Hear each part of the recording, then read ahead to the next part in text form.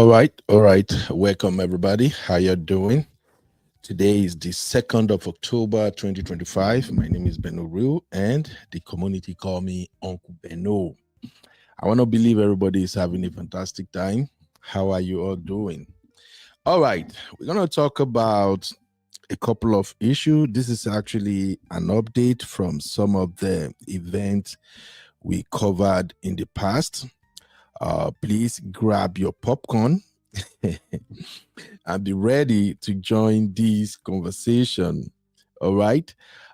This is just like a reaction show. We're just gonna talk about what's going on out there and some of the cases we have reviewed in the past. So on this episode, we're gonna cover Dangote allegedly settled Phyna family 20 million naira. Sorry for those who saw the first tumbling. AI put it at 12 million, but it's actually 20 million naira. Now, the reason I said allegedly is because we don't really get the fact of the matter. Dangote has not released any official statement or any press release indicating the actual amount that was paid as settlement for that horrible incident. So we're just going to go by what came out of Phyna's mouth. Also, we are still monitoring development in the case of our beautiful sister, Somi Madeagun. So there is a narrative out there coming from Nigeria police that Somi actually jumped off from the 3rd floor of her apartment. And I have my reservation with that. I shared a video earlier this morning. I don't know if you have seen the video. I think something is not right. I think there is a kind of foul play going on with the Somi situation. A man, I saw a short video. I think Chucky actually sent it to me. In that short video, one man was saying, yes, even the armed robber asked her not to jump, but she jumped. And I'm like, yeah, what the heck? If truly we have a really effective police department in Nigeria, that man's supposed to be the prime suspect, because how do you know the armed robber said that? Where were you in that commotion? Please don't get me wrong. We're going to get there shortly. I'm just giving you the brief so that everybody can put their thoughts together. Also, we're going to talk about security men in Nigeria who got paid $12 salary monthly. You heard that right. I saw the video and I'm like, are you kidding me? You know, and this is happening in Osun State. There was a gathering where the governor, I don't know whatever they got going on there, the governor was addressing the crowd, and one of the men came out and said he's a security man working in Laduke Akintola University of Technology, and they were just being paid 18,000 naira. And that man said he had he have 3 kids, and what can 18,000 naira do for him? So instantly right there, the governor made some decisions which we're going to review together. But for crying out sake, 18,000 naira is just around $12 a month. Who lives on $12 per month? Or Chucky say 12 pounds equals 24k. Well, I'm using dollar. You are in the UK, bro. So if we have to go by the correct exchange rate, which is 1,500 naira or thereabout to $1, that money right there is just 18,000 naira, and I don't think that is. Man, this is shameful. And lastly, we're gonna cover America deported Nigerians to Ghana. What happened next will shock you. Yes, I watched that video by my own beautiful sister Adeola Fayewo. And you know Adeola is not a content creator like the rest of us. So you know Adeola is a professional journalist. So she already did her homework. And most times I run by what Adeola said, because Adeola has proven herself time and time again that she is a reliable source for journalistic information. So we're going to cover that. America deported Nigerians to Ghana. Why would they deport Nigerians to Ghana when the distance between Nigeria and Ghana is just like maybe 30 minutes difference? And then when those folks got to Ghana, oh my God, Charlie, why don't they do like this now?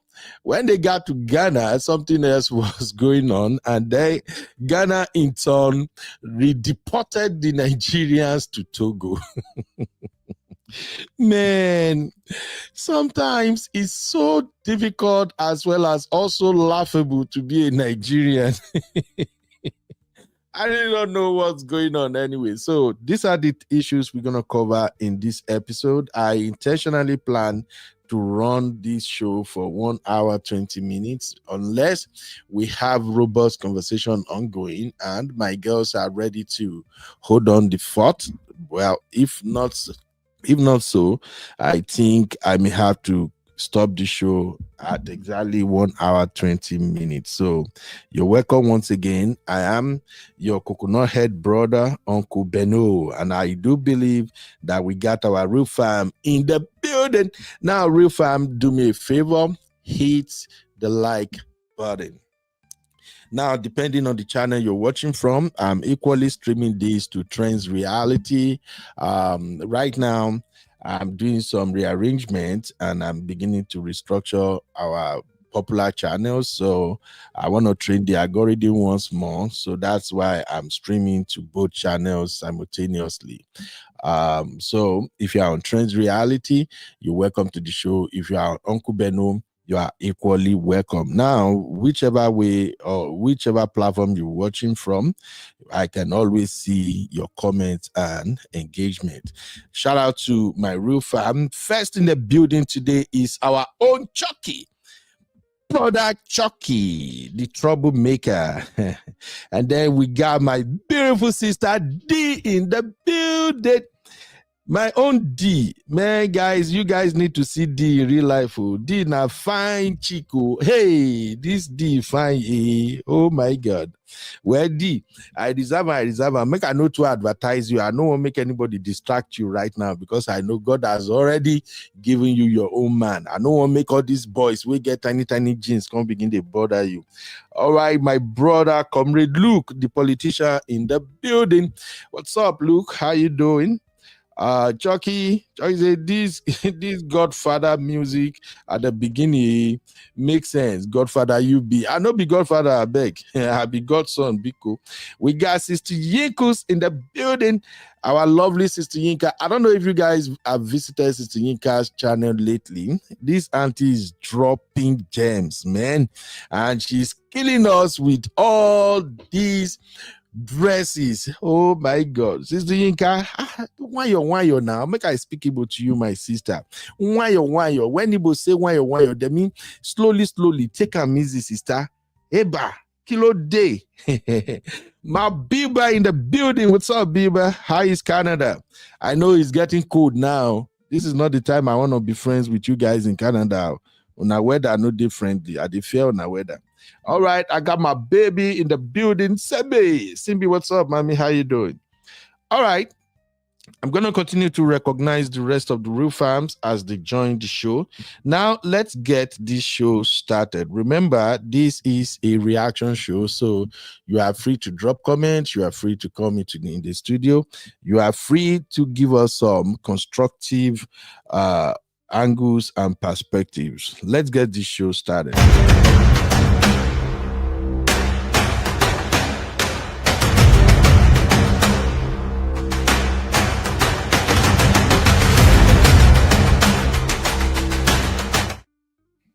Gate, then bury her there. Then maybe in the nearest future, maybe anybody wants to develop the land, maybe me, maybe her kids says it will be ready, standing by for them.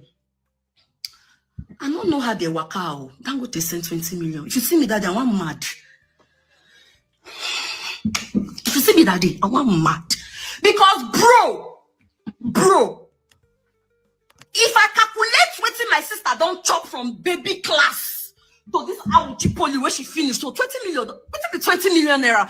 Knowing that it's not we know they buy land, that was okay, cool. But I don't know who makes that negotiation. I didn't ask.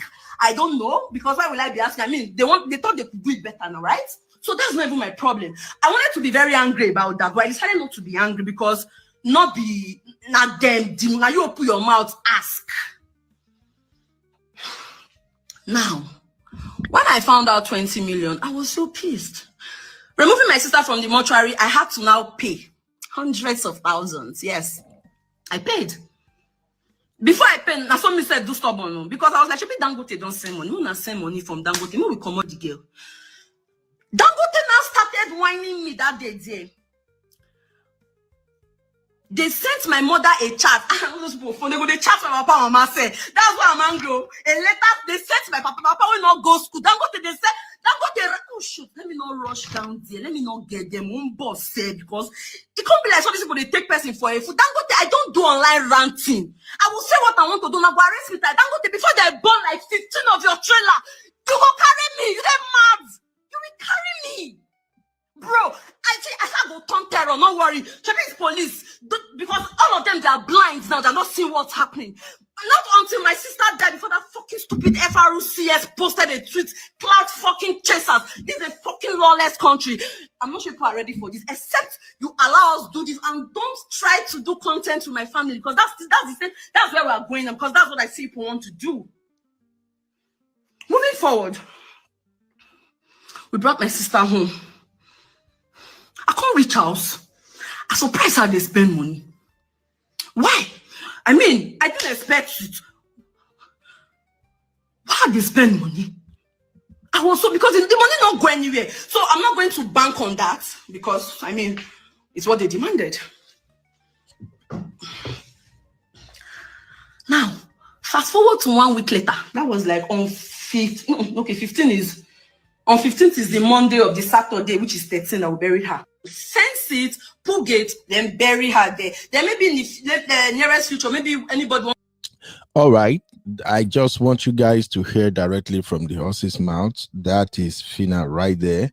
And like I said, I'm only going by what Phyna said. So in that video, Phyna was ranting, and Phyna claimed that Dangote only settled her family with 20 million naira. Now, if you go back and watch the episode we did earlier while we were covering this saga, I was glad that I'm glad that my beautiful sister Shitinka was in the building, and Shitinka actually helped us break it down from the legal perspective. It seems that from the get-go, Phyna was just heading nowhere. I'm sorry to say. That incident shouldn't happen to anybody. It was such a terrible, horrible incident that shouldn't happen to anybody at all. And I quite understand why Phyna emotions was kind of all over the place, because she's a young girl. What do you expect from a young girl like Phyna? So she was just trying to do all she can. She just wanted justice for her sister. And if you remember, at the time, a lot of people came out, especially prominently was Very Dark Man, and it got to a point when they were going to start negotiating with Phyna. We learned that the Dangote team actually requested that they do not want Very Dark Man at the negotiation table, and Phyna also confirmed that she agrees to that, and then that's where the entire momentum kind of turned down. Here is what I'm gonna say. I'm sharing the link right now for any real fam who want to add to this as we move on. This is what I want to say. My role as an uncle is to advise. Now, don't take my advice for it, because like I've said on multiple occasions, my advice is coming from the street. All right. I only know two ways to fight: the right way and the wrong way. The right way is when you are being human, when you are being sensible, when you want to give people the impression that, okay, I think I'm a reasonable person. I think we can treat each other with respect, we can actually come to negotiation table, and we can resolve issues amicably. That is the right way that I know how to do things. The other way is the ugly way. And for me, whichever approach I'm gonna embrace, it all depends on location, what's happening, and who is involved. If I'm dealing with somebody who is reasonable, then I get to be reasonable. And if I'm dealing with someone who I've shown that he's also from the trenches, then I have to show the person that I'm from the gutter. So when this incident happened, my take still remains the same. I pointed it out at that time that dropping Very Dark Man from the entire process was a wrong move on Phyna's part. Although, we Nigerians, we are reasonable people and we are very, very educated. So a lot of people disagree with that, and they were of the opinion that Very Dark Man job is done. His job was to bring the matter to the public, to create awareness. And as soon as he has done that, then his job is done. He should just step back. And I remember I stated by that time, at the time, that, hey, look, the way things are done in Nigeria is different. In Nigeria, you're going to end up with several abnormal problems. You're going to find yourself in situations that can easily be described as Nigeria happening to you. When Nigeria happens to you, you better be ready to happen to Nigeria. And I remember I said it back then that when you are dealing with these 1%ers in Nigeria, you have to go to the gutters. The moment they see that you are ready to even lay down your life in order to bring them down, then they will start being reasonable with you. But here we are. Also, when Shitika was here, God, I love my sister very well, because Shitika actually opened my eyes to so many aspects of the case. So when Shitika was here, Shitika also break down the legal perspective on how you should go about situations like this when it involves accidents, and how you should never ever negotiate with any company without legal representation. Chitika made that clear. A lot of people, a lot of sisters from the Roof Farm and brothers, they actually emphasize that you need a lawyer.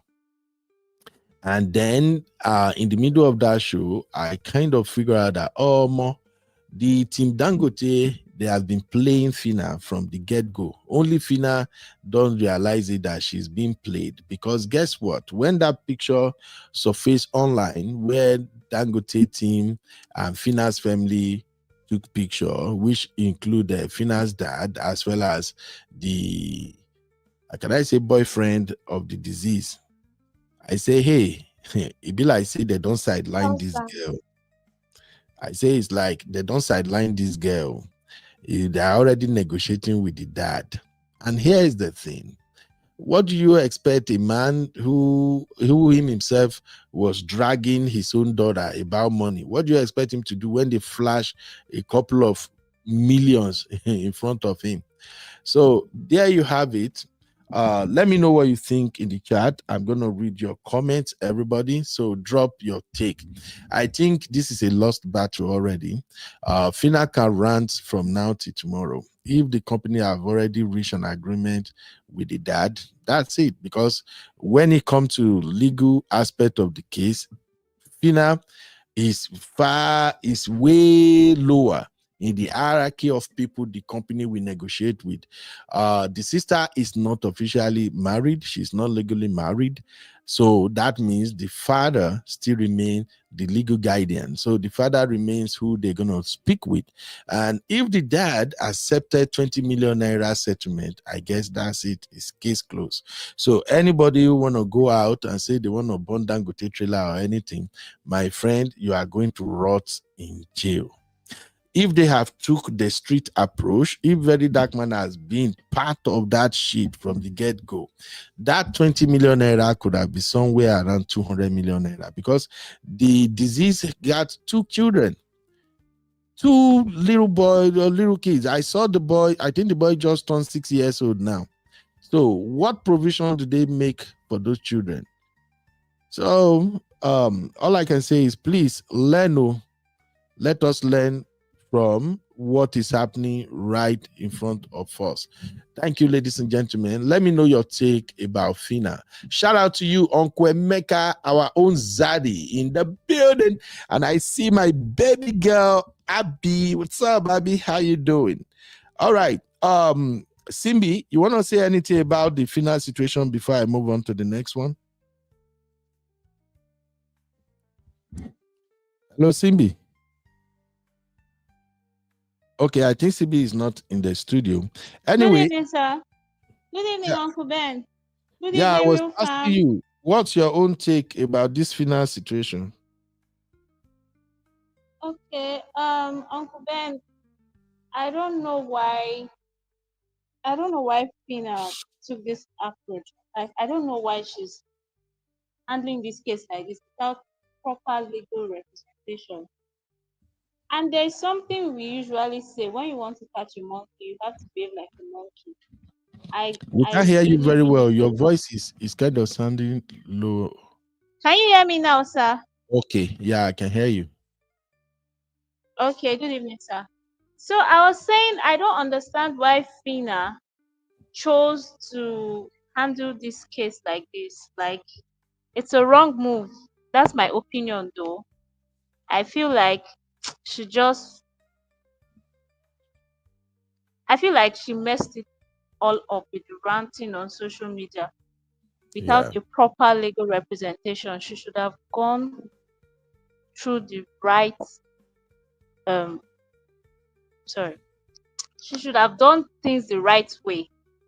And then the idea of saying VDM should back down, hmm, that was also a very wrong move on our own part. So I don't understand. I know that VDM can be a lot sometimes, yeah, but we can see everything that he has done so far. We know the number of people he has helped.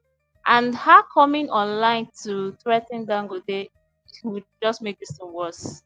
Because yeah. I'm sorry, I see him winning. I don't see her winning at all. It's not a I matter know of she's winning. emotional. He has won already. He already settled them. So that's that. And besides that, there could be some other arrangement that we are not privy of or that we are not aware of because Phyna is Yes, just ranting. She's not really giving details of whatever she's settlement not making agreement they have going sense on. Yeah. at all. So The reason why I yeah. said I So see him winning is the idea of going into the streets to burn down trucks. I don't know who is. uh, don't Oh mind. my Don't mind. God, she's not. Yeah. No, All no, right. she's just. I don't know. I don't know. I'm speechless. All Nigerians right. sometimes the way we handle issues somehow. Thank you, sir. Let's keep it moving. Shout out to Sister Natu. Sister Natu, how are you doing today, man? Sister Natu said, it is sad and annoying, greedy family members. Well, I, the whole thing doesn't seem to be well organized from the get-go. That's why my final advice to younger folks, especially Gen Zs and all these younger ones these days, you can run your mouth from now to tomorrow. When you are dealing with a corporation or a very organized person, you will just end up being seen like a madman or a madwoman. There are proper ways to approach issues. So if you are a Gen Z, if you think, oh, me, you don't know me, oh, I will show you, you are just making noise. You are just an empty barrel. Because while you are on social media ranting, jumping up and down, the person you are dealing with is moving silently. The person is going all legal on your ass. By the time they pull their card, you will just see that you are just floating. Anyway, I pray for Phyna, and I think people should also pray for her. She looked distraught. I don't think she has come to her senses yet, and I don't think, I know it's a lot. People are losing a lot of family members and friends these days. Um, in fact, it's shocking. Anyway, I don't know. I'm talking about losing family member. Please, real fam, reach out to Uncle Dayo. He shared something with me this morning. Since he doesn't share it yet, I don't want to share it, but just shout out to Uncle Dayo. All right, that's it about Phyna. Let's move on to the next topic.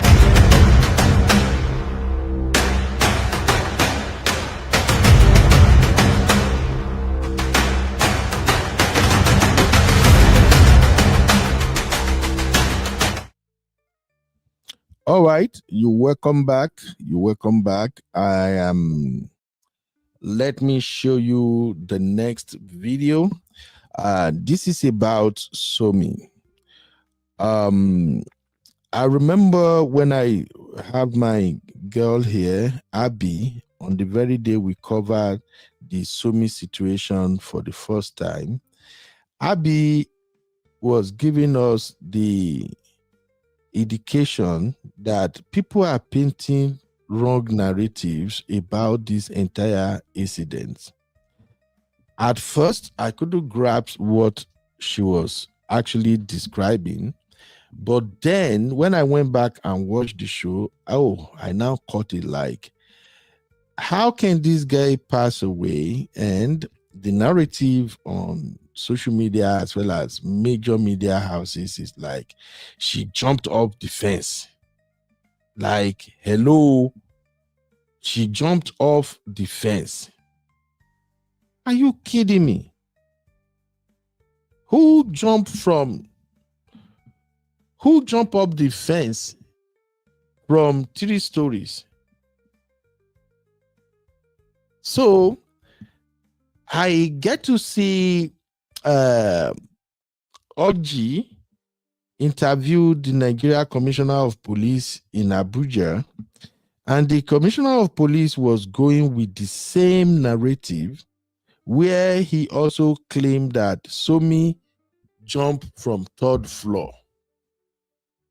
And Rufai Oseni asked him a question: how are you sure this is what happened? When did your officers get there and find out that this girl actually jumped off the floor? May Nigeria not happen to you, honestly. Then the video Chucky shared with me, I think it was Summer. Summer was the one who actually posted that video. I'm going to show you all of that shortly. There's a man talking in that video. I couldn't see his face, and the man was also claiming that, even the armed robber said she shouldn't jump. She shouldn't jump. And what came to me instantly was, how did you know the armed robber said she shouldn't jump? Are you part of the armed robber? Oh, are you in her flat? So when all the commotion was ongoing, the armed robber did not see you at all. You are just staying comfortably in a corner that you can actually hear what everybody is saying. And you can hear Somi saying, I'm going to jump. I want this guy. And then the armed robber was telling her, please don't jump. Please don't jump. Like, listen to this. Like she stated, Nigeria happened to her. I reached out to our correspondent in Abuja, who detailed the circumstances surrounding her death. She jumped down from her home when she heard about 14 armed robbers came to her home. And she did not die on the spot, Dr. Abati. She went to the hospital and she was rejected. And I'll tell you the name of that hospital. If you can continue with your thoughts, I'll bring out the name of that hospital, because this really is a tragic, tragic incident. Somi's life could have been saved, but the hospital rejected her. Dr. Abati, go ahead, because like she stated, Nigeria happened to her. I reached out to our correspondent in Abuja, who detailed the circumstances surrounding her death. She jumped down from her home when she heard about 14 armed robbers came to her home.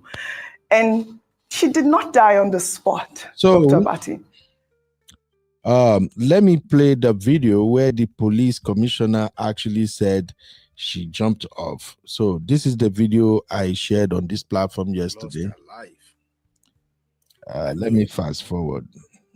On security challenges leading up to Somi's death and what the FCT Police Command is doing to ensure safety in Nigeria's administrative capital.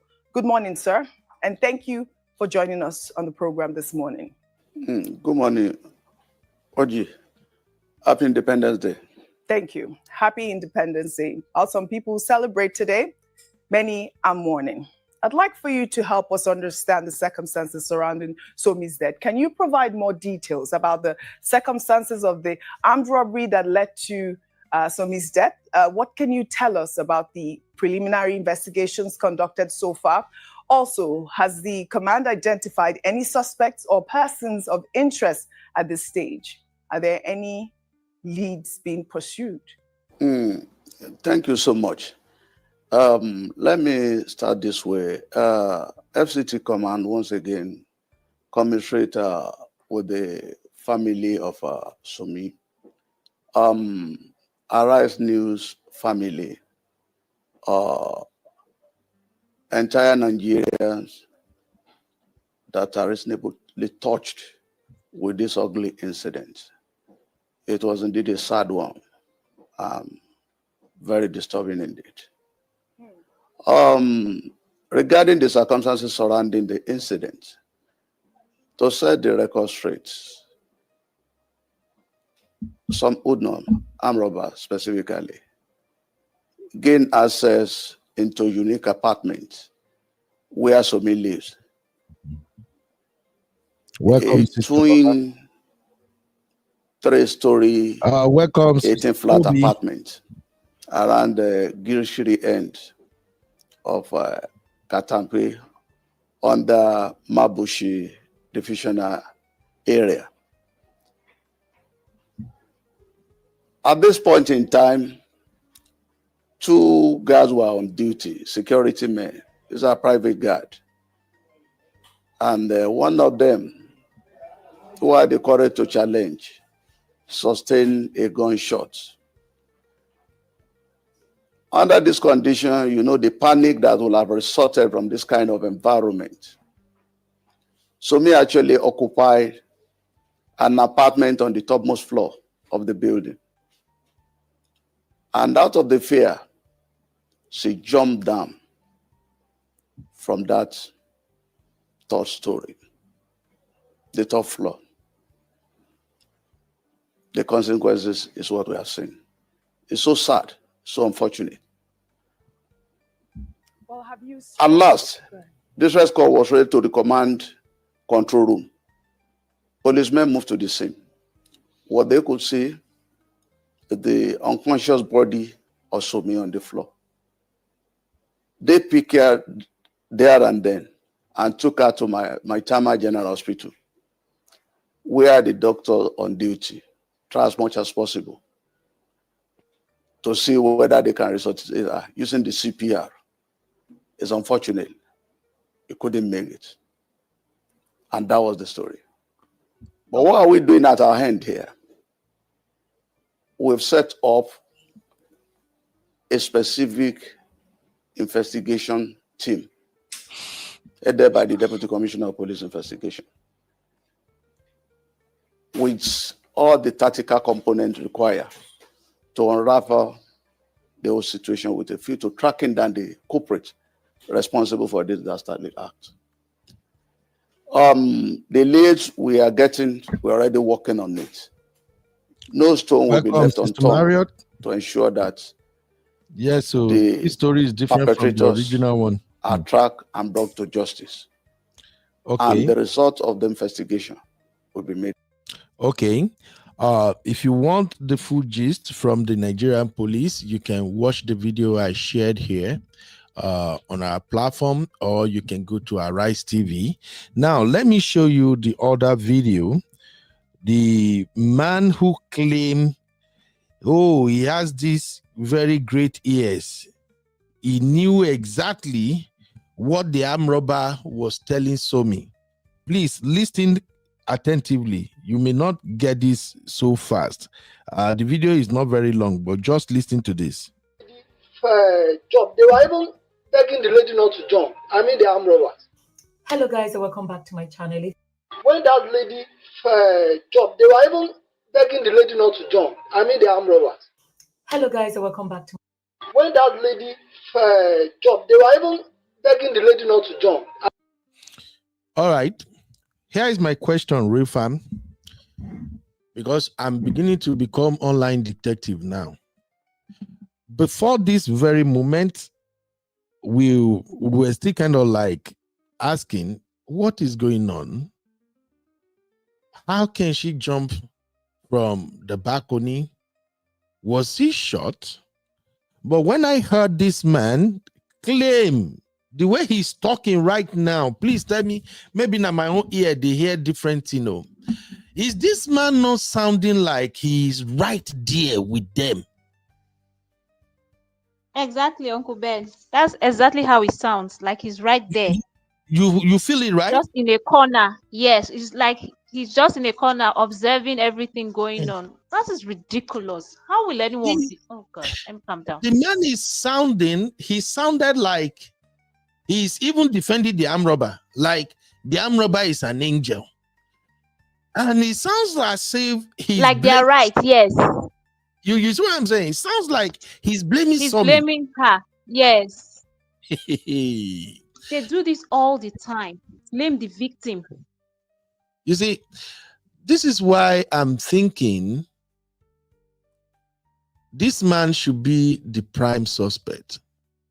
In a sane clime where you have real detective, like detective who knows their onions, this man should have been picked up first. The investigation should start with him, because from the way he sounds, it seems he was observing the whole thing that was going on.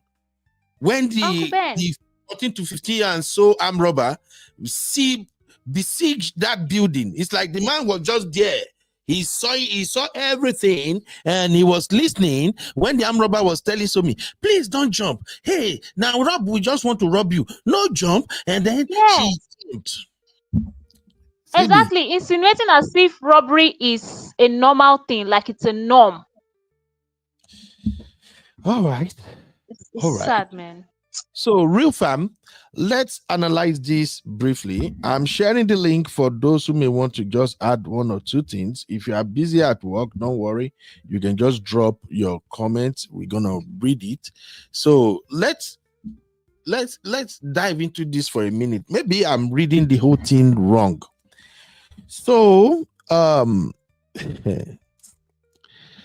Toby and Tribe says robbers begging their victim not to jump so that they can rob her effectively. This is a sorry case.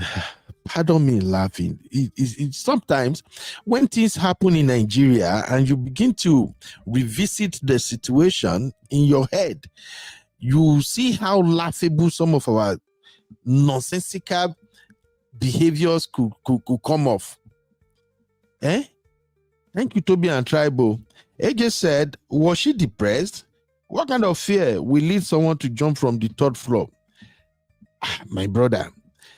Somi is a highly educated girl, very educated girl. She's a journalist too. Somi studied in the UK. You heard when our baby girl was here at Simbi. Simbi said they actually went to the same school. Who in their Uncle Ben, Abby. Not CBO, Abby. Oh, Abby rather. So who in their rightful mind would jump from a third floor, knowing fully well that the outcome is not going to be okay? All right. Sister Lola said, so armed robbers are now very compassionate and care about their victims. Thank you, ma. Luke said, the pie no go fit talk. Absolutely. Mario said, I don't know why Nigerian police can never be relied on for accurate information. Exactly, Sister Mario. When the case of Mohbad happened, these folks blew it. Whenever there are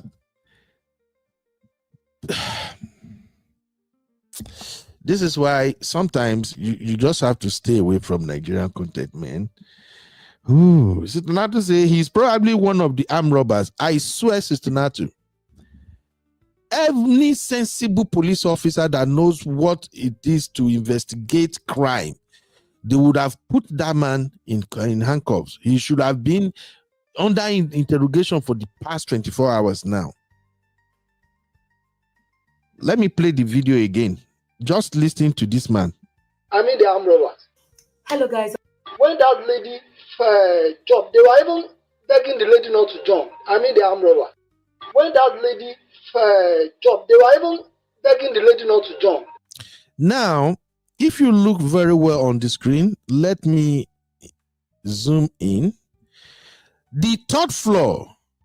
Look, oh, this is first floor, second floor, third floor. Do you see the man's hand? Above his hands, that is the third floor. Who jumped from third floor? Especially when the armed robber that is coming to attack you is even telling you, don't jump, don't jump. Will you still jump? Here is my own coconut head conclusion. If truly autopsy shows that she jumped or she fell, I have the feeling somebody pushed her. And this is coming from the fact that she is a journalist. And from the way she sounds, if you go back and watch her videos, she is for women's rights. She called out BS. She is a journalist and a girl who studied in the UK. There are some qualities you're going to find in people who have lived in Western world. They have this fighting spirit. They have this never say no attitude. And they are very, very good at calling out BS. I have the feeling that if care is not taken, this might be politically related. Maybe, just maybe, she came across some vital information that somebody don't want out there. And they try to take her out. I'm just saying, allegedly. Because I can't come with terms that a smart girl like that will jump from third floor. Now, how many people have the police interviewed in that complex? What are their statements? How much does the armed robber carted away?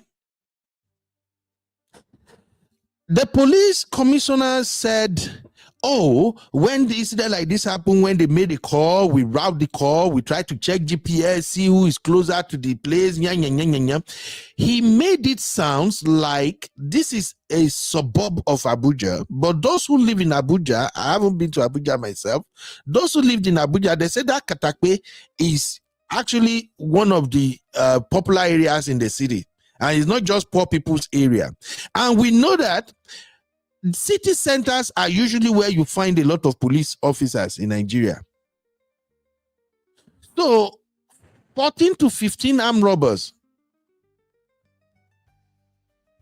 attack this building, robbing one flat to another. You cannot tell me that these guys, they came into this apartment. You're not going to tell me that these armed robbers came into this apartment and carried out this operation in less than 30 minutes. 15 of them. They didn't bring vehicles. And the police commissioner himself, I think that man should go back and listen to himself. He said one of the gate men shows resistance.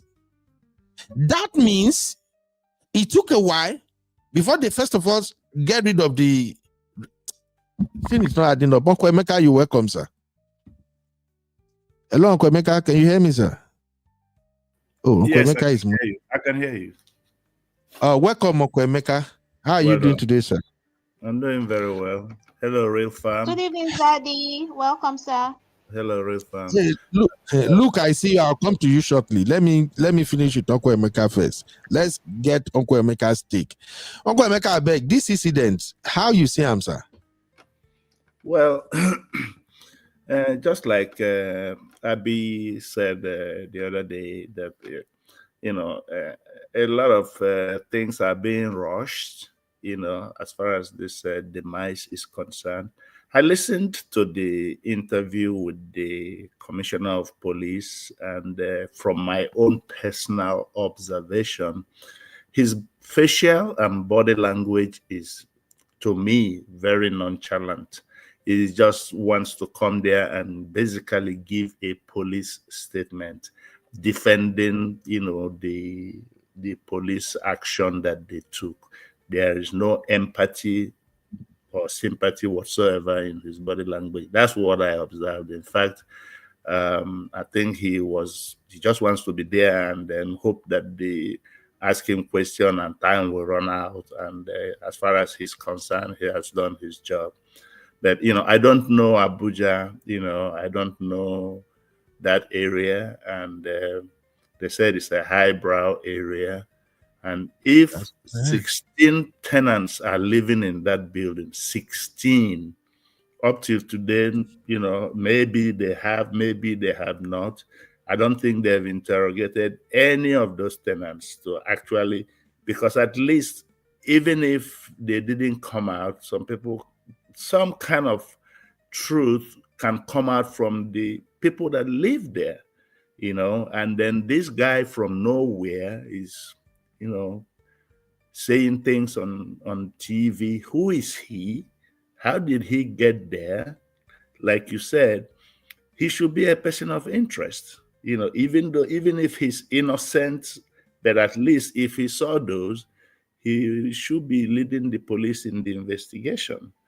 At the end of the day, we're all saddened. It's just a very sad situation, especially for people like us who still believe that, there is hope for Nigeria. I personally have a love-hate relationship with Nigeria. You love it or you hate it. When I'm here, I miss Nigeria. And when I'm in Nigeria, sometimes it gets frustrated. But Yes. that's just my own personal opinion for now. Thank you. Thank you, sir. Thank you, Uncle Emeka. I really appreciate the fact that even you can read the Commissioner of Police body language. And when it comes to stuff like this, I respect people like you because you are in the feed. Unlike we, blogger, journalist, detective. All right. Luke, what's up, Luke? You want to add anything to that?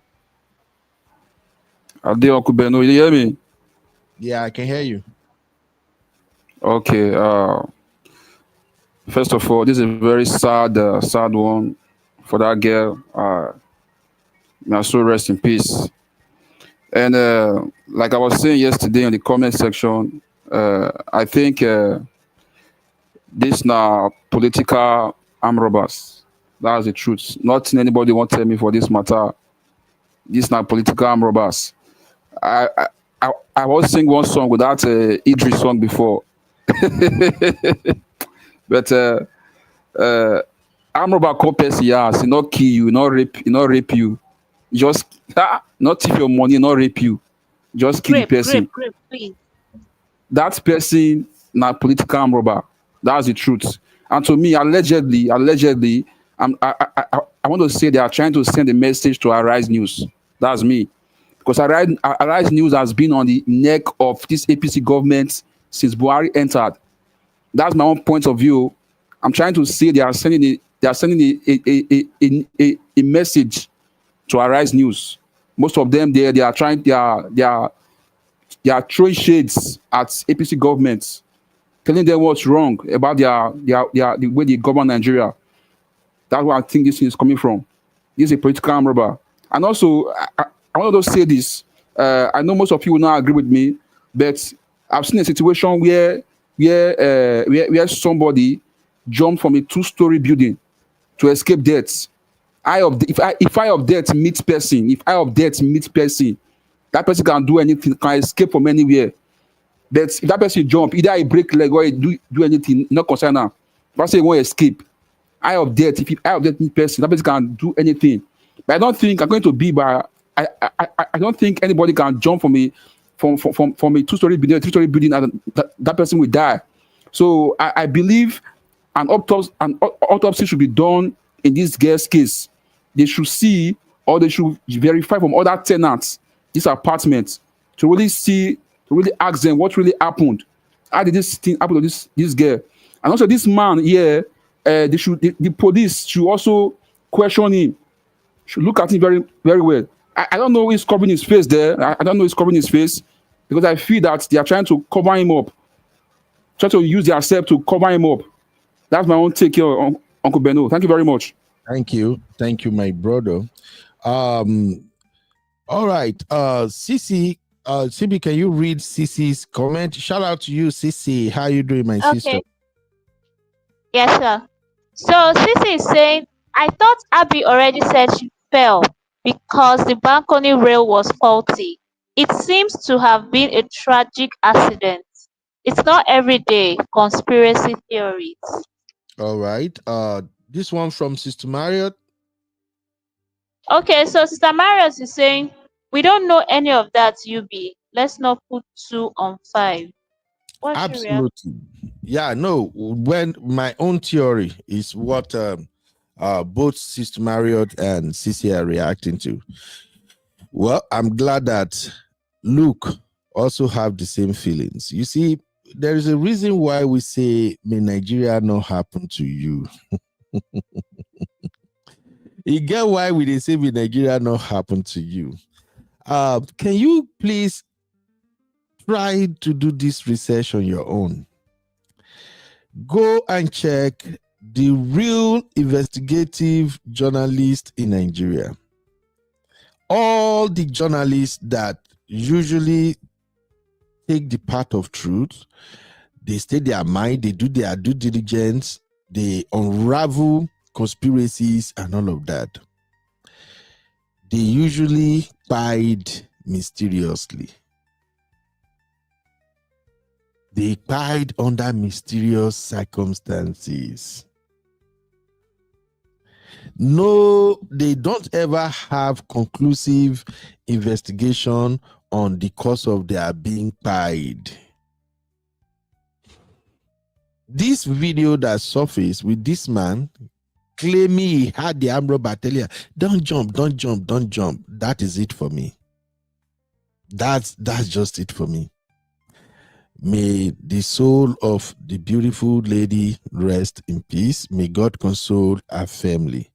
Amen. Please, December don't come. Oh. This is October. October, November, December. We Nigerians, we know what that means. We call it the Ember Month. Let us pray for our loved one as well as everybody. If you are traveling to Nigeria, please be prayerful. If you live in Nigeria, please be careful. As it is right now, it pains me to say that that country is not safe. Let's call it what it is. Nigeria has happened to a lot of people and it's still happening to them on a daily basis. That's just what I wanted to say about the Sumi situation. Let's move on to our next story real quick. Security men in Nigeria paid $12 salary monthly. Let us dissect this. May God help us.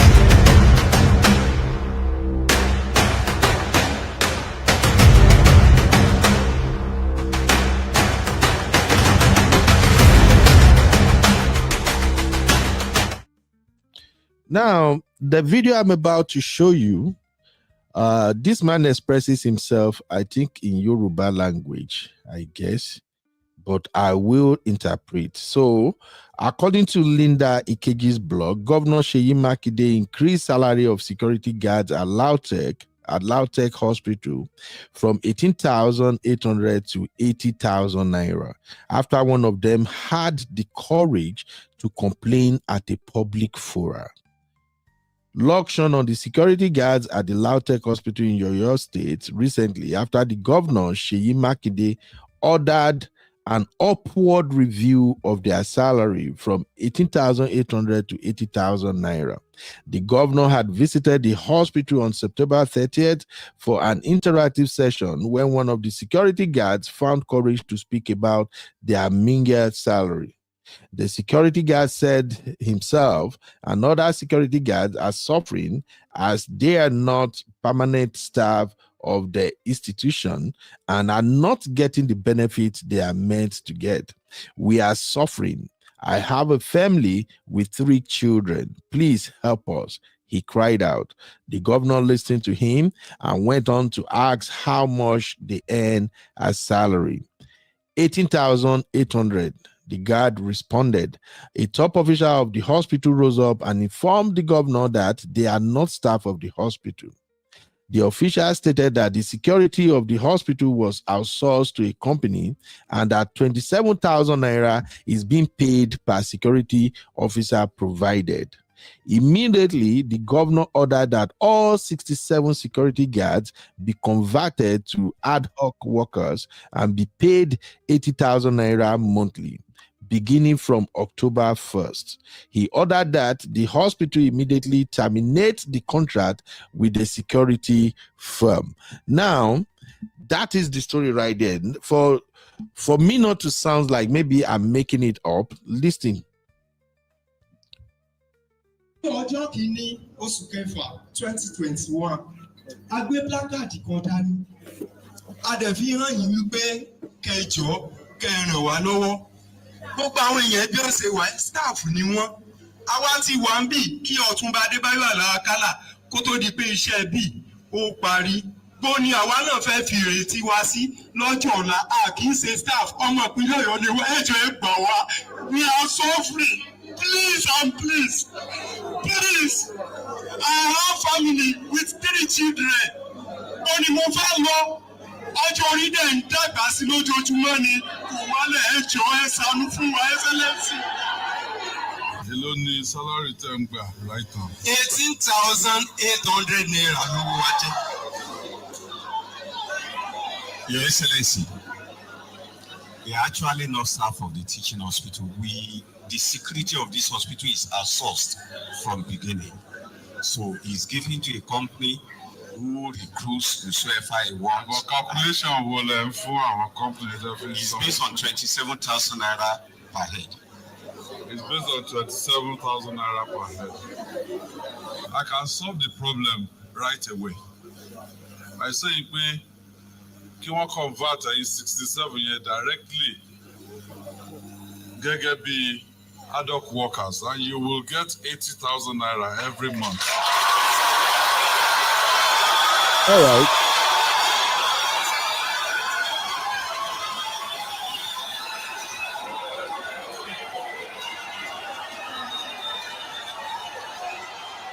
Cindy, can you stop typing for now? I think you see anybody's comment again. I don't know what happened. Terminate outsourcing. Bring them in. Sorry, I can't hear you very well. Ad hoc workers. From 1st of October.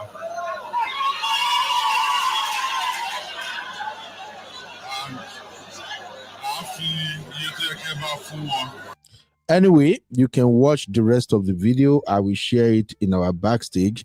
Oh, Simbi, I say you should stop typing for now. I can't see any comments. I don't know what happened. Maybe I have to migrate the show again. I don't know. I'm seeing comments on my TV screen in the office, in the studio here, but I don't see them. They are not populating on StreamYard, so I don't know what's going on. Maybe that is coming from StreamYard anyway. Okay, so there is the situation.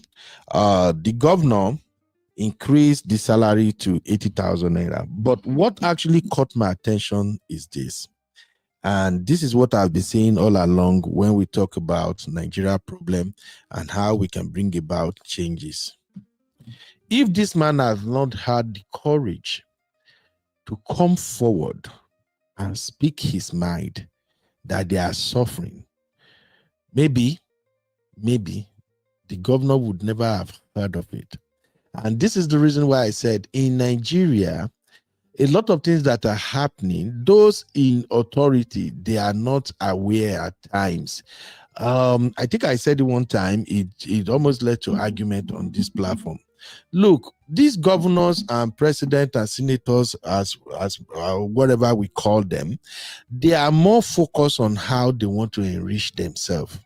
They are not there to think about the well-being or the welfare of the poor masses.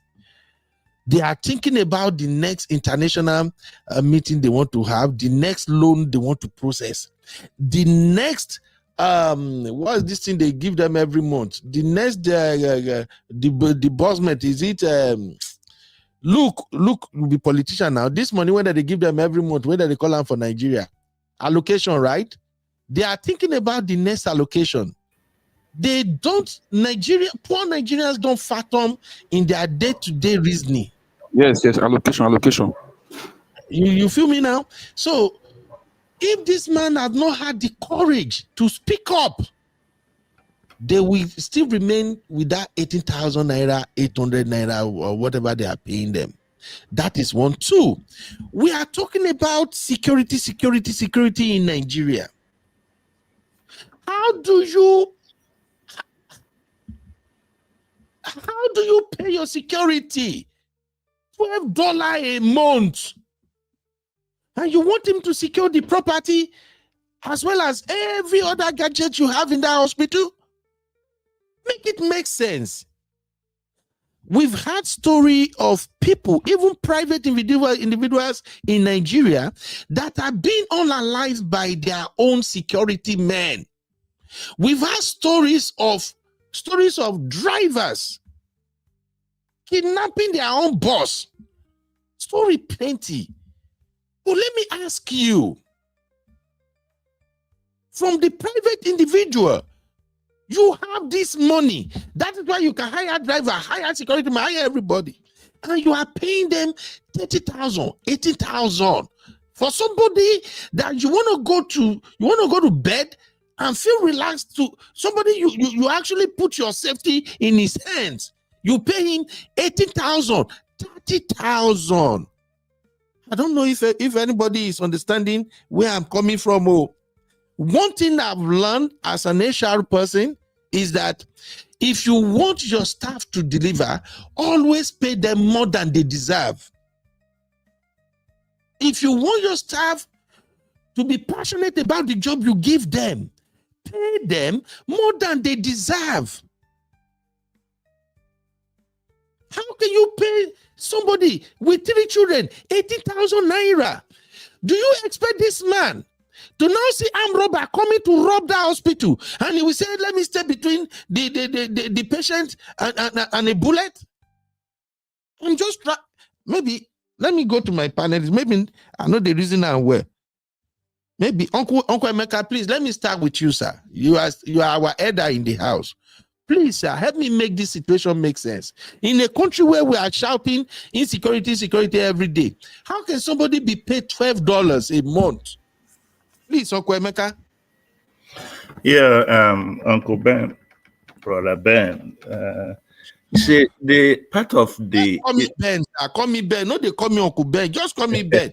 I only be uncle for them. I be and then Simbi them, please. Uncle Emeka is baby Ben. Oh, God. I love that, my baby girl, Abby. You know, part of the reason, in my opinion, why we have a lot of insecurity in Nigeria is because the security arm in both the federal and states is poorly funded. And what do I mean by that? You know, like right here in the diaspora where we are, there is the security operatives work because they are very well paid. You know, when I be in the state of, like when I was in California, the chief of police makes almost $300,000 a year.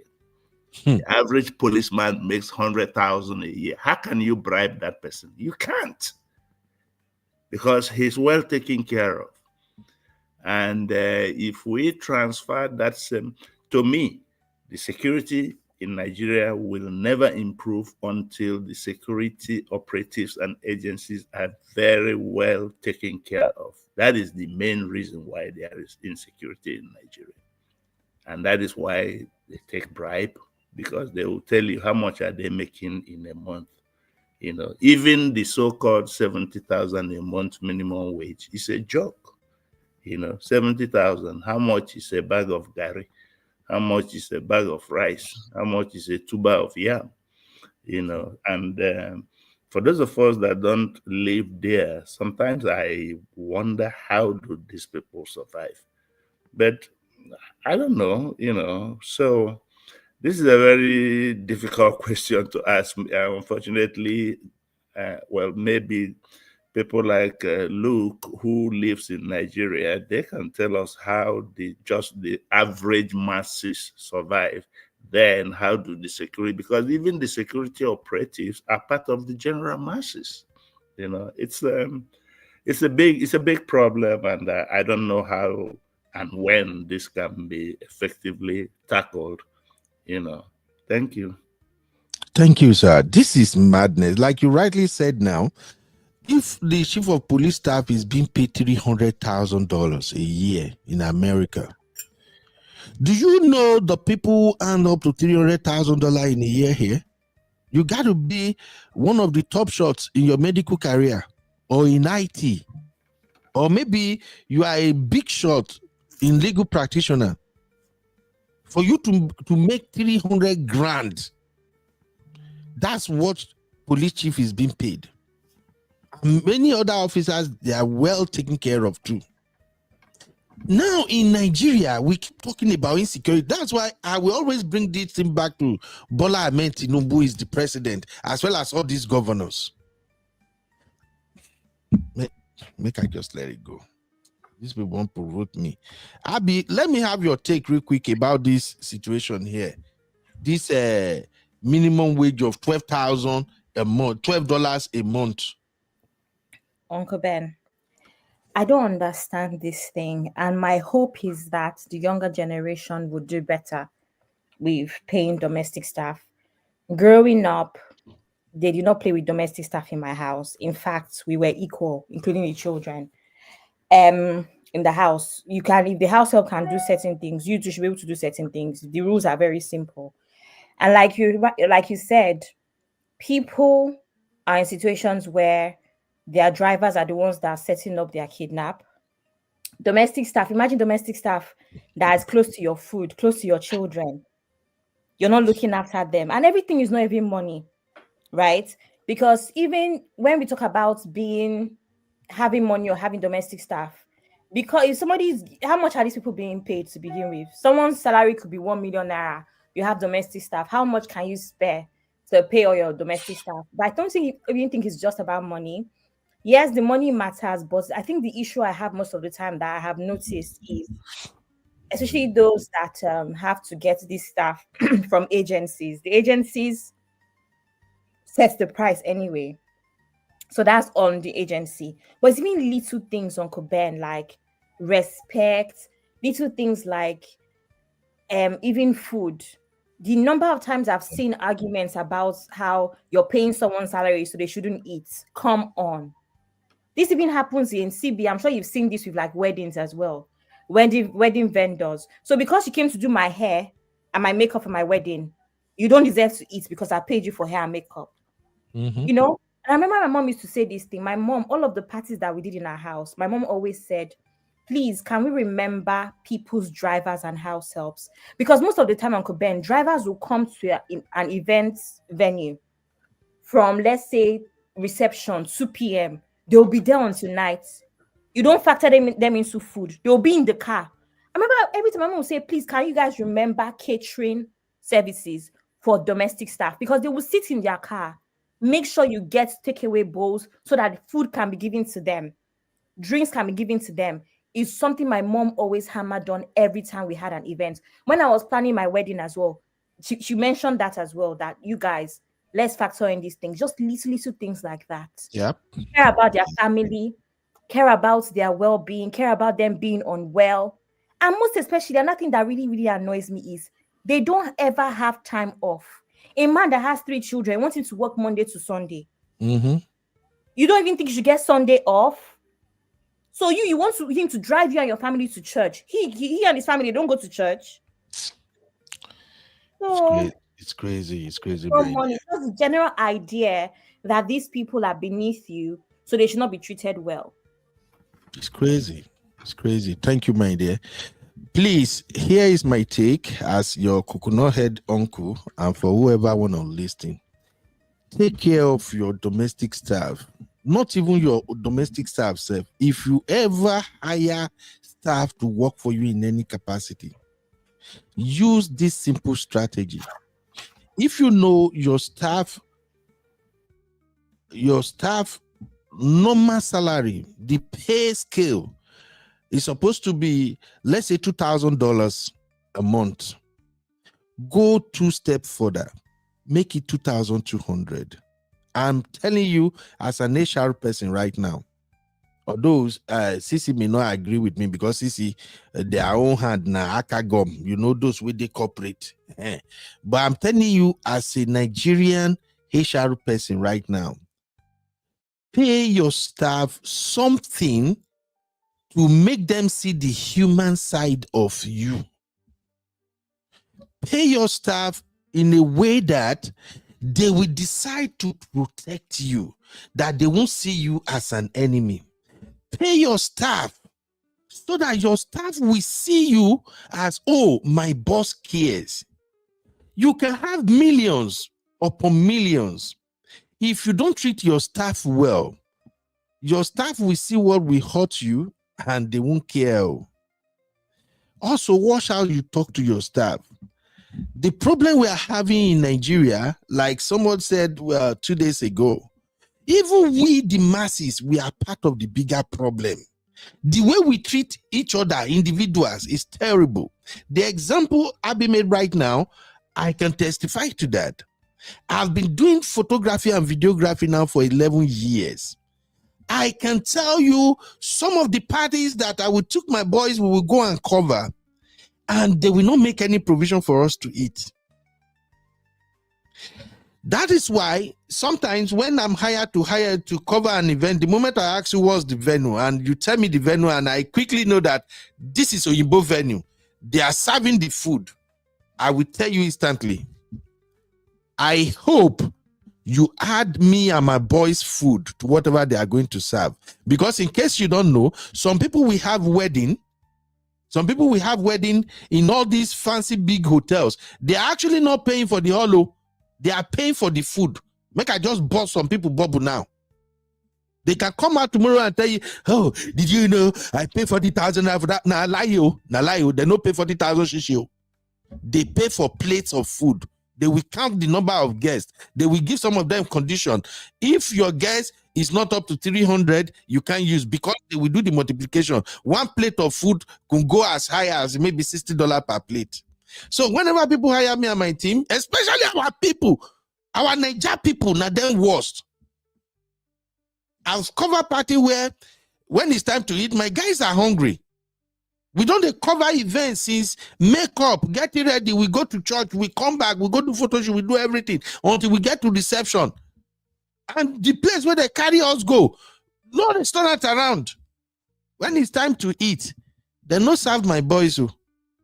Then I went to go and meet the head chef, and the head chef was like, oh, I'm sorry, they only cover the guest and you're not part of the guest. Then I went to go and meet the person where I am and say, my guys have not eaten. Even me, I'm hungry. What's going on? And he tell me, say, well, we didn't add you to the budget because of, say, her wedding. She and her husband, they went to come. I calm down, I don't talk anything. So I sent one of the boys, say, man, carry my motor, man, go buy burger. When the event finish, when he reached for them to collect their job, now they I can't really give them. I wire both husband and wife like mad. Why? Hey, we pay you $3,000. I said, fuck your $3,500. Please treat people right. All this quack in Nigeria, when you hear, oh, now the driver, sometimes I just feel like, how do you treat this driver? You see videos, you see pictures of housemaid when they go say the cash when one put on type to buy entire family. How do you treat them? It starts with this kind of security situation. You are paying a security man 80,000. Even if you are paying a security man 50,000 naira in Nigeria, especially let me talk to those of you who live in abroad and you are going to Nigeria. If you hire a security person to guide your house in Nigeria, pay that security man not less than 200,000. If you can't pay 200,000, pay them at least $100. That's about 150K. Or else, now your security now go take in hand, call them robber to come relay you. Now then go say me they can't rob you. Let me leave it at that. Uncle Ben, let me give you one quick gist, please. Do you know what Gen Z are now doing in Lagos? No. So they have their house, right? And you know how in like a house, there's like boys' quarters.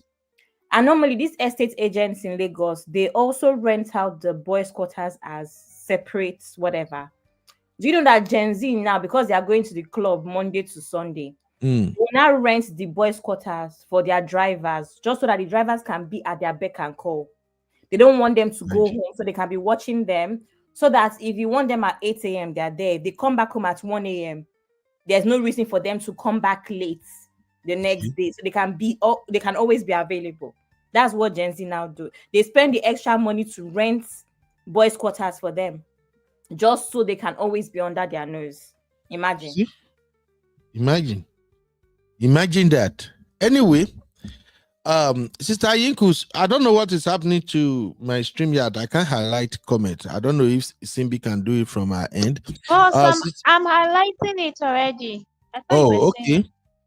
Sister Yinka say, whenever I have an event, I ask my vendors how many of their crew members will work, and I reserve not just food but sitting for them. Absolutely. I've encountered this thing several times. And for me, I don't care how much you spend on your event or something. If I come cover your event, my boys no fee eat. Bro, go and sit your black ass down. You no get money, you are a poor man. Right? So Toby and Tribe said, with how we drive our rest, Mara say transportation already 60K a month. Bingbe say we all need a break from working. Abio. All right. Honey babe, you want to touch up on this one because I want to go to the last one so that I can leave. Yes. I literally was trying to do with my son and homework. That's why I'm late. But I wanted to say something. Back to what Abby said. My mom decided to go to Nigeria, and her friend, an auntie that I know from when I was 5 or 6, invited her to her house. I told mommy it's a big mistake. She not listened to me. So they went out, and obviously my mom's friend has a driver. My mom sold up her property because she knows me and my son, we're not interested in Nigeria like that. So I said to her, if you want to be coming, it's either use Airbnb or you stay with friends. So that's what she does. Okay. So the situation came where they decided to go out, maybe to Lagos shopping. They had a driver. It was the two of them. My auntie was eating, enjoying herself. She did not even ask my mom, sis, do you want anything to eat? My mom was just looking at her. Then my mom was seeing these two boys, the driver, whatever. And she said to them, have you guys eaten? They said, no, ma, we've not eaten. And my auntie was just looking at them and pretending that she can't hear what my mom was saying to them. I don't understand the currency in Nigeria. So I can't tell you what my mom gave them. She said, here's money to buy you food. Now, that's the attitude of my mom's good friend. They're no longer friends again because of it, because my mom was severely disappointed with her attitude, the way she treated my mom staying there and the way she treated her staff. And I was just saying, well, that good for you, because why would you even stay with her? I told you to stay with my cousin. She didn't. So what I'm saying to you is that that's normal. And when it comes back to, it's the way you treat people. Like, for instance, someone came to my house today because I want to change my windows. Obviously a Caucasian man. I'm based in the UK. And the first thing I said while we was measuring, do you want a cup of tea? Do you want some biscuits? So what I'm saying to you is something that if you have home training and you have common sense, I know how much I'm going to pay for the windows. That's separate. But it's simple training in terms of like someone comes to your house, a workman, he was in my house for over 2 hours, measuring and talking to me about what windows I wanted. He's in my house. The way that my mom trained me is that you would offer him cup of tea and biscuit. Yeah. Unfortunately, this guy had a really bad cold. So I now gave him lemon and what is it? And sugar because of his throat. Now, I'm not saying me, I'm Jesus, but I'm just saying that that's the average way you should behave to a fellow human being. Someone will say to me, why should I give him water? Why should I give him tea? Because I'm paying him. Yes, I'm paying him, but it's being a decent person. Just because I'm patronizing him doesn't mean that me, I'm better than him. Do you understand what I'm saying? And I think, unfortunately, it's the mindset that just because I'm paying you, unfortunately, a lot of people in Nigeria believe that because I'm paying you, who are you? You should be happy. Am I not giving him salary? So because you're giving him salary, you can, the guy has been driving, you know, the traffic in Lagos. I don't know it that well, but you can imagine driving back and forth all over the place. You've not eaten all day and your employer cannot have common sense to say, have you eaten? We all work. They give us a lunch break. I remember, you know, they give us a lunch break, you know, so that you can eat. So it's about thinking about your fellow man. But I just thought I'd just share that experience in terms of what my mom went through. Thank you, my sister Honeybee. God bless you. Please, let's do better. Let's do better. In fact, growth starts with how you treat staff. Growth starts with how you treat staff all the time. Everything I've ever done in my life, I always start all my businesses very, very small. It go dey micro. But I understood the power of collectivity. When you bring people in to work for you and you treat them right, they will start making sure they will treat your business as if it's their business. Okay, please, let's do better, especially we Africans. When I start my videography business here, a lot of people don't know what I have in mind. I think the only person who knew I was going to do it big was my wife. When I started hiring people to work for me as cameraman, some people don't even know how to operate camera. I will just tell them, you just stand behind the camera. Because when I come with a team, it makes more sense than when it's just me running around the place. But did you know, anytime people work for me, if we can go and do a coverage of 3 hours, if it is right here in the city, I'll pay you $120. Whether it's 2 hours, whether it's 3 hours, you are getting $120. If it is a like full day event, you are getting $250 to $300. And when I say full day event, it don't mean like we are there all day. It's just like maybe we covered the event for like 6 hours. But just because I took you out of whatever you want to do for that day, you are getting paid $250 to $300. And because of that, anytime I have any event to cover, I always have people available to come and work with. They're going to text me.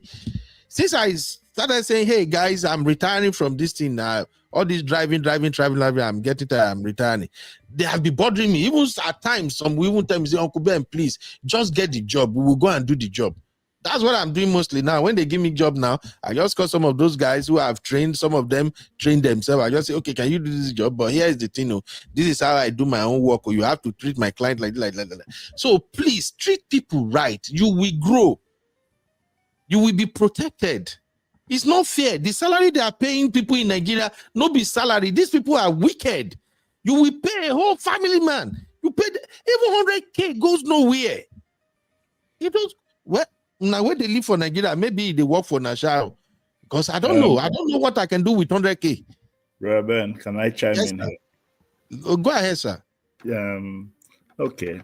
I think there are two things you cannot play with, and that is your safety, and your health. And anytime I'm in Nigeria, do you know that the two people that I take care of the most are the driver and then the house help? They're not really house help. These are just relations that have no job but lives with my brother in the boys' quarters, and I know how much he pays them. The reason why I take very good care, and I don't know how they do it in Nigeria, but these people are the happiest anytime I'm around, because, for example, the house help is earning 200K a month. And I'm like, okay, 200K. This is the person that cooks your food and feeds you every day. If he wants to buy you, very easy, he can buy you. And if he's not happy, he can do that. Same thing with the driver. The driver is the one that takes you around everywhere you go. If he wants to do something to you, he can do it, and it looks like an accident, or it looks like, you know. So I deliberately go out of my way. If they're making 200K a month, I basically double that pay the whole time. Every month I double it. They are so happy. Now, I know not everybody in Nigeria can do that. Some people will even tell you, he's even lucky that he's getting 150K a month, you know. And I just look at them, well, they know how they live, they know how they survive, but I don't think it's fair, especially for somebody who is responsible for your breakfast, lunch, and dinner, and somebody who takes you around anywhere you want to go. People should learn to treat their workers very, very well compensated. And of course, you know that this driving job and house help job in Nigeria, they are one of the most paid job here in the US. You know, exactly. So, but they don't see it that way. They just don't see it. Thank you. Thank you, Uncle Patrick. Thank you, Uncle. Uncle Ben, I want to bring in another angle. Uncle Beno. Yes. Look, okay, let Luke go real quick. Okay. You know, I've been in this man's shoe before. When I finished school, this security man, I've been in this man's shoes before. So I was looking for a job. So I met one of those firms, according to this man, those firms that look for jobs for people. So that was good luck's time. So when I was in school, so they gave me a teaching job. So they were paying me 10,000 in the school. And after I worked for some time, I became friends with the school principal. So I asked one day, I just had that courage to ask the principal, I said, how much did they pay? How much did they pay you, these people? He said they were paying him 20K. I said, what? They pay you 20,000 and they are giving me 10,000. Principal? I said, yes. They are paying principal. No, as in the firm. Now, this security man was working for a firm, isn't it? A firm employed this security man for the hospital. Good. So I said, I've been in that similar situation before when I was in school, during a Good Lord Jonathan's tenure. I said, a firm looked for a job for me. They gave me a job in secondary school. So the firm, the school was paying the firm 20K, while the firm was giving me 10,000 naira then. So they were taking 10,000 naira without me knowing. So one day, I just got that courage and went to ask the school principal. I said, how much did they pay you? How much did they pay those people, those firms? When did they pay me? He said, if they give them 20,000. I said, what? They are giving me 10,000. So the people said, maybe not the agreement when you get with them. And you see, to be frank with you, it was the agreement we had. They were collecting some percentage of my money. So immediately, after that month, I just resigned from the job. I just stopped that work. You see, you are teaching children. I pay you 10,000 to teach children. You see, that's why I said this principle. I understand his plan because I've been in that experience before. So people normally they don't treat their workers very well. They don't treat them as people have said here now. They don't treat their workers very well. Even in the Bible, sorry to say, even in the Bible, when David came from war. And it's that his people were kidnapped. They ransacked his people, both his men, his wife, their daughters, everybody. They took them as captives. He followed them. He saw a stranger on the road that was sick, and he asked the stranger, "What is the issue?" He said, "I want to eat. So my master left me because I was sick. I'm sick and hungry." So he said, "You should give him bread first." When they gave him bread, he said, "Where is your master?" So he now became snitch to David. He now revealed where his master was. Because David went to recapture his wives, everybody that the enemy has stolen. So if you, as that evil master is, you don't treat your servants well, the servant can really bring kidnappers to you, robbers to you, and you will end up being dead like that. Thank you, Gary, my brother. I think this our conversation is getting interesting. Sister Natu in the building. Sister Natu, Abby, Hey, yo. but Sister Natu, you want to add something before I move on to the last one? Then we This can is have general cheating. conversation. Uncle Ben, this is ageism. Let Abby go. This is Abby is my sweet ageism. That's how I'm joking. Sorry, your own Gen Z. We need to lock you inside one room. Can't give you padding. Abby, let Abby go. Abby no well. Abby say this is ageism. I don't hear Abby you. Nigeria man. Oh yeah, Abby, go on. Uncle Abby Ben, I wanted Nigeria to ask everybody, and I feel like it's even good I go before Sister Nancy so she can add this to her take. I wanted to ask about boundaries. And because me, personally, Uncle Ben, I have experienced domestic staff treating me terribly because I'm a small girl. And because you get mouth. No, I don't get mouth for Nigeria, Uncle Ben. I don't have mouth. I don't have mouth with my elders. They treat me, they don't feel they can take instructions from me, but I'm your employer. So I'm always going to have instructions, no matter the amount of thank you and please that I add, no matter the amount of sir and ma. And we see this every single time. I'm sure CB can tell you this. We see this at the bank. We see this everywhere where the idea is you are a You small won't bring feminists into this thing now. No, it's not feminism, Uncle Ben. It is small girl. Forget feminism. Am I lying? They do it all the time. Okay. Walk into a bank, they will size you up. Is it that you're wearing something expensive or you're small or you're somebody's wife? I'm telling you, you're to be treated better if you walk in with a man. So there are people that will look at you and be like, this one is a small girl. So because you're a small girl, they cannot take instruction from you. But where do we go from here now? Because I'm the one that pays your salary.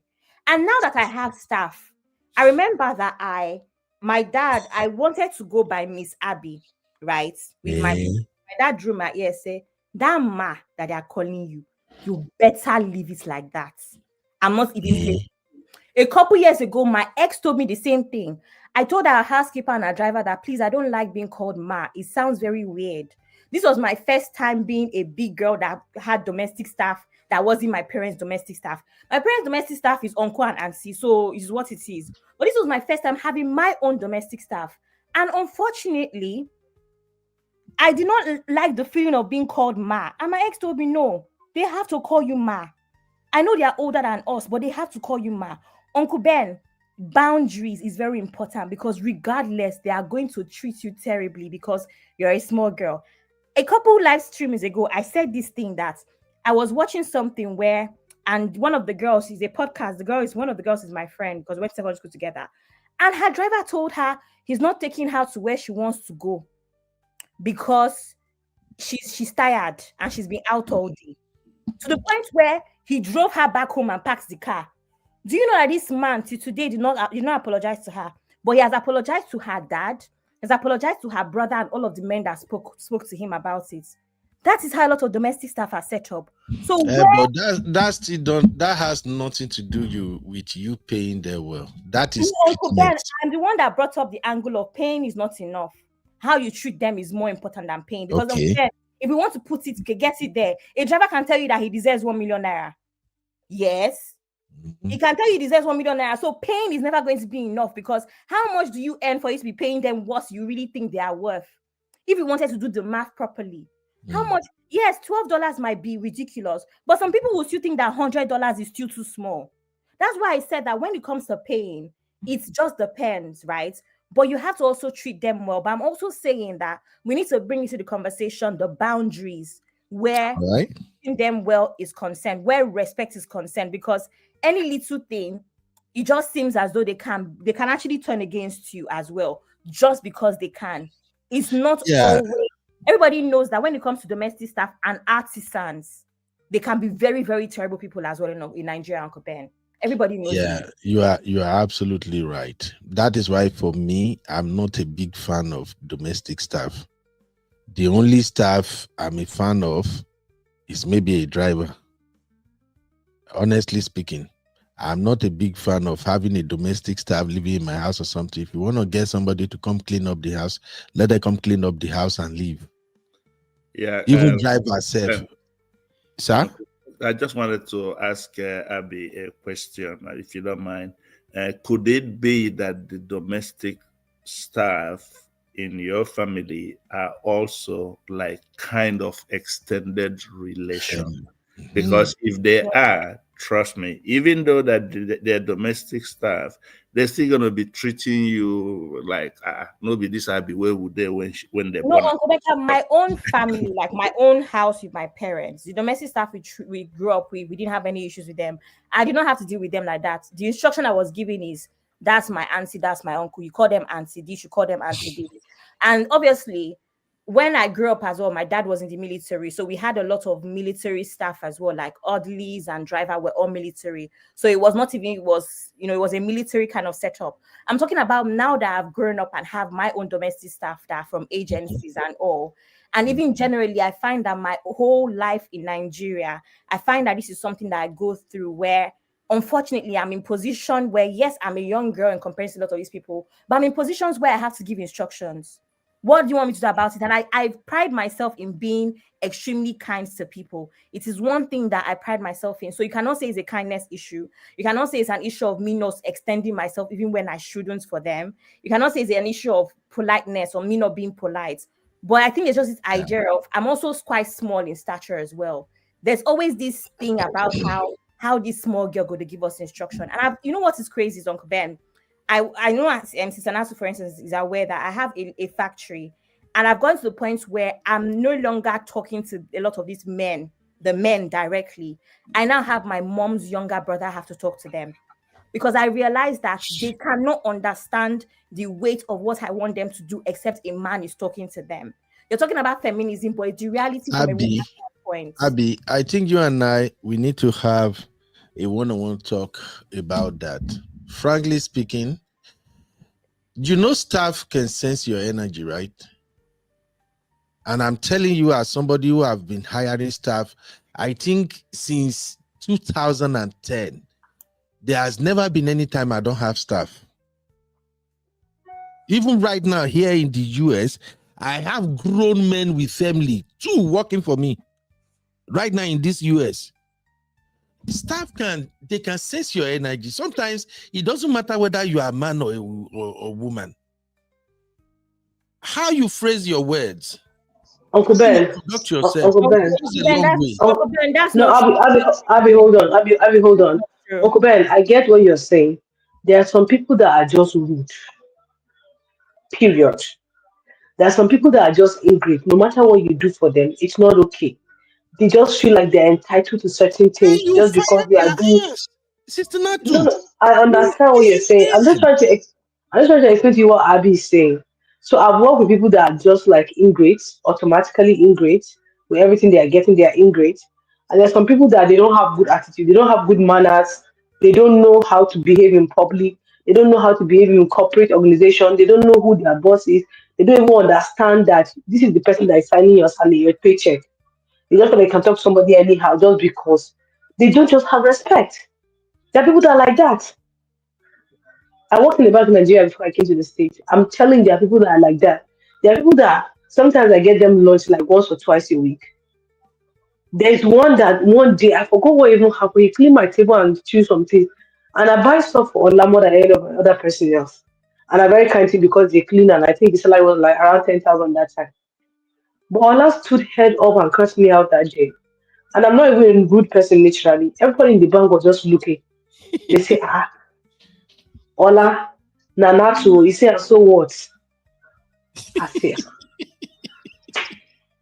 I don't study this. Do you understand? There are people that are like that. So now to go back to what Luke was saying earlier, that somebody was the principal, I was paying 20K. The person that works for as the project coordinator for my organization now in Nigeria, she was working as the vice principal, I was collecting 15K. I'm not making this up, Uncle Ben.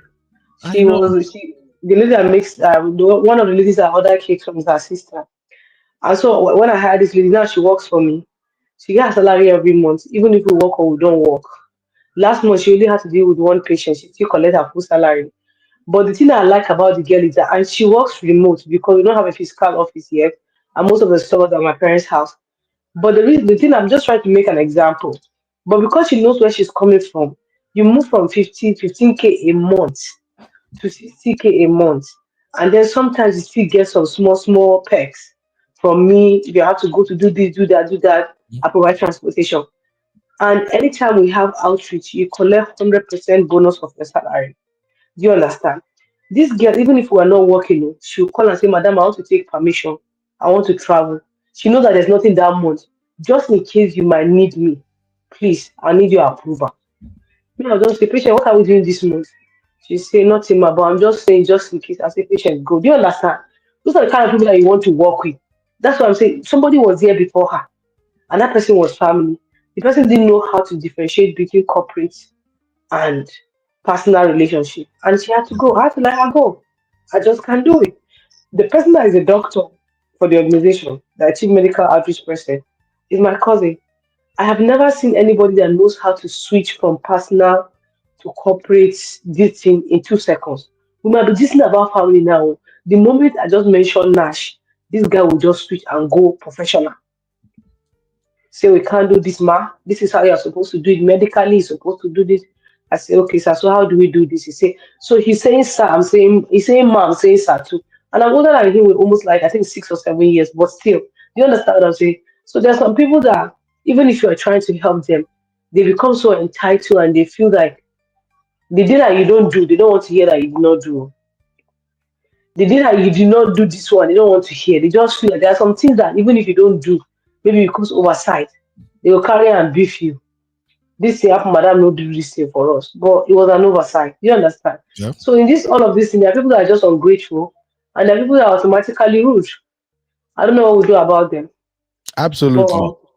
But treating your spouse better is very, very important. And that girl, because of the way that I treat her, my staff know that if I'm coming for outreach in Nigeria, they know breakfast and lunch in a show banker. I'm telling you, they know it.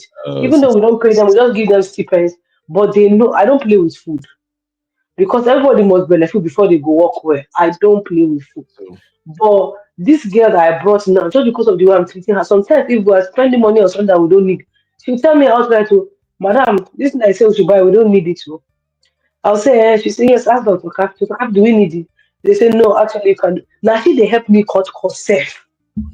Now, if and everything she comes to me. So sometimes when people say, "Oh, madam, this and that," I'll say, "What did madam patient say?" And they say she said because she has come to me already and we have already agreed. So whatever she says, I don't counter.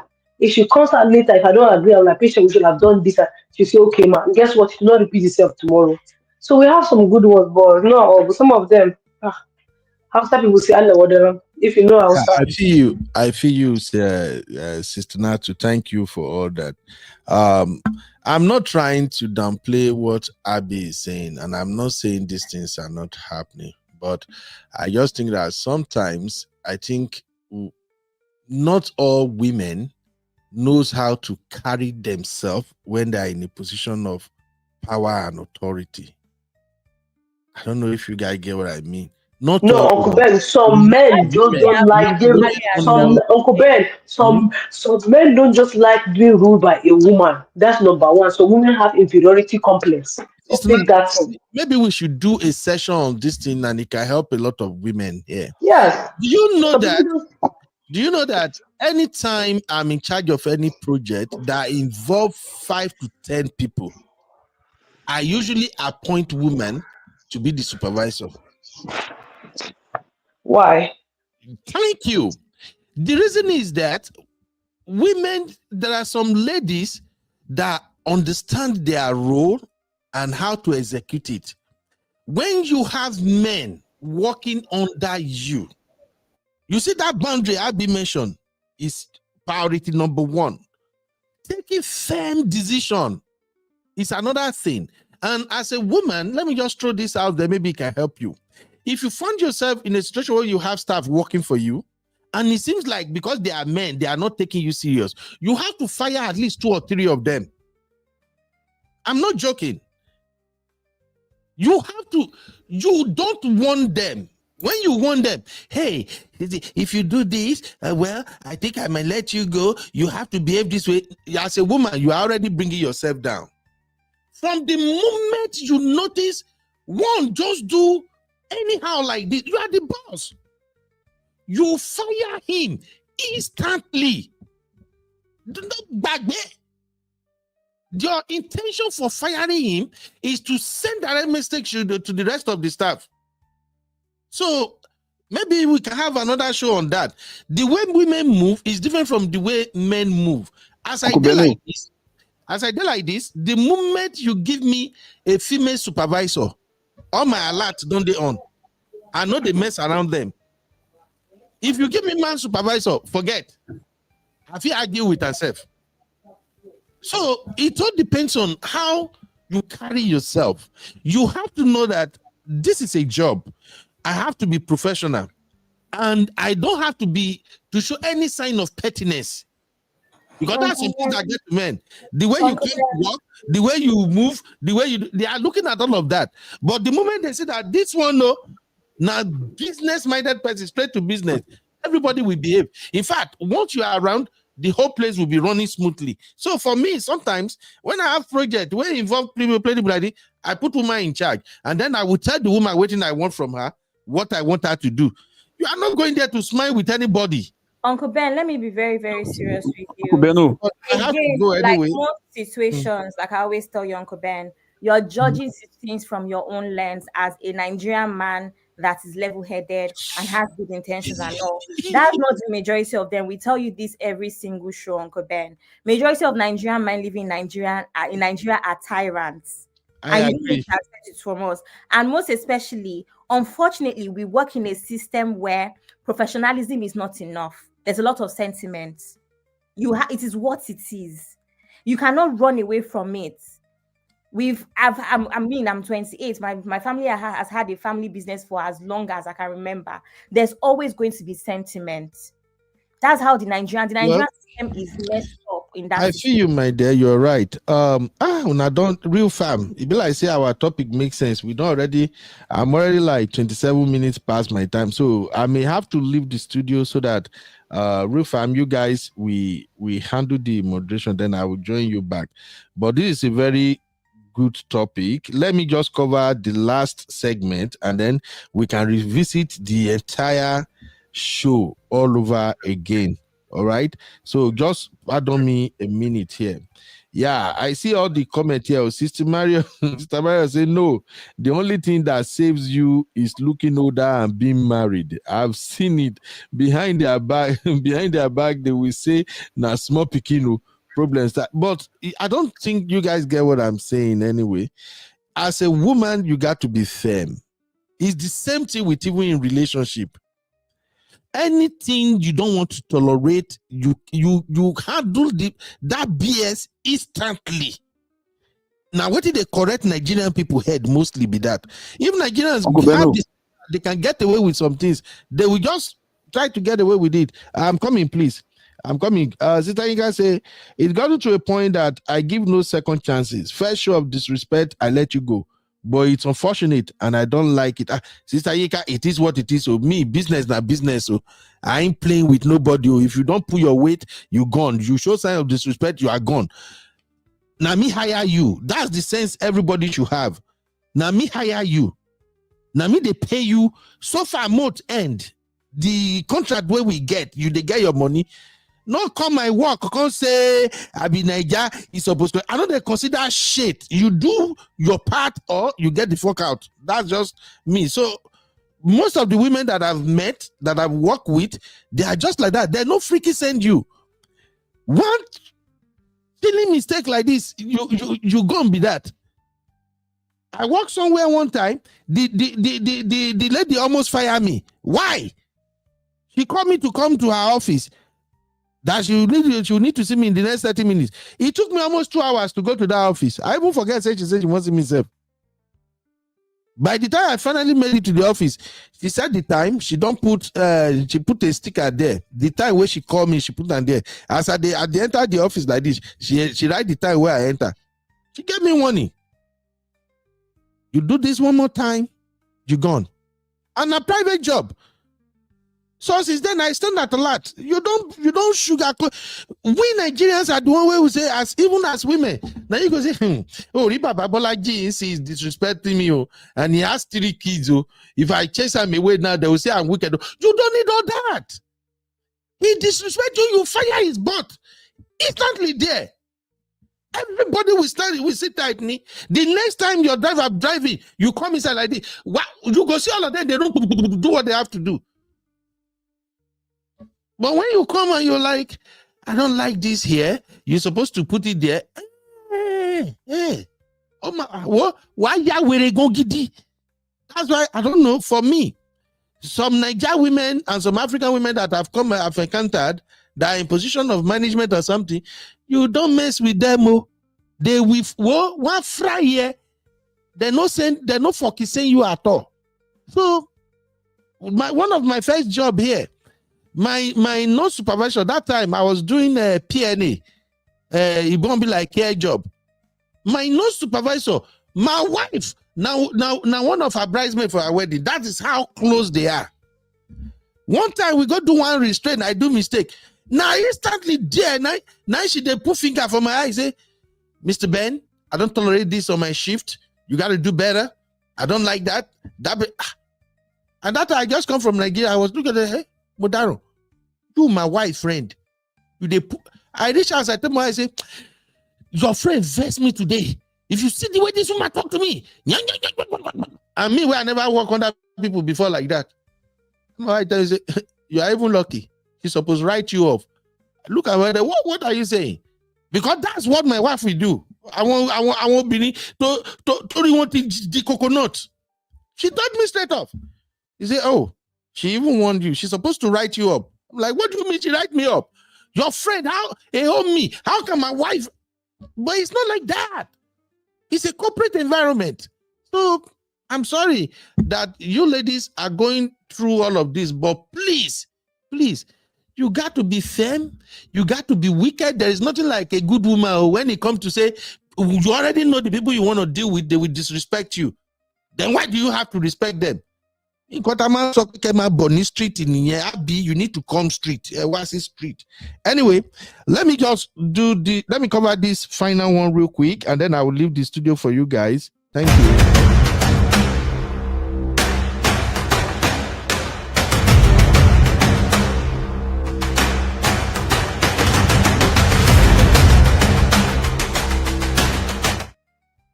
All right. Welcome back, everybody. So lastly, can you imagine that American government, they deported Nigerians to Ghana? You remember that time when America changed their immigration policy and said anybody that is coming from certain African country, you can only stay 3 months and all of that. Ghana, Tanzania, Nigeria, and I think maybe Kenya, one or two other countries, they were on that list. All of a sudden, America began to remove them from that list. They still remain Nigeria. We don't know, say Ghana don't go sign deal.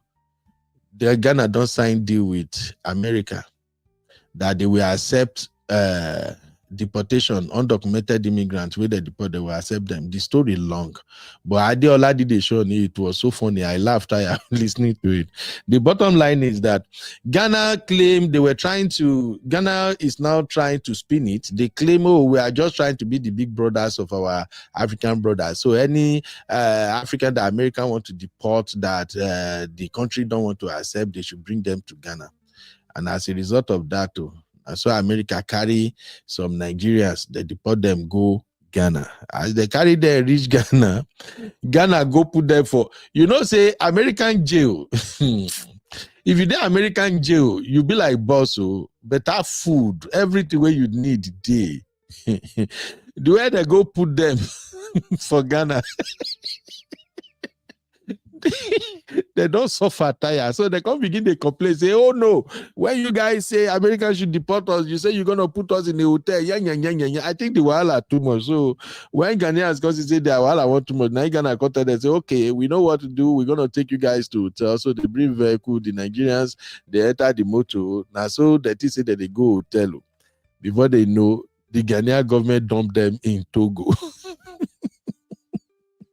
They dump them through back door.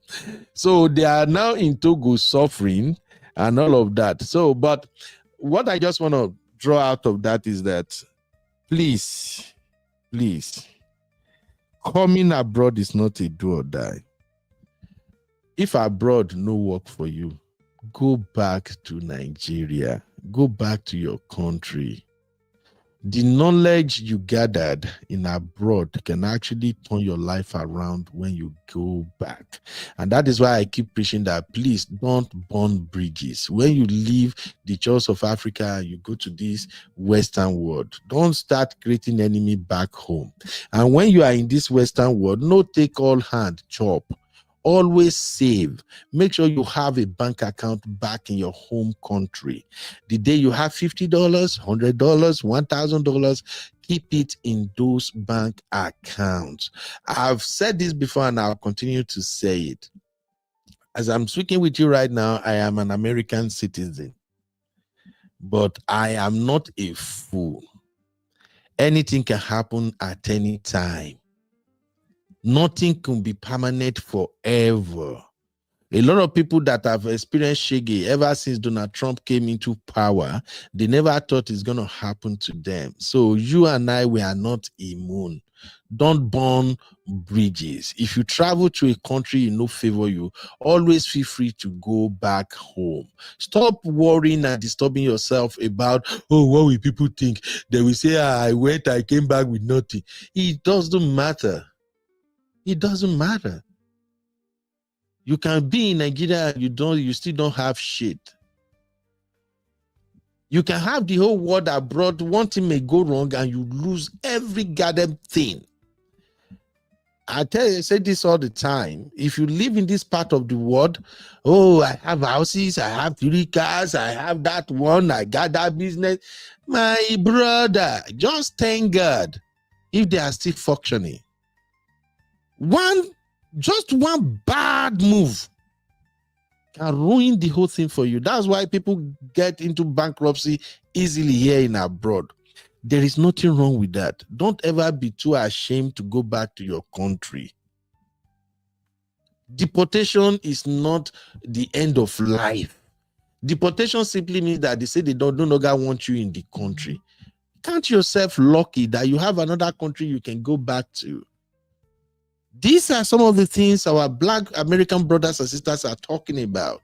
That you Africans, you have a country to go back to. We got no place to go.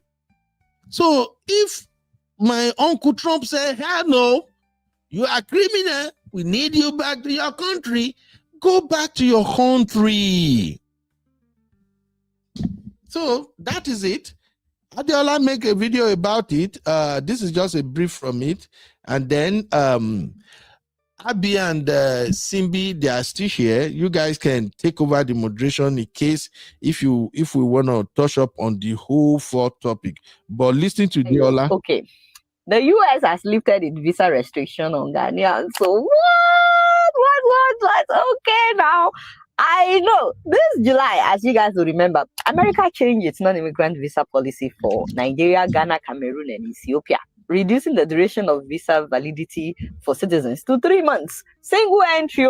At the same time, the U.S. Department of State said that they are doing this because of how American citizens are being treated in those countries, and that some of the citizens of those countries, when they come to America, they overstay. Meanwhile, Nigerian government has denied initiating any new policy that could trigger that kind of reciprocal response from the U.S. Nigeria is like, we are not doing that to your citizens. So anywho, we also know that the U.S., in an effort to deport as many people as possible, they've been deporting people anyhow to random countries instead of deporting them to their home countries. And they are trying to force those other countries to take citizens that are not their own.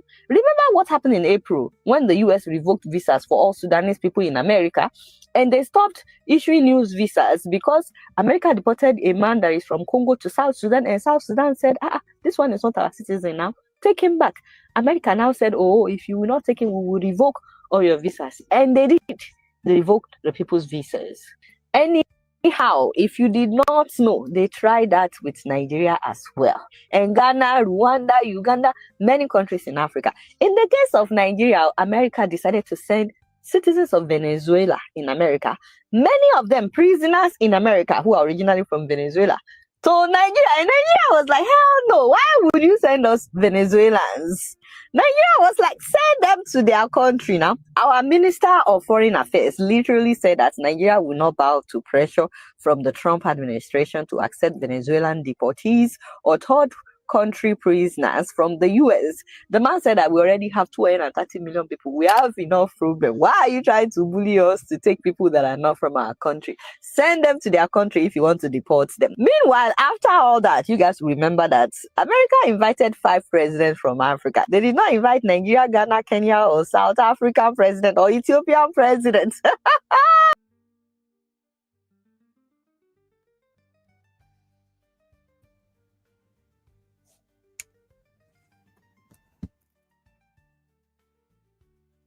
Uncle Ben. Can you hear me? Yes, we can hear you. Oh, you guys lost the video? The video is done. Like Okay. the screen is Okay. blank. Go ahead with the conversation, please. Uncle Ben, I just want to say Okay. something. Before you go ahead, I want to say something very important. For every time that Uncle Ben calls CB, we have to charge him $100. And then we'll share it. That's all. Abby, you're funny. Wow. I thought we wanted to react to. I thought you wanted to react to that video. When is that? That's why you to stay Wanted that. to talk about. Continue. You have Igbo blood in you, running deep. Thank you for looking out for me, Uncle Beno. Okay, so we've seen the video of Adiola and her analysis. Zaddy, are you here? Abby, this is not ageism. I'm here. Just trying to. Okay. So what's your take on the video? Which No. one? The one that Adeola posted? Yes, sir.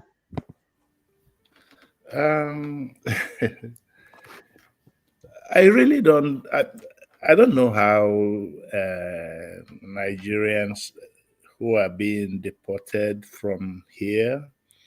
I don't know if they have a preference as to where they want to be deported, because normally they deport you back to your country, unless, of course, they offered that, and if you decline, then they don't have a choice but to deport you to somewhere else.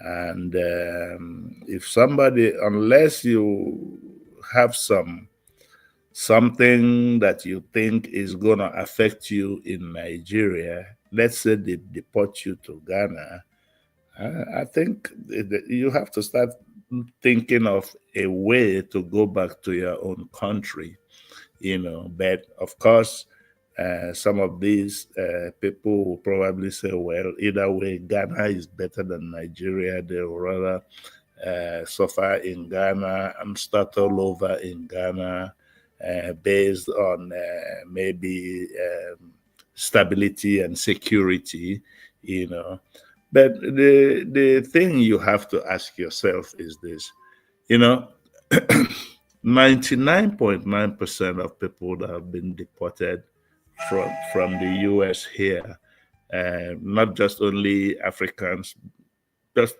period, most of them actually do not have legit papers, or some of them have papers that have expired. There is nothing like you being legit wherever you are. I'm sure it's the same thing in UK, where a lot of Nigerians are there and they know their papers have expired, but they still continue, trying to figure out how to survive in that environment. So people have to figure out a way to legitimize their stay wherever they are. Now them being deported to Ghana, does it mean the Ghanaian government is offering them an asylum? I don't know. But the bottom line, like I said, is wherever you are, try to legitimize your stay. Thank you. Thank you so much, Zaddy. So we've heard it from Zaddy. Daddy is saying wherever you are, try to legitimize your stay. Don't stay in a country where you're not wanted, and don't do the wrong things to get into any foreign country. So honey babe, Ma, can you please go next? What was the question? Thank you, ma. Sorry. What was the Okay, question? we are reacting to Adeola's video, and Uncle Ben said if it Mm. doesn't work for you wherever you are, it doesn't Mhm, matter mhm, if you're in the mhm. UK or in the US, come back home. So, and I again, Zaddy talk about preference of where they are, if anyone has a preference to where they want to be deported to and all of that. sure, So sure. let's hear your take. I think for me, it feels like I'm a hater, but I think I definitely agree with what you said because I just think that don't burn all your bridges. Have a plan B because even us that are born and brought up here, it's not easy. People are really going through it with cost of living and what the madness we're going through in our respective diaspora countries. So the grass is not always greener. So I always say that do your research, do your due diligence, and have a plan B. Because, like I said, most of the time when people come here, they burn all their bridges and they are stuck. And it's not nice because you're in a new environment, new place, different rules, and you're now struggling on top of that. So I always tell people, have a plan B. Don't sell your house, don't sell your car. I even believe that maybe do a sabbatical for a year so that if things don't work out, you can go back to your job.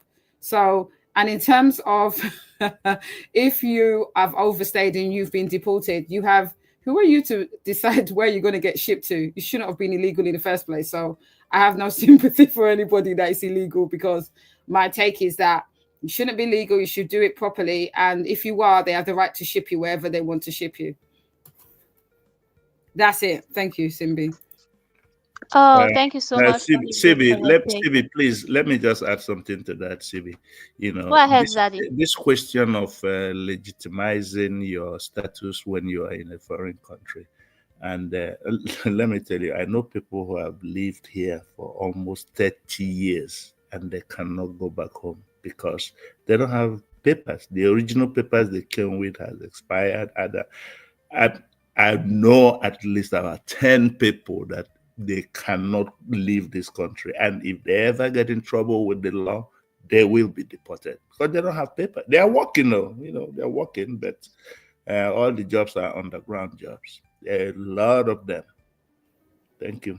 Okay, so Zaddy, what you're saying is staying under the radar. That's why they are still very much in that Yes, because country. they're still, staying under the radar. And as long as they don't, because now, before, let's say, for example, if you're speeding and the police pulls you over, they just give you a ticket and you go and pay. But these days, if the police pulls you over for some reason, they run your driver's license. Now, the driver's license is, excuse me, sorry. Shit. Sorry, who is that? Sorry, it's me. Okay, Now, on the okay, that's driver's Zaddy. license, the DMVs are linked with the State Department now. So that's why some people, they are actually, it's not like they committed a crime, but let's say the police pull you over and they run your driver's license, it will tell whether you are a legal resident or not. And if you're not, they will take you to immigration office and you might not survive it. Yeah. And So there are it's in Wow. Yeah, oh yeah. There are people that are here working. I even know I have a very close friend of mine that when he first came, and I'm talking of about like 25, 30 years ago, he started into the school system, but he never regularized, his status, rose to the rank of a principal in a secondary school. And just, What? yes, rose to the in California, rose to the rank of because the work permit that he first started with 30 years ago, they keep renewing it until when he got into a certain position, they stopped renewing it. I mean, they stopped checking it. They just assumed that he's regularized. So it was when he now went and applied for a job to go into school administration, and they requested for evidence of citizenship or permanent residence. He couldn't provide either of them. Yeah. He's not deported. He just quietly resigned and left the job. Yeah. Oh, that's a very smart move because what else? Doesn't have any other option. Wow. Now he's in a Thank you, court with Zaddy. now he's in a court with them, with the state, because the state, he's eligible for pension, but the state is like, how can we pay you pension? You've been working illegally anyway. So he's in a wow. court. Wow, that's Just terrible. regularize your stay by however you Yeah. want to do it to save That's the you disadvantage to of save, not doing the right thing. to save you any Mm. wahala. And me, I'm a big advocate of dual citizenship, especially if you're Nigerian. If you have the opportunity to get your US citizenship, get it. It doesn't cost you. Like me now, I go to Nigeria, I enter Nigeria with Nigerian passport. I'm coming back. I come back with my US passport. No hassle, no questions asked. I don't know why people don't do it. I mean, how patriotic can you be? Patriotic is there are certain times, Wow, you have I'm to learning. do what is best for you and your family. Even my children, even though they were not, but they have Nigerian passports. They don't have to go through all that. I don't know, but that's just Can me. I say something? Yes, Sorry, can ma'am. I just say something? Yes, ma'am. My dad's sister, he doesn't listen to the show, so I know he won't, so hopefully he won't hear this. But she came illegally. She used someone else's passport, so it was stamped. And she now, yeah, my mum was silly, wasn't she? She basically gave her, let me say allegedly, even though it's true, she gave her her NI, being the sister-in-law, blah blah blah. So the 30 years, my aunt was in the UK for 30 years in limbo, cash in hand, used my mum's NI, went from lawyer to lawyer to lawyer to lawyer to lawyer, spent almost 100K on lawyers, and they kept saying refusing her because they said you need to prove how you entered the country. Now, remember, she used someone else's passport. So she deleted about 2 years ago with dementia. She only just got her UK citizenship literally 5 years ago after being in the country for over 30 years. So 35 years. So it's possible where people need to understand when you're so excited, your body is vibrating because you want to enter UK, America, and Canada, and you want to do it illegally. Think about 30 years down the line where, because you've done things the wrong way, this is what happens. And as much as she's a relative of mine, I'm sorry, but she deserved it, because if you come the wrong way, my mum and my dad came in 69 and 71 the right way. Many more people come the right way. I personally have no sympathy for someone that makes it harder for someone else because you want to do things the wrong way. So as much as she was a relative, she was my aunt and my dad's sister. My attitude is she should have done it the right way. And she spent over 100K in legal fees, and the Home Office are ruthless. They kept rejecting her. It was only because her children, who married British citizens, got citizenship. That's when they now decided, since she has grandchildren and older children, she was able to get it that way. And that was because it was basically showing empathy. And that's the reason she got it literally a couple of years before she deleted. But that's just a life experience where I know someone that did it the wrong way. It's not worth wasting your life in UK or in America because you want to come here illegally. It's just not worth it. Thank That you that very is much, ma'am. true. And Honey Babe, you are in UK. I actually know a lady who entered UK with somebody's name, and actually went to studied nursing in UK. She has a bachelor's in nursing, but the name is Wow. somebody else, and was Wow. working there until her mom, after like about 12 years, her mom passed in Nigeria. She actually called me and said, "What do I do? I have to go and bury my mom." I told her, I say, her name is actually UK. I said, UK, if you go, I guarantee you will not come back. He said, but I have to go bury my mom. I said, good luck to you. This happened about 10 years ago. She's still in Nigeria. She couldn't come back. Oh my gosh, are you serious? She had a house in the UK. I've been to, when I used to go to London, I've Okay, been to. Emeka. Okay, Emeka, sorry, you are wicked, sir. Uncle Ben, why are you laughing? No, there are stories like that. It's just that people don't say it or tell it, but trust me, these stories are common. I also had a friend here in the US. His mom passed, and this is like about 12 years ago. Know him very well, and he said he's going. I said, Fred, if you go, you can't come back. He said, no, I'll figure it out. Till today, he's still in Asaba. No, but and his children are here. What can you do? Honestly, Uncle Emeka, I don't know. I just give God glory for how God make my own journey to America be. If it no be how God take arrange them, I don't think I will be one of those people that will travel without proper documents. It's not just in my DNA. I do the fear. I don't want a situation whereby the law enforcement will accosted me and then I will be looking like Mumu. just don't like it, you know. So I quite get what Honey Baby is saying. And these people that are taking those risks, I give them credit too. It's not easy. Oh. Imagine you driving and you see ice motor just pass, and you are almost peeing on yourself. I can't. Anyway, you guys may not hear my voice for a minute. I will join back, but these are the topics we cover today. Anybody that want to comment or anyone, please, you can go ahead. We spoke about Dangote and the 20 million paid to Phyna's family. We spoke about the Nigerian police claim about Somi. Oh, I even heard Abby was saying something about it, so maybe Abby can address it again. And then we talk about the security men who are being paid $12 as salary, and finally, America deporting Nigerians to Ghana.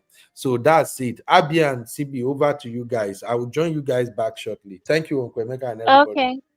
Thank you very much, Uncle Beno. Sister Natu, are you here with us, ma? We want to hear your take on the whole deportee video.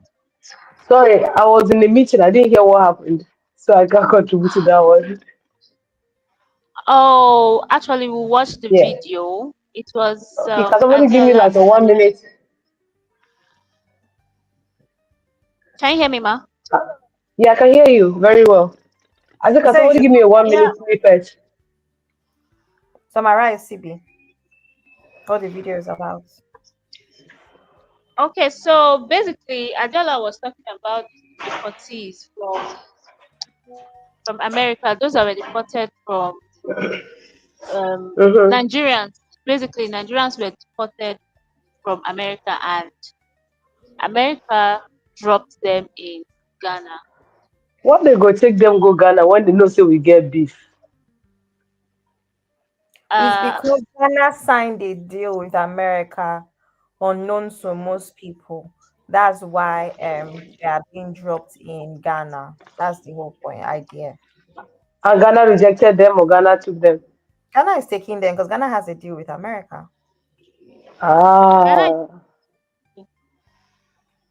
I'm worried for them though. I don't think Ghana will treat them like, being the fact that they are Nigerians. Yeah, so anyway, the general talk is go ahead. No, go ahead, Abby. What everyone is now talking about is just like their own experiences and idea of legalizing your stay. Oh, that's what I was hearing. Okay, I had the latter part of people talking about it. I know a lady that came here with somebody's passport. She's almost 40 years. She's still here now. She can't go back. I'm kidding. So I'm now, not so when you kidding. say she can't go back, are you saying she can't go back to what country did she She come came. from? She came with somebody's. She came with some passport 40 years ago. Okay, from Nigeria or Yeah, from Nigeria. Sister I don't know. Natu? Is it my network or everybody else's network? I cannot hear Sister Natu. I can't hear Sister Natu. Even you see Sister Nato, are you there? Is she there? I All can, right, I give me a second. Let me move hear, from where I'm at. I can hear Sister Natu. And I think what she's Uncle trying Meka say you can hear me. Yes, I think what Sister Nato is trying to say about the person can't go back is because if she goes back, she can't come back.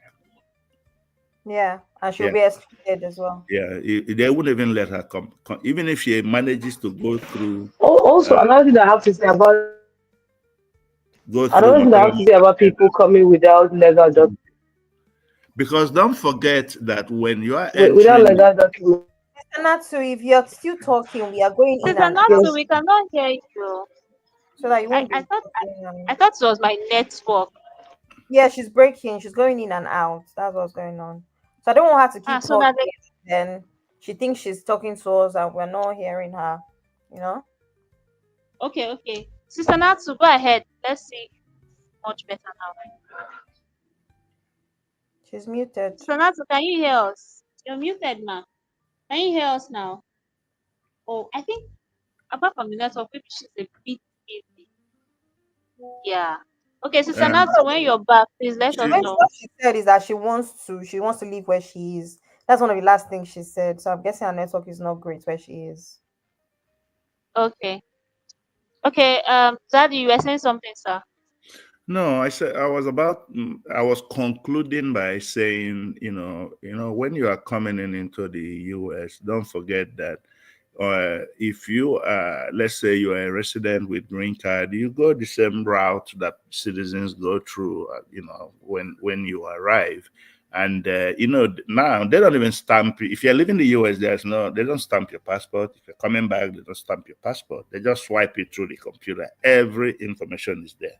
Now, if you're an immigrant, the treatment is different, because once you enter that line of non-US citizens, they will swipe your passport, it will download, and they will ask you to do a fingerprint. And if this fingerprint does not match your original one that you used in entering the US 20 years ago, they will just tell you, "Excuse me, ma'am," or "Excuse me, sir, can you just move aside and see that officer over there?"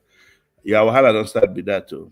If it doesn't match, but a lot of people don't know that, and that's why I encourage people, if you can, and if you don't have a record, why do you want to go through all this hassle? Just go ahead and get your citizenship, get your passport, and you are good to go. Zaddy, please, can I ask a question? Yes, please. Because I think this is like the third time you said just get your citizenship. Are they refusing to get it, or they just can't because of something? Both.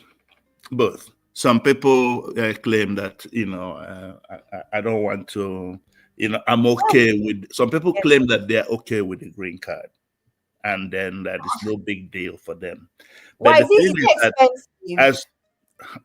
well, I don't know. I've been a citizen for more than 35 years. I don't think it's that expensive because my I don't brother's know. got it. And Does that make sense to you that you can upgrade and decide not to upgrade? You see, the thing is this. Yeah, there are a lot of people. There are a there's a lot lot of of See, people, Abby, even Uncle my Mecca, sorry, Uncle Mecca is right. there's a lot of Uncle jobs. Mecca is right. Yeah, there's a Yeah. lot of jobs that requires you to be a U.S. citizen. It's not every job. Yes, Like yes. when I was in the military, it was one of the reasons why I got my citizenship very early, because there are some positions that requires top clearance, and for you to get that top clearance, you gotta. In fact, I was told by my commanding officer, you need to get your citizenship, otherwise you're gonna be stuck here. And it was a no-brainer for me. And then joining the federal government after that, it actually came. You cannot work for the U.S. federal government unless you are a citizen. They don't hire people with green card. Your That's green right. card will not cut it.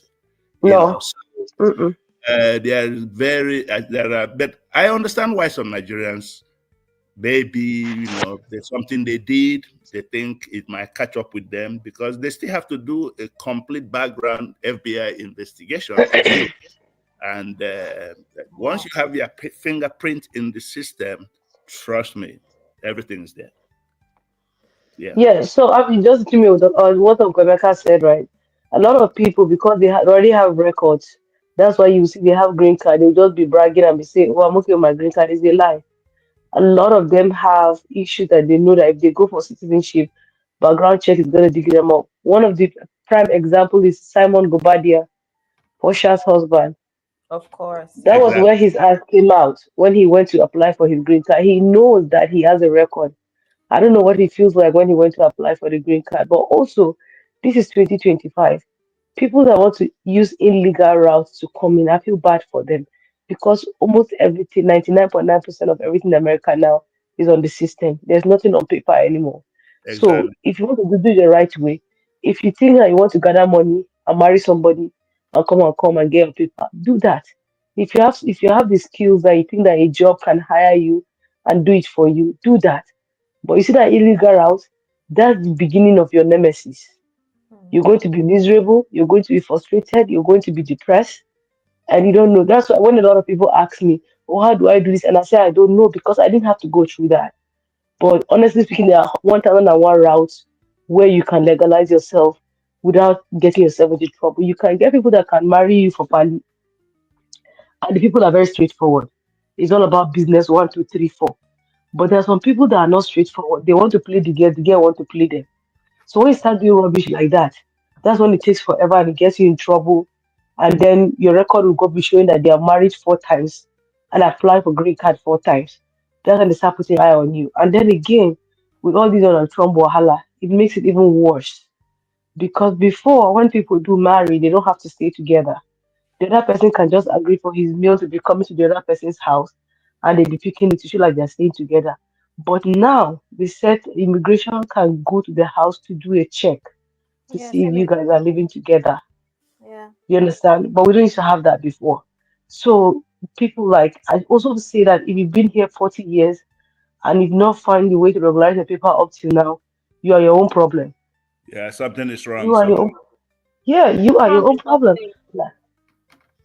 Like I said, that woman that came with somebody's passport 40 years ago. Her son was married to my friend. Her husband is my friend's ex-husband. She's still in America. She had a child here when she was, but up till now, their family like they have issue. So you had a child that you had here that the citizen but cannot file for you. Do you understand that there's something wrong somewhere? So it's just a lot of issues. So for people that want to come in direct, good luck to them. Honestly speaking. I actually have a friend that had to leave. I think it's coming up to 3 years now, maybe 2.5 years. She had to leave the country after being here for something like 15 years because there was nothing, like everything she tried did not work out. And unfortunately, it seems as though her mom, in a sense, also didn't really take it seriously because obviously it's much easier to file for a child that is under 18 years old. So once she was 18, it became complicated because of this same issue. She couldn't go to university because she also could not afford university fees upfront, For and out of state. Yeah, yes, for out of state. she couldn't apply for student finance because she wasn't British, and then you can't pay for it out of pocket. So it just kind of complicated her life. And now, yes, she's back in Nigeria, but think about the setup of not having a degree. What kind of job do you do in Nigeria? Here, she was doing like a few cash in hand things here and there. Yes, Even in America, there are jobs that people do without degrees ever get to managerial level because it's not all courses that need you to have a degree. As long as you have those certifications, you just keep going. unfortunately, in the UK, you can't do that except because you have to use your NI. Everything that we do is Yeah, a yeah, NI and number. I. So if you don't Mm-hmm. have, you can't have your NI number if you don't have a stay. You don't have stay in the country. So most people that are illegally here, they have to work with other people's NI number. I remember she couldn't even open a No, no, bank. no, no, no. Abby, you're getting me wrong.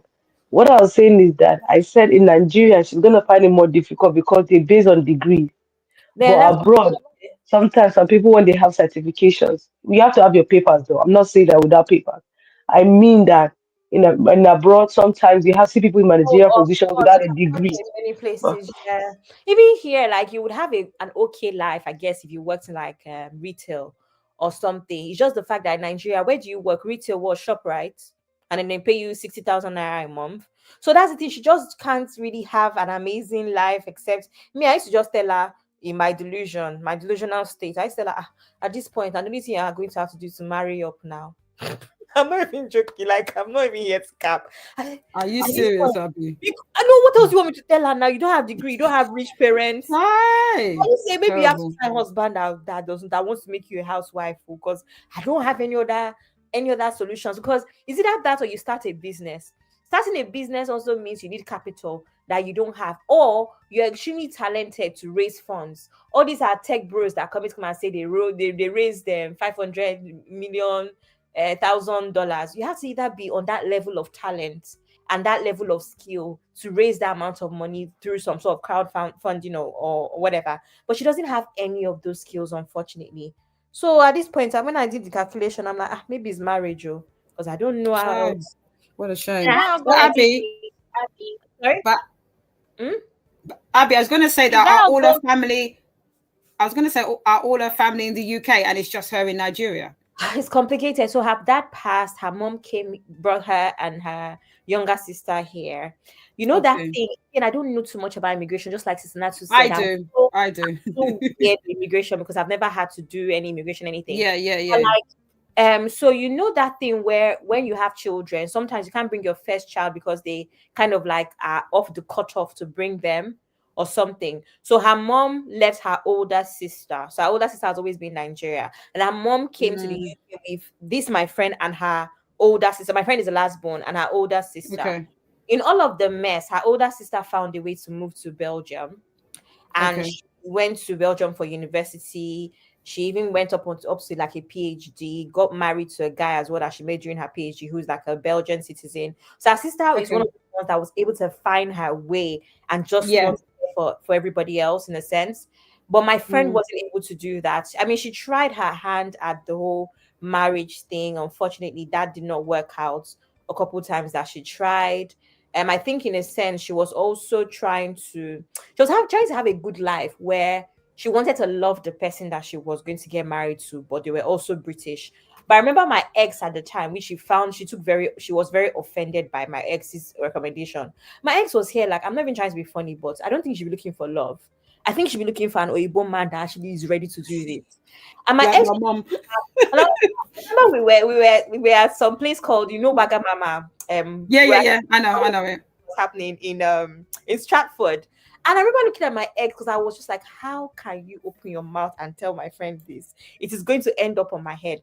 So my ex was saying to her, I'm sorry, your priorities are wrong. My ex was very like straightforward. He was very emotional intelligence was zero. He did not care. He's just saying what he has to say, how he said he did not care. Mine was like, I'm sorry, your priorities are wrong. You need it stay. You're looking for Yoruba man that you love, that is most likely British. When you and I know that the average Nigerian man is probably going to date you for 2 years, you need someone that's going to marry you in 6 months.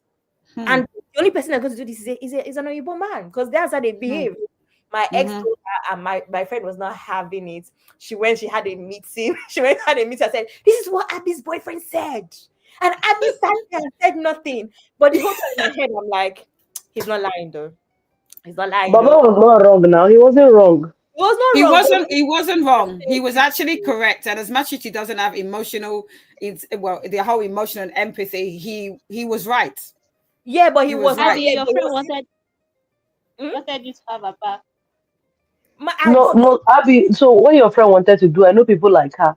They're looking for somebody who they will not pay. That they Are will you? just marry You think her. so? Yes, yes, maybe, yes. but I really think that what So it is that his no, friend Abby, hold on. It's not everything that they will tell you. So if you look for somebody and you make it look like love, if you can be together and be doing the thing and drag it in like 5 years, one day you be like you're irritated by the person, I divorce the person. Do you yeah, understand? but But yes, the person that is yeah, but business, will tell you, my friend was a bit different. What was happening with my friend, which is unfortunate, is that she's our friend, right? So most of us had gone to uni. Our other close friends were lawyers, had gone to law school. They had a different setup. But I think it's one of those things where she was surrounded by people that did not have the same issue that she had. And she really wanted a normal life of, I want to actually be in love with a guy and marry. I don't really think it was about payments or no payments, right? I think this girl just really wanted a good life and hoped that she would marry someone that would take her out of this horror. Once also realizing that, because I remember one of the issues was she had a really good list of the kind of men that she would want in a sense. And I remember my ex that was not a solve her problem. exactly. My mom might say that you want the one that earns this amount of money. You want tall, dark, and handsome, but also only you to looking for paper. Have you realized that the people that are looking for you, they don't want a girl that doesn't have paper? Like, so I think she really, really wanted to change her life. And the fact Yeah. that the friends around her had a normal in quotes life, and she did not realize that it was very different and she had a different struggle. So I don't even think her mind was going to the fact that she couldn't have it all, and she had Yeah. to in a way compromise to fix this life in a sense. So anyway, But she eventually just packed. She got a letter. She didn't even wait for that stage. She just yeah. said she knew where she's going, and she left. But it's a pity if her mother was settled. Once your parent is settled, because Her obviously, mother as you wasn't know, settled though either.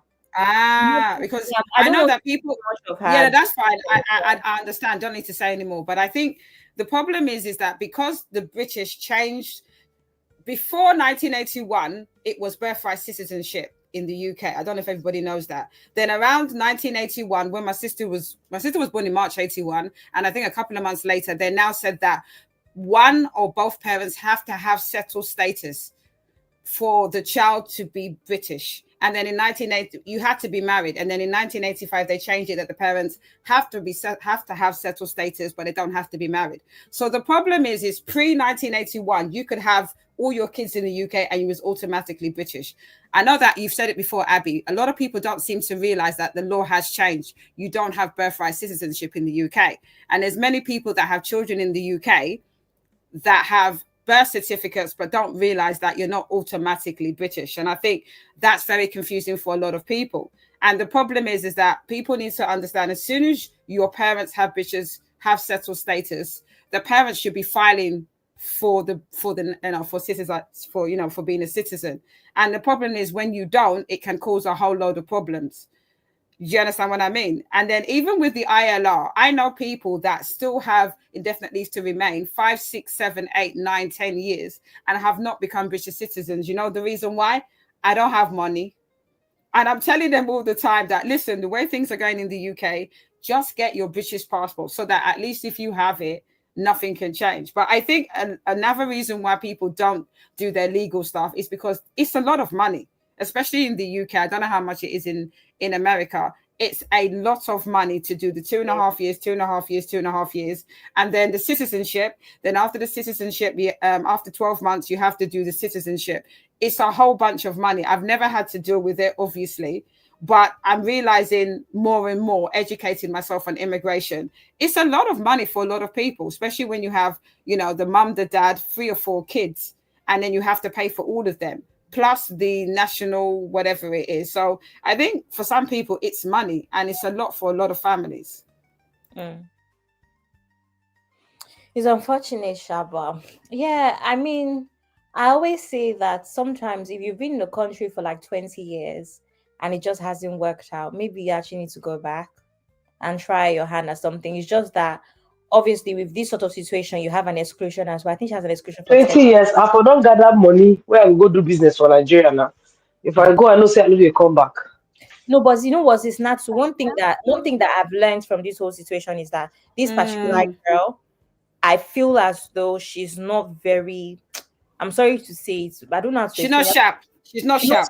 She's not a sharp babe. That's it. I understand. I mean, this comment that Sister Mario said about her Britishness, I remember having a frank conversation with her about carriage. I told her, I need you to carry yourself better.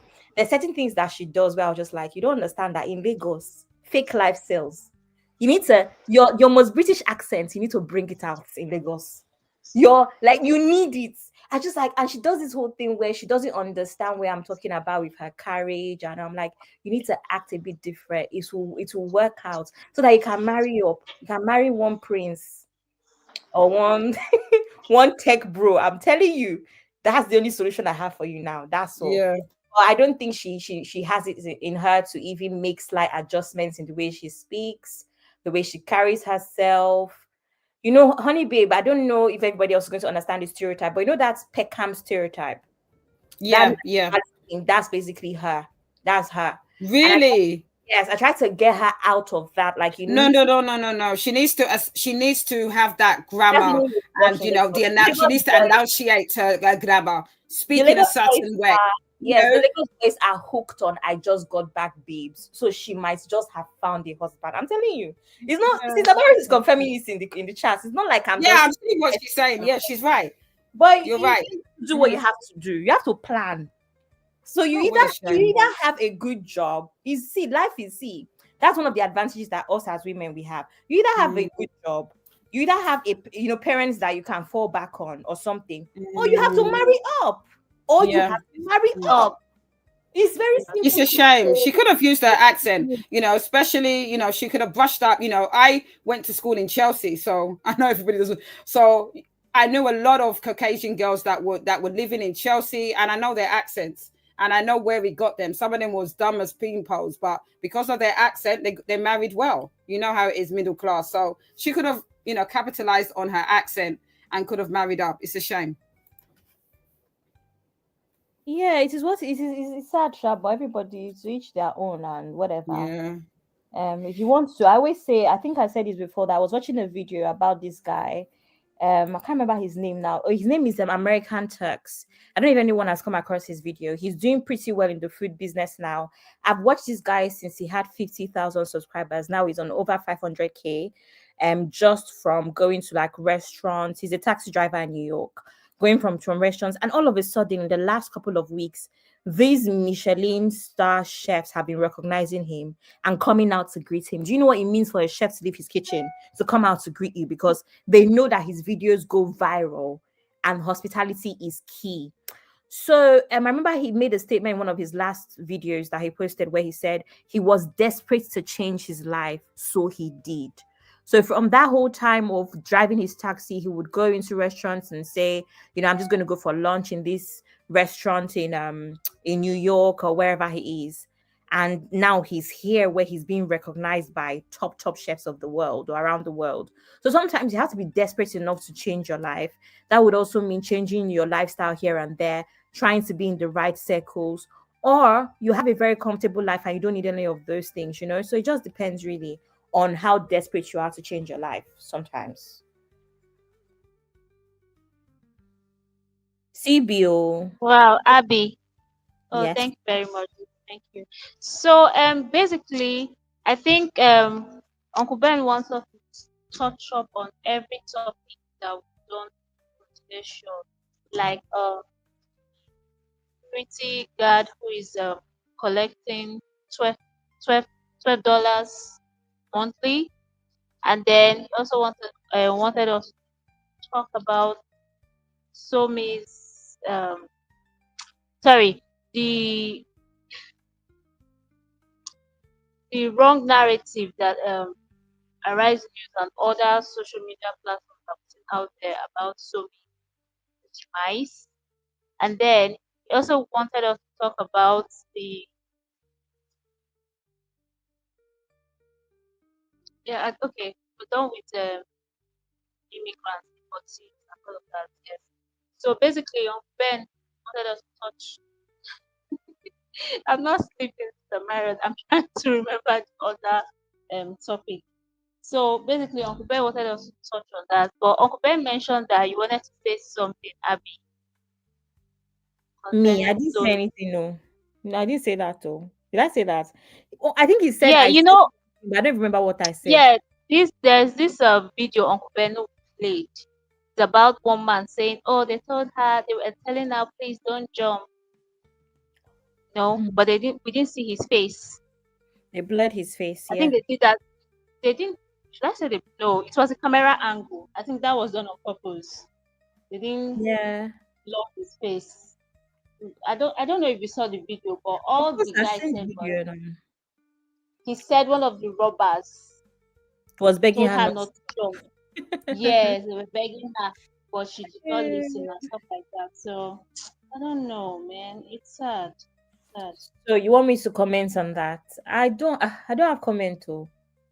I actually don't have comments anymore about this situation with Somi. I feel like it's now up to her family to decide that they want to either set the record straight or they want to just leave it alone. Because I was saying earlier when I had a group call, Honey Babe, CC, and Auntie Yinkos called me to make sure that I was okay. And I was saying earlier that there's so many lies. Her younger brother has had to put out a little statement, even in his pain. And I think what really, really annoys me is that a lot of people don't I think people forget when they start all these their rants and all these their nonsense talk that there are people that are more important than they are in the grand scheme of things. These are her family. They are in pain. You that are a random Twitter user or rather X user, social media user, you don't understand the pain that these people are going through. Even I, the degree of pain that her mother is going through, nothing close to me that's known her for 11 years, that went to university with her and all of that stuff, right? So even I am not important.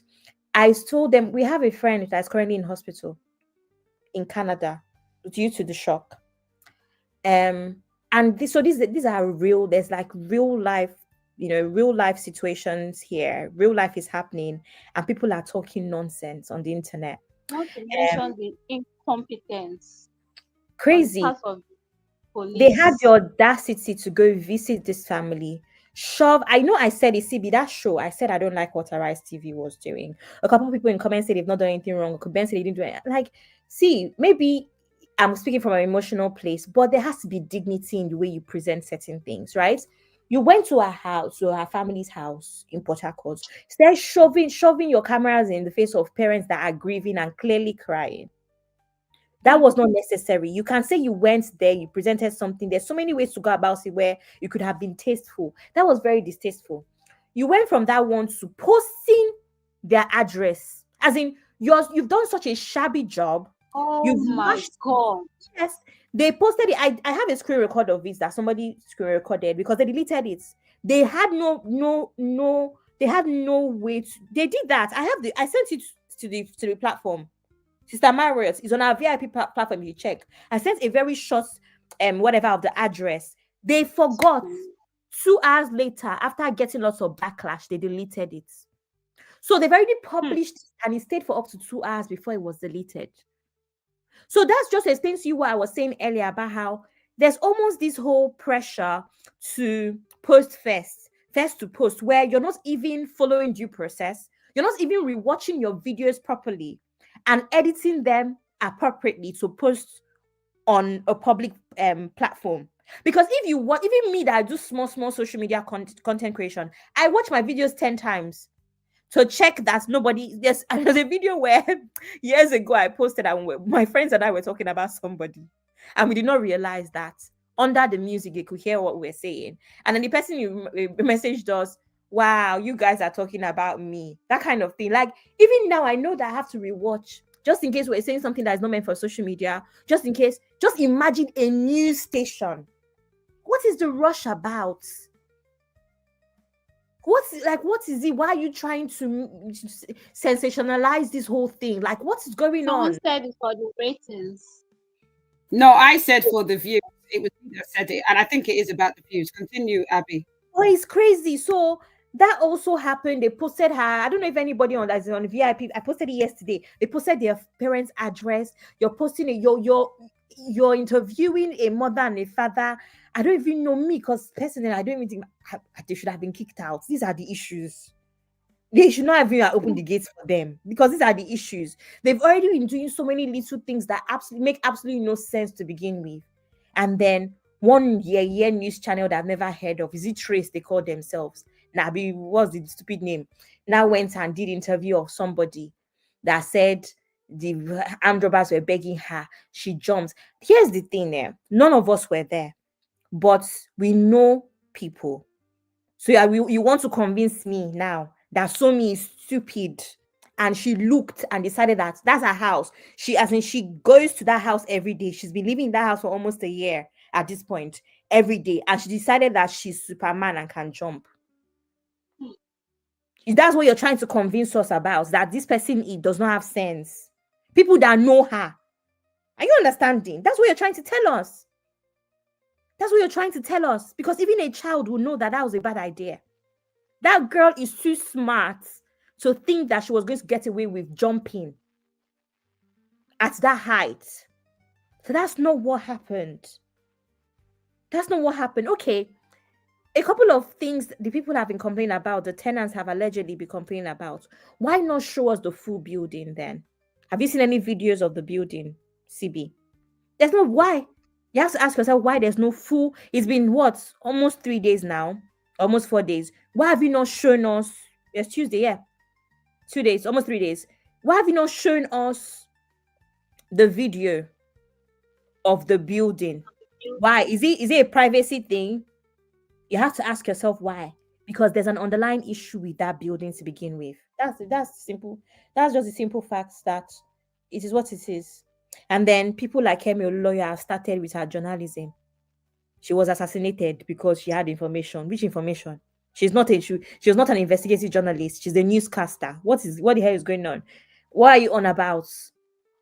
Like, get your facts right. What information did she have that Tinubu has girlfriend? And what are you talking about? What are you talking about? So yeah, it's just crazy, but we're not stupid. And like I said, I just feel like it's up to our parents to decide what they want to do. But unfortunately, what people forget about grief is that sometimes you have to calculate. If you want to, sometimes what happens when you decide to talk or decide to sue people or decide to, should I say, hold the police accountable, is that they could actually make your grief worse. Because how many years is it going to take you for you to get an answer or for you to get anywhere? So I have a feeling that most of the time, the reason why a lot of people just give up on pursuing certain things is because they feel like it's going to make the matters worse, it's going to make your pain worse. And I've even been in that situation before where I just decided that, you know what, I'm not dealing with the police about like an assault case that I experienced from an Amazon driver. Was it last year? I experienced a case, I think only maybe on the channel when I was talking about it on the Mom of Five channel. I think I Amazon. heard it, yeah. Yeah, where I just after I looked I'm at the police, sorry. I was like, police, thank you. I'm just like, police, I'm tired because every day they were calling me for new information. What other information do you want me to give you? In the next 6 weeks, they were still asking me questions. I was telling them, you know what? Just drop. I want to drop the case. I want to drop the. I don't want again. I'm thinking that somebody almost assaulted me. You have seen CCTV. You have seen everything. Everyday question. You are now stressing me about trauma that I'm trying to get past, right? And then in the end, after like I think like 12 weeks, they now called me to say, this is the Met Police, blah blah blah. Just let you know that we've caught the guy. Do you want to press charges? But the first 12 weeks of that whole traumatic incident, every day police was calling me about one thing or the other. And then sometimes you just realize why people don't want to pursue certain things because they make it more miserable, more terrible, more painful for you, you know? So, and this is even Met Police, this is like UK police, not to talk of Nigerian police that will even be telling you Oh, that they need petrol for their car. hmm. So yeah, that's It's well, basically it. I don't have any comments. The little group that we have where we talk and console each other, we decide a lot of people will get angry. There's a few people that have written out like, their tributes and all of that stuff. There's been a few people that felt the need to clap back, but we're not helping anything. So let's just leave it. And if the family it's well. decides after a while that they want to do anything, or they want to set records straight, they want to have any interviews, they want to sue anybody, they would do that at their own time. They have different priorities now. So yeah. Hmm. May her soul rest. Again, sorry. Amen.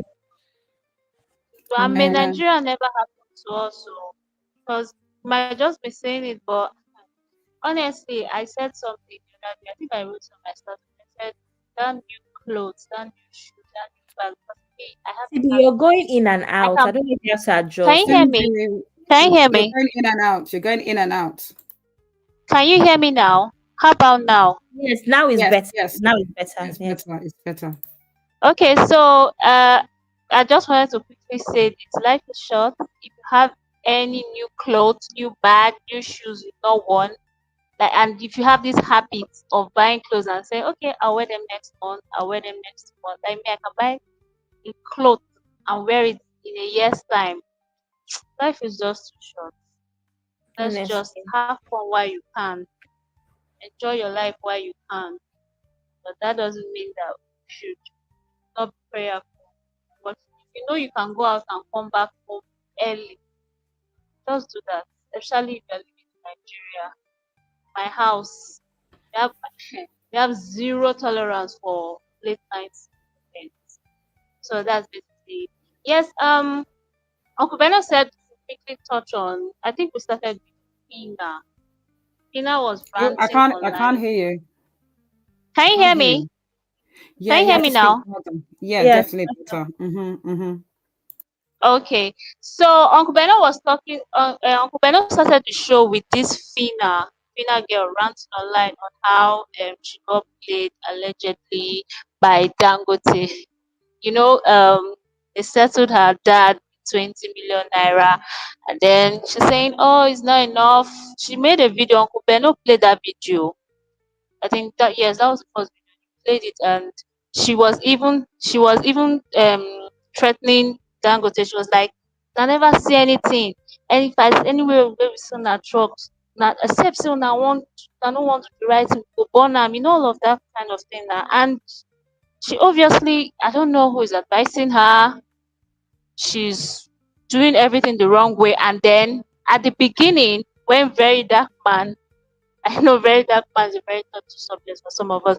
When Very Dark Man was trying to help her, I think Dangote told her the VDM cannot be involved in this case, and then she also dropped it. So basically, that I think that was the first video we opened the show with, and that was what we were talking about. So Phyna, Uncle Beno was like, Phyna did not go. She didn't do the right thing. No proper legal advice. So she was just her ranting on social media, basically. So Abby, I know you were not in the studio, so do you want to react to that? Yeah, I've seen the gist. I actually heard when Uncle Ben said if VDM was a part of things, she would have gotten 200 million.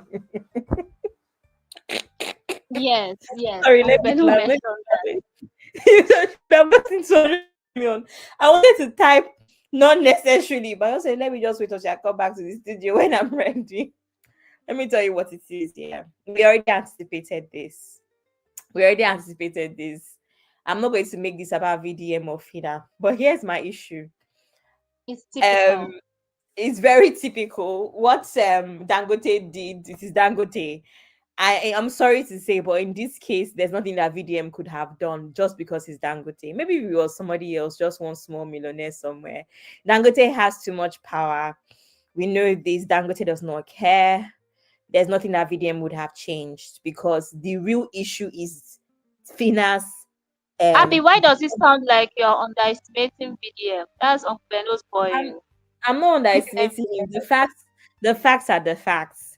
The real issue here, CB, is that VDM is nobody in the grand scheme of things where Dangote is concerned. One. Secondly, the real issue here is that Phyna has a very dysfunctional family. Has nothing to do with lawyers, has nothing to do with VDM, has nothing to do with Phyna herself. It has to do with the adults in this. I mean, CB, we hear this story all the time. A lot of Nigerian families have a very dysfunctional setup. And what would have happened is that, remember when the first time we did the few videos, right? Or the first few videos we did, when I was trying to explain that so Phyna is a friend of my friend, and I was trying to explain the setup of things. I tried to explain that the man that she went to visit is her dad, and then the baby daddy happened to be there. So that message that Dangote put out when the picture was referring to Phyna's dad, even if people kept talking about the baby daddy, that's the dad. Once they had that visit done, see, I knew where that was headed.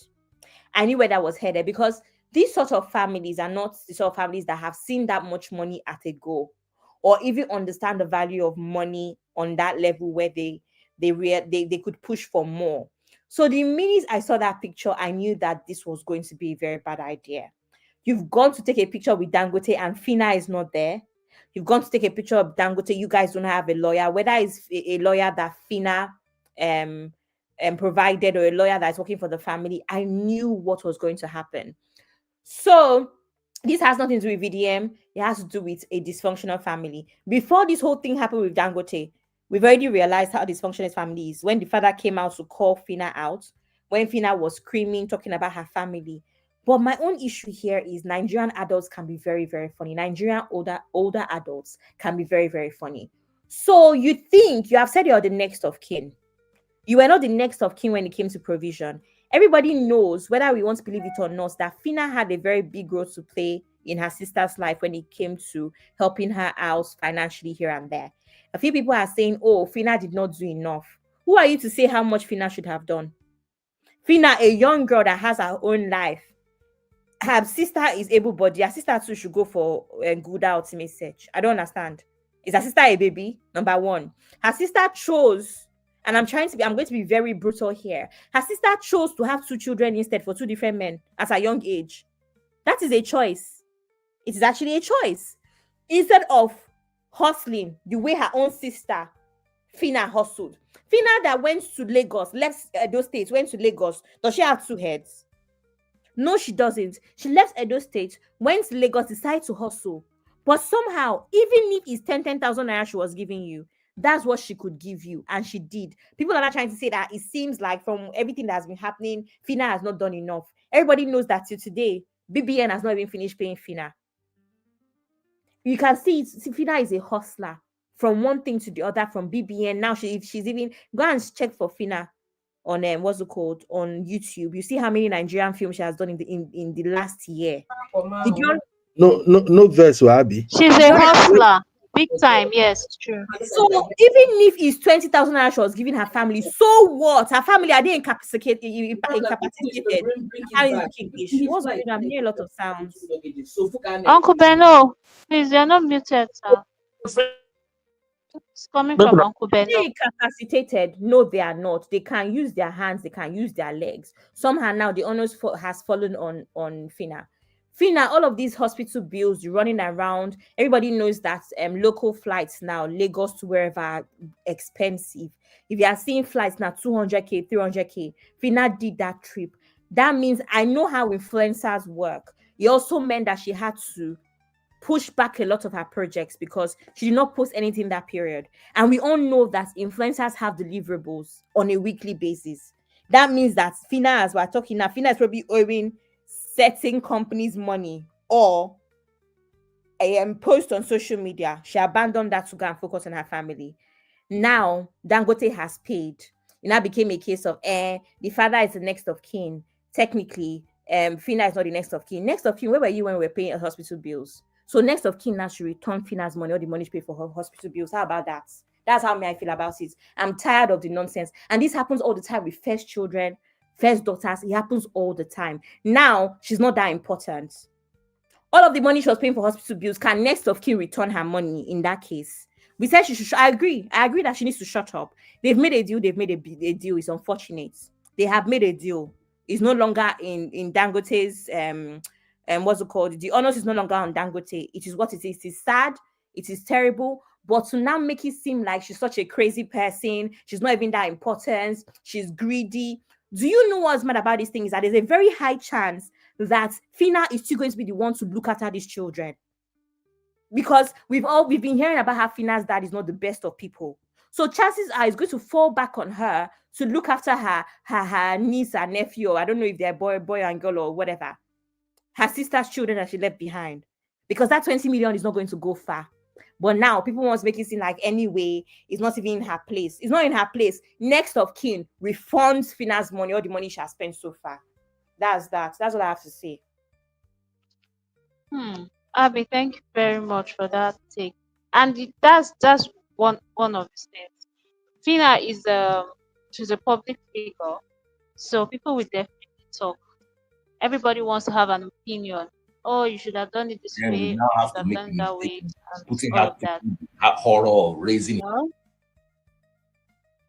Yeah, I get that. It's unfortunate, as usual. Like I said, even with some of these cases, people forget that these are people's real lives, and you might have an opinion, but you don't feel the pain that they feel. I just find that it happens a lot as well. When my mom passed, even with the fact that I don't have a dysfunctional immediate family, but I remember that I had a couple of uncles and all that came from Asaba at the time.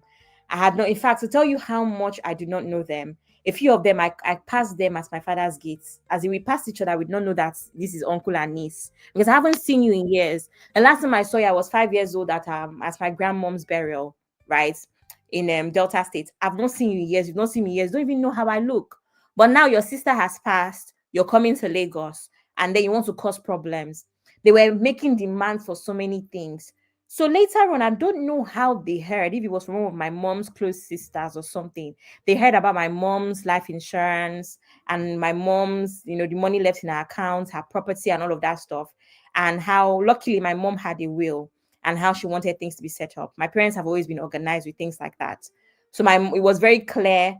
And my siblings and I were the beneficiaries. My dad was not even the beneficiary of anything. The same thing with my dad. My dad has a setup where the children are always going to be the beneficiary. So they're both aware of the setup of things. It's always been the children that will benefit from them. So I don't know how this uncle heard. This is my Diokpa, that's the first son of my mom's family. And he came back to Lagos after a couple of weeks and had a meeting about their own share, you know, and it became a whole weird thing. And in fact, Uncle Mecca, I should have told you this because my uncle said that with the way things have gone and the way we've exploded them, that there's no way my siblings and I would ever be able to marry from Ibuzo and neighboring villages. It was a very, yeah, that's basically the curse that they put on us now, is that we'll never be able to marry from my mom's village or neighboring villages. And in my head, I'm thinking, bold of you to assume that after this nonsense you guys have put us through, we even want to marry. If a man comes now and tells me that I'm from Ibuzo, I will look at him twice, brother. I know fits. Your people are very Put your wicked. slippers on your head And and run away. honestly, and it's the fact that my auntie had gone through the same thing. My auntie married a man from a place called Ogwashuku. My auntie went through the same thing a couple years ago with the family setup. I'm just like, is this how you guys are? Very weird set of people. The way they made it a big deal. CB, it went, I don't even want to talk too much, but it went as far as having to call military from my mom's family because they started to break bottles and act like touts over something they have no idea over. My dad's family at some point were asking, are you guys aware that your sister was unwell for years? My mom was unwell, had surgery, relapsed after 4 years. Do you know how And they much were that? absent. And she yes, and this was she private healthcare in the UK. Do you know how much that cost? And you think nobody called you to bring money, and you think that you have a right to come and ask for property. I don't even know you. I said, uncle, you saw me at the gate. You know it was me. He said no. But how will I know when you don't come to visit? I'm like, do you even call? Maybe if you called, if you care to keep in touch, maybe. But what would I was I'll pack my bag and start going to Asaba to go and do what's there. I haven't been since we were children because the family got dysfunctional after that, you know? So I say this to say that sometimes the audacity that a lot of older Nigerian adults have is very weird. And obviously, what happens sometimes is that they forget. Someone like me, that I got to a point where I've been respecting you, and now I'm going to talk back. And then when they would say, "Hey, we don't blame you. It's because you went to school in London. This has nothing to do with London. This has to do with you don't have sense, sir. Respectfully, you don't have Whoa. to tell you that you don't, because this thing you're doing makes absolutely no sense. You come to a house where children are grieving and you are asking for property and money 1 week after. You are very shameless. That is what it is. Sorry. I'm going back to London next week. Come and catch me. Catch me if you can. But yeah, so that's basically what happens. All of these Nigerian adults, the setup can be very weird. They think that everything is gra, everything is respect. When sometimes, Okay. Abby, yeah, can you hear me? I can hear you. Yeah. Okay, so what advice do you have for Phyna? I think she needs to stay off social media for a while. I think that, I mean, that's hard because for Phyna, that's her job. Her job is social media. But my own opinion is that she needs to stay off for a couple of weeks, and then she needs to go back to work and all of that stuff. You know, the thing about grief is that what can you do? You can't stay in bed forever. You're going to have to get on with work. If you're going to need 10 minutes every day to cry in the bathroom, do that until it turns from crying every day to crying once a week to crying once a month, or to crying like someone like me now. I cry at every slight inconvenience because I would call my mom to rant. So any slight inconvenience now, I will start crying because I can't call my mom to rant. So it can be until you get to that point where something triggers you to cry, you cry, you know. So that's what I would advise. I think she's fighting a lost cause. However, see, I'm not going to lie, I feel her pain because I think she's also anticipated that she's going to have to take care of these children. She knows. She knows she's going to have to take care of these children because her dad is not that kind of dad that's going to take care of his grandchildren. So I think in a part of her is sad that she just realized that she now has 2 children she has to look after, and she's not even bargained for that. Well, Abby, the dad is in the picture. Sorry? The Abby, children, they have. Yes, now, but you heard that the baby daddies, the first one is a bit funny. We've heard now that they are not that great either. can I say something here? Yes, sir. Okay. Abby, that notion that Phyna will have to take care of 2 babies, I think it is wrong. And here is why. Those babies have dad. They have fathers. At this point, it is no longer her responsibility to take care of those babies. This is where sometimes we Nigerians, we don't know how to set boundary. If the father is present, especially the one we know, if he's present and he was there before their mom passed away, dude is obviously working, because if we have to go by the claim that he was also taking care of Phyna's sister when she was here with us, then that means he can also take care of his own children. So I won't agree with that notion that now Phyna thinks she's going to take, it is not her responsibility. The only way it becomes her responsibility is if she continued that stupid fight she was fighting earlier, claiming that, oh, the man did not do something on her sister's head. That is when it becomes her. At this point, it is no longer her responsibility. Now, she can take care of them out of her own goodwill as a bigger sister. But the father of those children are the one who have the final say now. Okay, That's just my own take. So Ben, here's the thing. She doesn't have to. But I would like to believe that most of us, I have 2 siblings, right? And I'm really, really trying to think about it as the first child and having 2 younger siblings. God forbid, my brother is different. God forbid something happened to in fact, my brother has a child now. And God forbid anything happens. I think that my first thought would be, I need to look after this child. Now, hear me out. Absolutely. Under normal circumstances, if one of the parents is alive, that is how it will go, right? But I think that what we forget is that with Nigeria, a lot of things are very maternal. Uncle Ben, most of the time, when a child is in that setup, the man was not even married to this woman to begin with. So that has created one barrier. So Second, so that means the baby she had for the man, he's not the man's baby. it's not the man's baby. Uncle Ben, you're saying it like someone that is reasonable, where under normal circumstances, a man should know that he's supposed to care for his children.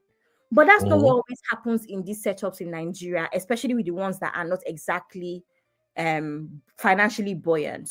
So those children run a risk of having being with their grandparents permanently. That's just the truth. So what's the big deal about being with their grandparents? 1 second, sir. We are Nigerian. They run a risk of being with their grandparents permanently, and the man also not showing up regularly, financially, or even fatherly care, all of that stuff. We can't say that. You are going by the general perception Uncle Ben, of maybe I the said Nigerian run a society. risk.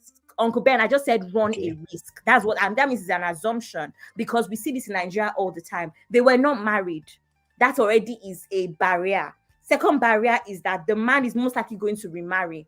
What happens in many situations when a man goes to marry and have children with other women in Nigeria with this kind of setup? The man is not rich, or these men are not rich. What happens? We see this all the time. What happens is that he's most likely going to abandon those children. Again, this is an assumption, but this is us. Again, the same way we saw that Dangote was going to do the same thing is the same way I'm kind of foreseeing what could happen with this setup. This cannot happen. The only way this will be the case is if Phyna continue to be acting stupid. I'm sorry. Let's call it what it is.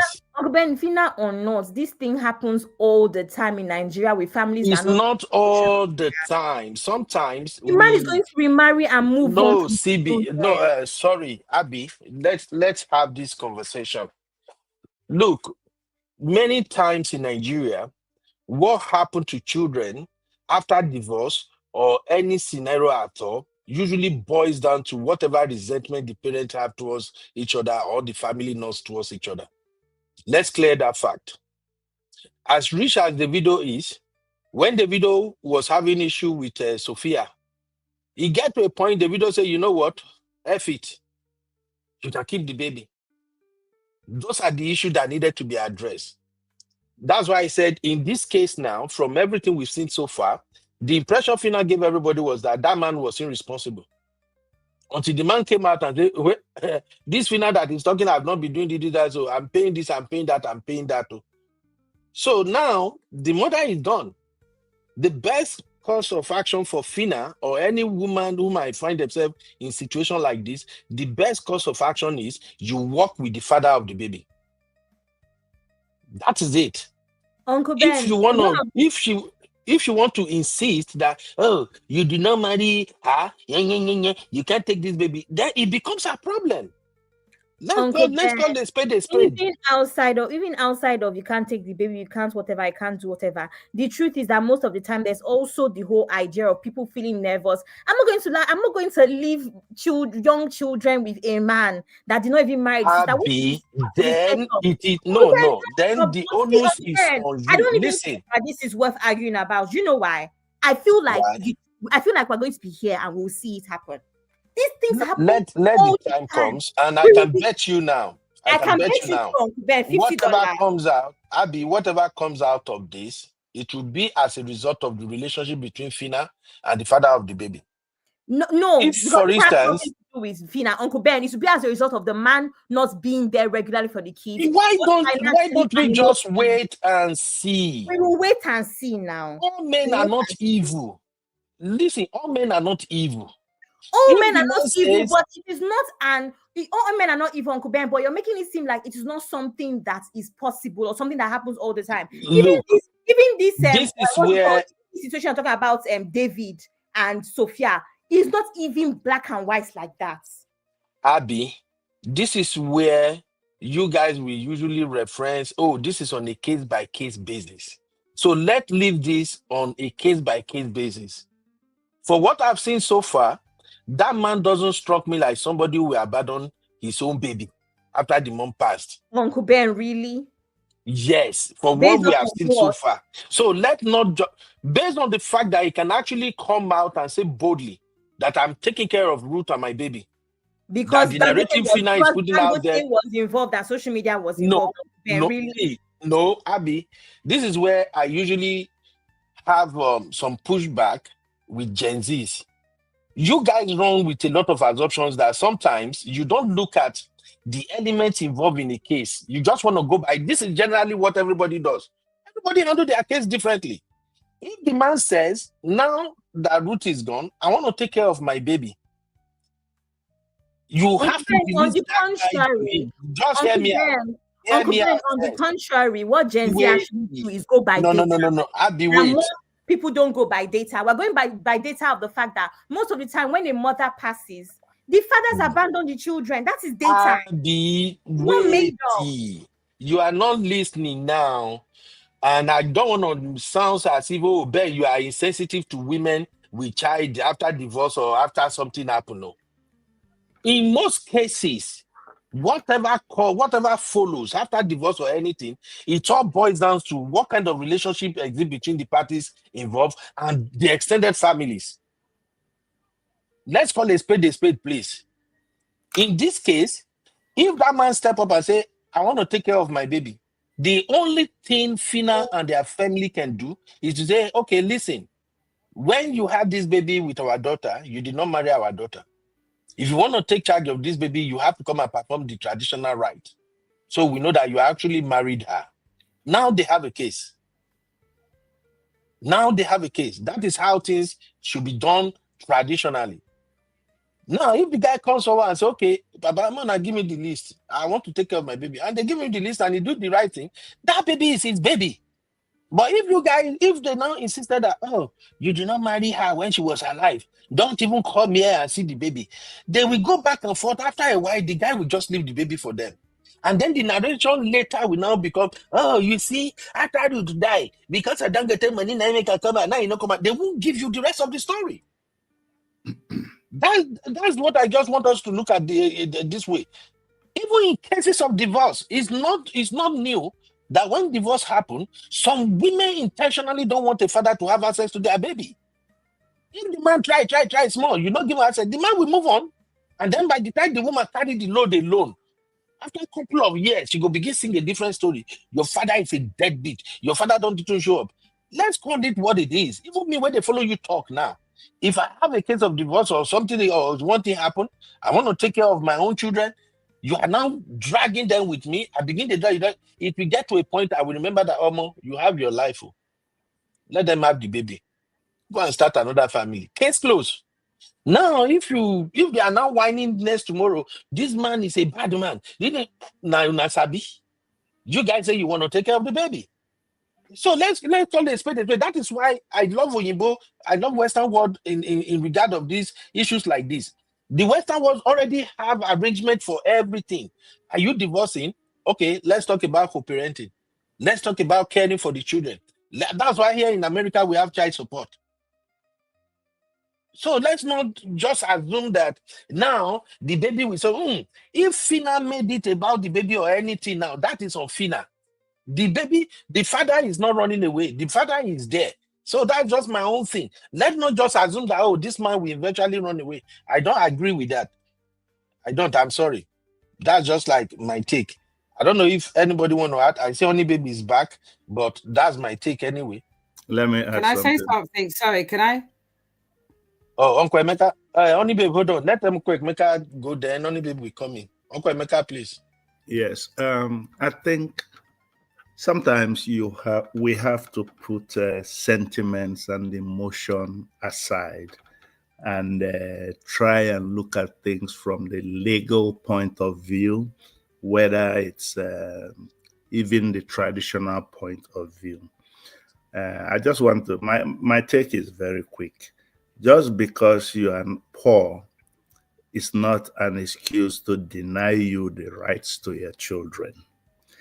Whoever that is trying to deny that might be rich and try to suppress you, but at the end of the day, you have the right to your children. There's nothing you can do about it. And then in terms of the Phyna's dad being engaged by Dangote, that's what I mean by let's look at things from the legal point of view. Legally, he has more legal rights over his daughter. So sometimes we just act out of sentiments, out of emotions, but that does not overrule. There is no sentiment in law. Period. There's no sentiments in law. They look at it, what is right. You might not like what you're saying, but that's just how it is. So I don't believe that the children will be denied of their dad unless, of course, like Brother Ben said, he just chooses to walk away. Then that's a different story altogether. But if he insists that he wants to raise his children, or because I understand it's two daddies, either of them that wants to raise the children, all they have to do is that he fulfills the traditional rights and they can't take their children away from them. Now, if you want to support from a distance, that's fine. But let's always keep the law into perspective. Thank you. And by the way, Abby, the thing you spoke about during your mom's burial, that is very common in my area. I remember when my dad passed, my dad was the traditional chief of my village, but fortunately for us, he wrote how he wants to be buried. Because my dad is a Christian and my village people are traditionalists. They don't, that basically 80% of them are idol worshippers. So they want to perform all this, they want to bring out the body. We said, no, my dad, we showed them what my dad said. So in their own opinion, my dad died in 2015. Till today, do you know these people still believe that we haven't buried our dad properly? I said, continue, and I used to go and bury him properly. That's another reason why we'll not be able to marry. My mom has not. So those things, Abby, those things happen. I don't even think it's just only in my area. It happens in a lot of areas, these traditionalists, and they will come for you, especially if you don't visit home quite often. They will come for you. They will tell you how many women dues your mom has been owing for the past 10 years. And I was owing them 10 million Let them naira. Mecca. So I know these Like things you, very I'm owing well, them, I'm owing and them 10 million naira. that's why I always go home. I have my two brothers. They're there. You can't play us. We know the tradition. I'm actually a title man in my village, so even though I live here, but I know all the tradition. You can't fake it. You can't scam us. Because they're scammers. To be quite honest with you, they are. They're just looking for money. Thank you. Yeah, they don't care about your feelings. Uncle Emeka, Sir. why are you trying to break this table, sir? Why you won't break this table? You see that thing you talk about tradition and how they will come for you and say you have not done burial. I'm dealing with similar situation right now. I Yeah. did tell you, he even don't bring big fights. I lost my dad when I was 3 years old. And after dragging up and down, family, while everything, my dad got buried. They did official burial. You know how we do burial for Nigeria, where we go call musician, do 10, do everything. They did that when I was 17. I've been raising myself all from since 12 years old. She I no get. And I remember when we went for the burial, I still brought a bottle of Seaman Shinap. I was there. We do the party all night long. Uncle Emeka, your younger brother don't dey America now. They don't come back and tell me, say, sure you know, say you never bury your papa. We have to begin arrangement for the burial. Where we go use, say na feed we go use, or we go use hot.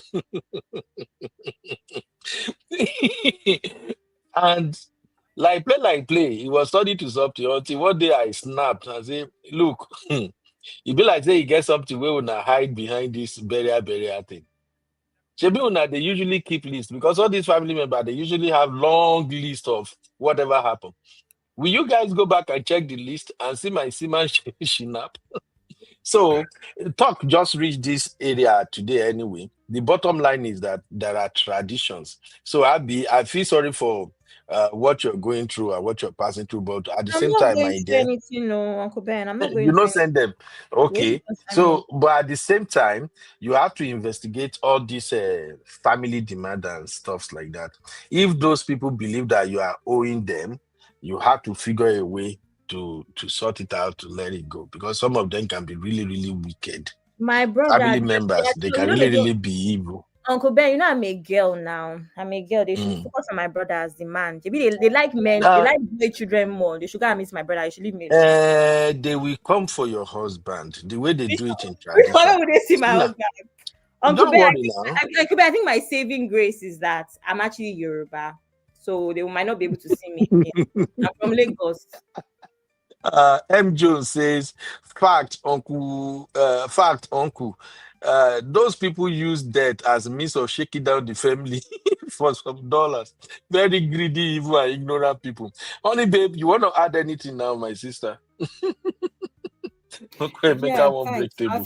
I think it was to do with what you and Abby were talking about with your Okay. different points of view when it came to kids. Yeah. I agree with what Abby is saying, but at the same time, I agree with what you're saying, Yubi. I believe in like a case by case basis because, like I said, I can only speak from the experience of being in the West, where no matter there's always on the assumption of the best interest of the child, and then the best interest of the child is that you would have both parents in that child's life. And the way is that when a child is born, you know, obviously you register the birth certificate, and once you sign it, both people on the birth certificate have legal parental responsibility. So they have the legal right to make the necessary decisions, whether health wise and whatever wise. And you know, you are, you know, you're the legal guardian, etc., etc.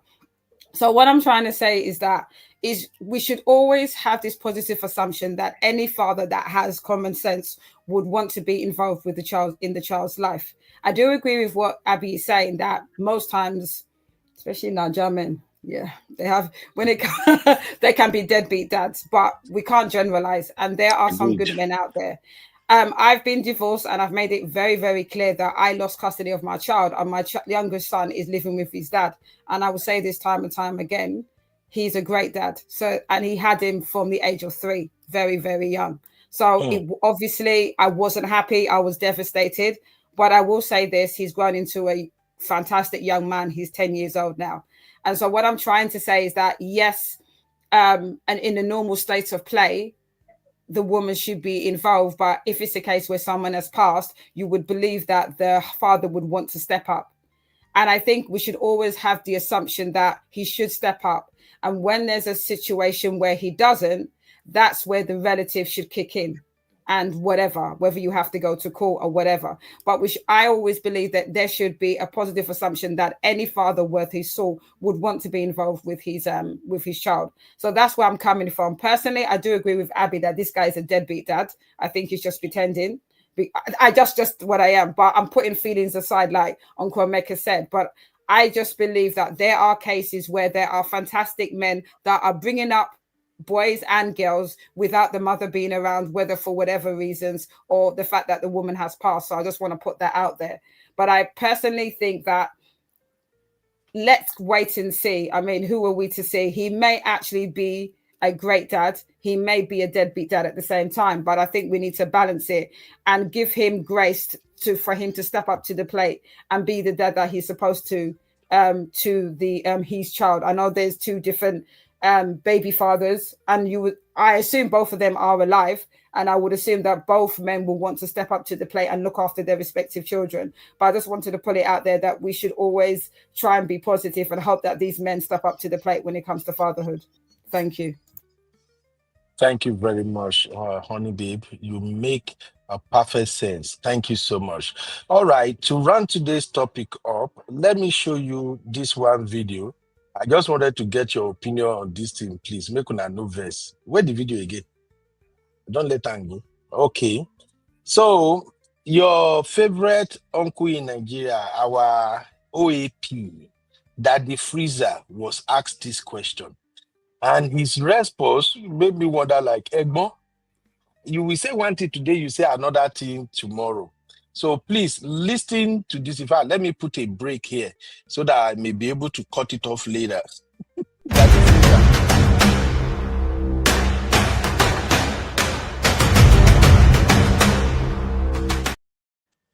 All right. Where the video? Okay, here it is. Yeah. Daddy Free, so I have a question for you. Okay. Your 16-year-old child comes to you, confides in you, and says she's pregnant. What would you do? What would be your first reaction? First of all, my 16-year-old cannot be pregnant the way we watched over them. But just in case she is, who give you the belly? Question one. We they go come out where? Question two. You they go come out straight. Wait till my picking they do with belly at 16. So because she made a mistake and got pregnant, then we now have to make a mistake of putting her through the horror of raising a child that she's not ready for, unless she wants to raise it. And what if she wants to, keep the child? After which I go do, she not go think of raising the child. Okay, thank you. Yeah. Right. Daddy Free, so I have a question for you. Okay. So my people there, you heard it. Daddy Free said if he's 16 years old, got pregnant, he's going to terminate it. And he's saying it boldly. A pastor, a preacher, he's saying it boldly. I just wanted to know what you guys think about this. Honey Babe, please. Yeah. Just this first. Yeah, I've already put it in the chat. I agree. It is what it is, mate. I don't profess to be a pastor, but for me, I'm gonna be honest. If I had a daughter, I don't. I have two boys, as you know. But if I had a girl, I think for me, I would want her to, unfortunately, to get rid of it. She's got a whole life ahead of it. Yeah. When did you ever say to you that I was Jesus? When did I ever say to you that I was against abortion? I never said that. So I'm just being real. People may not like it, but you asked me the question and I'm replying. No, you're right. You're right. Abby, what's your take, Mama? Uncle Ben, I don't talk about topics of abortion and childbirth as it's okay. No, I'm just looking, just that the freeze angle is what I don't know what to say. I don't know what to say because Uncle Ben, oh God, I don't like this topic. Uncle Ben, even me, as I am like this, I'm a baby. Which you be baby? Me, I'm a baby. I'm a teenager. You are not serious. If Which I baby? get pregnant now, I will cry. I will faint. What do you mean? I will roll on the floor. Ha! Abby, Pregnancy you are pregnancy not is even. Brother Ben, I'm sorry. I stepped out for a minute. What did Daddy Freeze say? I'm sorry. Oh, let me quickly replay the video just for you to hear, and anybody that missed it. Your 16-year-old child comes to you, confides in you, and says she's pregnant. What would you do? What would be your first reaction? First of all, my 16-year-old cannot be pregnant the way we watched over them. But just in case she is, who give you the belly? Question 1. We they go come where? Question 2. You they go come straight. Waiting my picking they do with belly at 16. So because she made a mistake and got pregnant, then we now have to make a mistake of putting her through the horror of raising a child that she's not ready for, unless she wants to raise it. And what if she wants to, keep the child? After waiting, I go do am. She not go think of raising the child. Thank you. All right. Yeah. So, Uncle Emeka, that is the situation right there. I'm not even asking anybody to make decision or to say what they will do or not to do. I'm just concerned that the response from DF was the first thing that came to his mind. And that makes me wonder, for somebody who says the leader of a sheep nation, I believe they call that in church, and he preached every Sunday. So, Uncle Emeka, that is just the way he just say like he had already pre-planned it, that if this ever happened, this is the route we are taking, without remembering that he preaches the gospel. So, what do you say, sir? Okay. Somebody's getting pregnant at 16. Some of us are praying that our 30 plus have children. They still have. But the thing is this, it depends on your belief. As a pastor or Christian that he claims to be, that, buying or abortion, I don't know if I can use abortion here. It's don't say buy.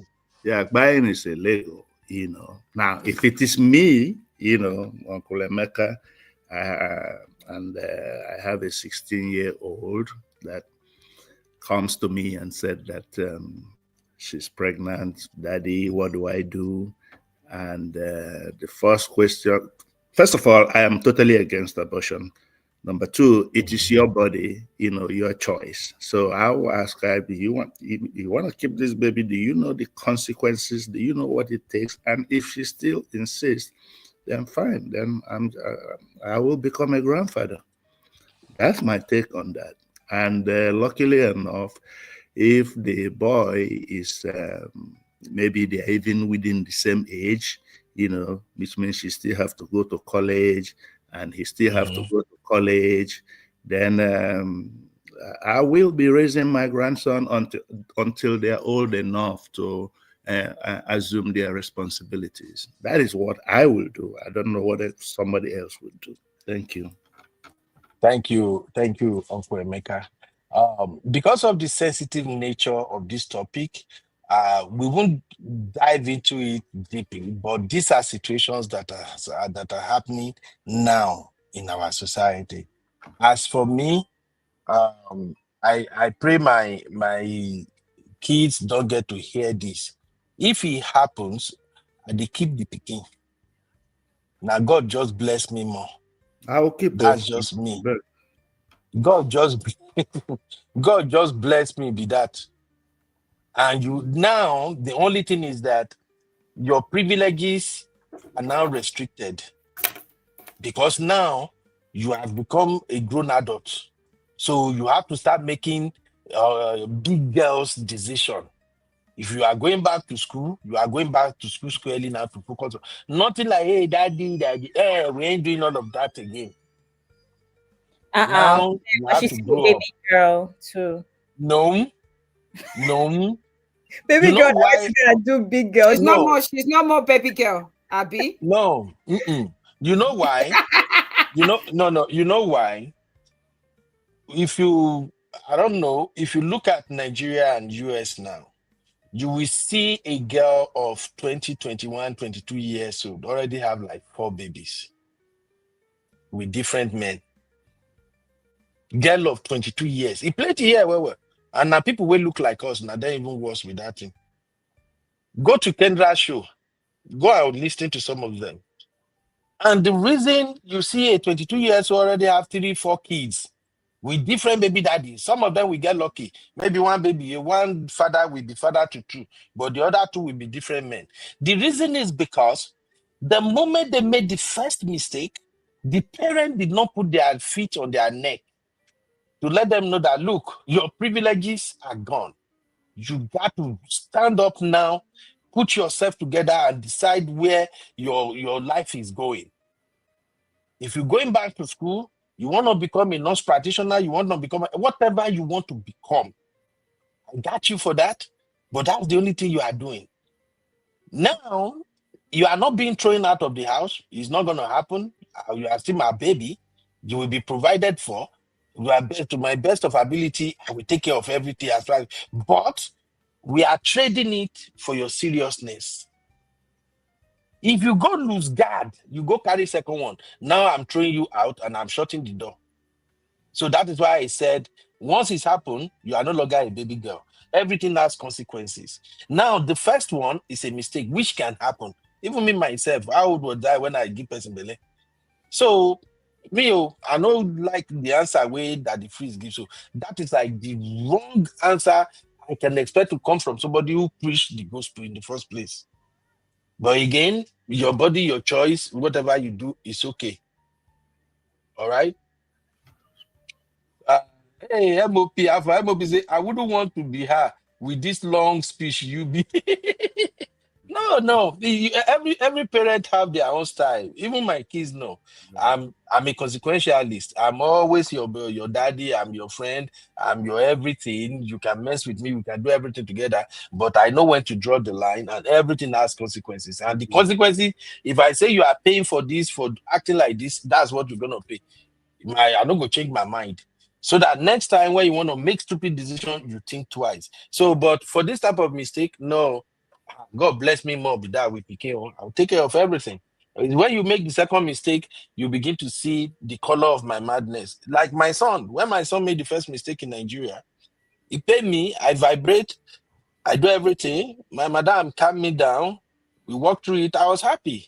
God, thank you. Finally, I'm alive to see my grandbaby and everything. And then I just increase whatever I'm using to support. The next thing, dude, don't go do the second one. When you do the second one, sorry for those that don't understand Yoruba. When they did the second one, and I said, okay, boy, I think you are now really grown. Now that you have done the second one, count me out. No more monthly allowances. Nothing is coming from anybody. Carry my madam, sit down, say, look, you know how I love you. If I hear say you even send $20, we go fight like say tomorrow no day. Even though she can't help you everything. I say, look, you know me, I be James Bond. You do anything, I will figure it out one way or the other. Dude went 4 months, nothing come, he chop say. The whole thing, house rent, do everything. New baby. The wife cry like say tomorrow no. I block their line, block every goddamn thing. Nobody told him. He quickly adjusted. He had to go all the places where no one go. He went to the whole place and said, Daddy, please, I am ready. And I said, okay, come. Now you are a man. All those one where they pamper you, they pay for teacher for you, pay for that for you. All of them don't go. Every month, you no work, you no do jack. You have access to between 100K to 200K every month for past 5 years. You know they pay. As I they pay staff salary, that's why they pay them too. So I call the shit off 4 months. Even my wife look at me and say, your heart in her back, you do. Even small baby, I say, I don't give a fuck. He's grown. Now in head, don't straight small now. So I'm sorry. When Pikin make the first mistake, you just have to be there for them. And then you now you just have to let them know that you don't F up, but you never spoil. Now fix your life. If you say, okay, that you are not putting your foot on the ground and everything, then they go give you the second one, then the third one. Do you know the trauma a parent can go through when your daughter have children with like 4 different men? That's a lot. And if you ask many of the ladies that have baby here in America now, if you ask them, those that have baby with 4, 5 different men, when they explain the scenario surrounding each of them, they will tell you, say, na mistake, na mistake, na mistake. They take mistake, do you? The only way I agree with a woman having baby with 2, 3, 3 men self too much. 2 men is, okay, you people are dating, you are actually in a relationship, hoping you're going to get married, then it doesn't work out, baby day. Then maybe you marry again, another thing happen, the man too na agbako. It's understandable. But not be saying you know future, you know get school, you know go. Now just to go open your ass down, they deposit you carry and come back, you get father. You are not coming to my house. So if your mama took pen, I kick your mama out with you. I'm sorry, I'm an African dad, man, no verse. That's just my take. I hope I never scare Abby and CB. Can I say something? Yeah. What if it was? What would you do if same thing? Daughter was pregnant. She comes to you and she says to you, "Yeah, unfortunately, I'm pregnant, and I really thought about it, and I don't want the baby." Would you force her to have it? You say what? If the child says she don't want the baby. Yeah, would you force her to have it? No, I'm not forcing anything. But from the moment you tell me you don't want the baby, I'm cutting ties with you straight off. I'm not going to be part of that nonsense. Yeah. Okay. Because I think I hear what you're saying. I just think it's all about choices for me. Yeah. And I personally think, because I've had friends that have been similar to CC, and it has been a struggle. It is a struggle when you're 16, 17. I've seen it happen to a friend of mine. She was chasing boys, I was studying. And it's like she's got 5 kids now from 5 different men. And Lord of I think Zachariah. yeah. And the thing is that in the beginning, she was pressured into having the first child by her mother, and she doesn't speak to her mum.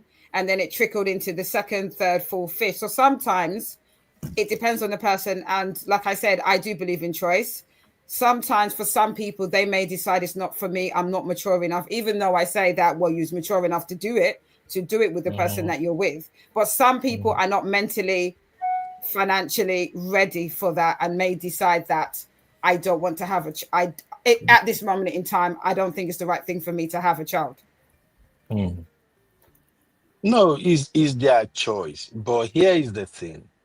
The way I am programmed, I'm just speaking for myself, not anyone else now. The way I am programmed, I'm a Christian. I don't want anything to stain my hands when it comes to my faith in my God. I don't want to be part of any decision that runs contrary to what God expected of us as human. That is why I said, if it happens, I will stay there. I will back you up like say there is no tomorrow. That's just one thing about me. When I back you up, even I get money, I don't get money. When you look back, you will always see me. So the moment you say, "No, Dad, keeping it," okay, pack your load and get the hell out of my house. And once you go do whatever you want to do, don't come back to my house. The only We can reason do high. The only reason I'm saying that is because we're saying this on the show, and life is messy. People make mistakes, and it's not as clear cut as we're saying regarding what Daddy Fees is saying. And you're saying this, but I'm gonna be quite candid. Yeah, if it was, people can say this, what would you do? What would you do? What would you do? Then when it comes down to actually when it happens in reality, people are totally the opposite of what they say, because it's real life and it's your family. So all I'm saying is that I hear what you're saying. Like I said, I'm all about choice. You can agree with it. You don't have to agree with it. It is what it is.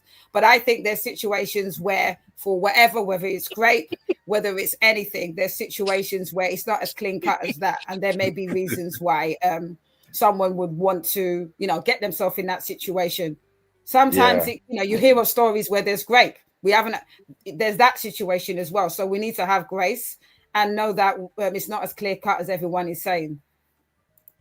You have a very good point. That's fantastic. It's just that everybody just have how they plan their lives and everything. For Of course, me, I I get like it. I to get look it. ahead. I have two girls, two beautiful girls. In fact, my middle daughter now, you don't talk past all of us for house. Two beautiful girls. So sometimes you have to, even though you don't pray for stuff like this, you have to envisage a possibility. You see what I'm saying? So that's just for me. If it happens, somebody say, when I did it, go ahead, but get the hell out of my side. You are not come, you are no longer welcome. The only way you get to redeem yourself is if you now got married later, you now do it the right way. I get You you. may I get get you, back on Uncle my Ben. good record. But say Yeah. this, and that's why I they sing them every time. Rubber. Don't even do it. Hey, you said it on Oh, this show. You know you what say? CC said, yeah? I think another thing I wanted to say, sorry for jumping in again, is that us as parents, we need to be talking to our kids. I've got boys and I'm scared.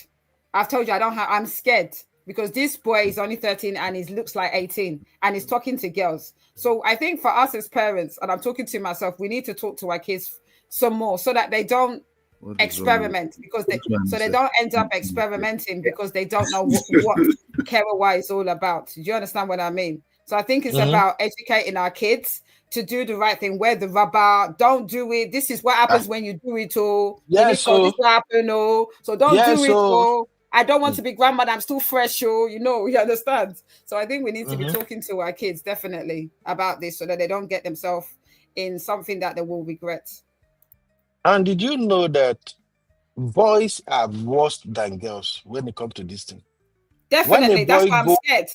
That's why I'm When a scared boy go of out and make the mistake of impregnating another young girl, and you, the parent, you step up, you take charge, you take control of everything.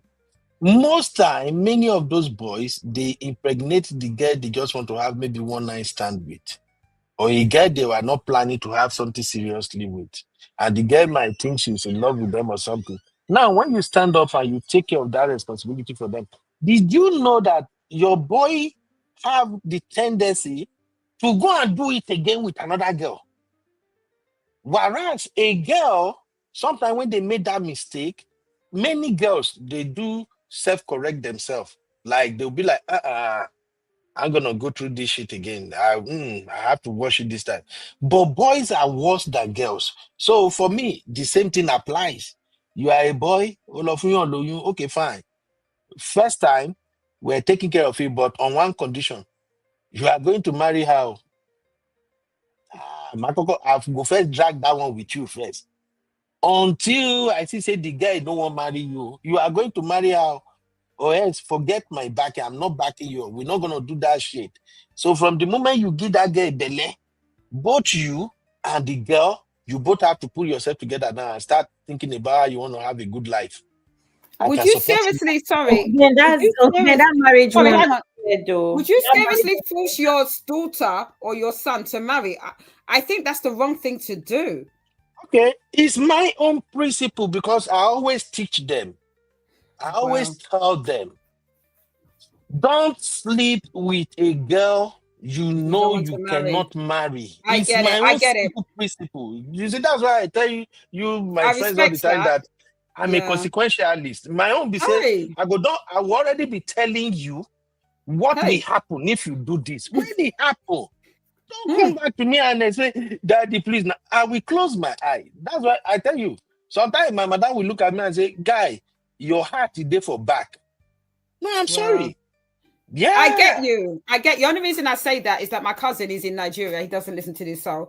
And that's what happened to him, silly git. What he ended up getting this girl pregnant. She even overstayed. Can you imagine? So my aunt, my mum's sister, forced them to marry. They're fighting every single day. Their eldest is 18 and the younger daughter is 16. And he tells me every day he regrets marrying her, but my aunt forced him to get married and he's not happy. I get it. It's his fault. He shouldn't have knocked her up. But I'm saying that there's certain situations where you marry because of pregnancy and the marriage is unhappy. That's all I'm saying. I understand you, my honey babe Jerry. The thing is, the earlier we start teaching boys and girls accountability and consequences of their action, the I better agree. for them. That's just my own thing as a Okay, James, parent too. can I say something about this thing? I think for Yes, me, my dear. particularly, I have my own principles when it comes to bedmatics and the men and all of that stuff. I don't believe in just fun and stuff, but that's by the way. But I want to say that with everything that we've learned and we continue to learn about marriage, unfortunately, pregnancy is not the reason that anybody should be marrying anybody, especially because most of the time, especially in a situation where people haven't actually planned to be pregnant. Because if people have planned to be pregnant, right, they would also go with the original principle.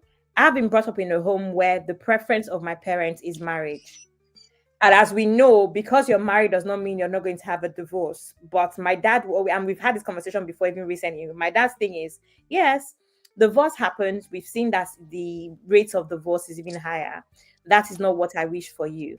However, my dad's idea is that you've actually given something a go. Like you've tried at what should have been your ideal situation or the ideal setup that you would want, right?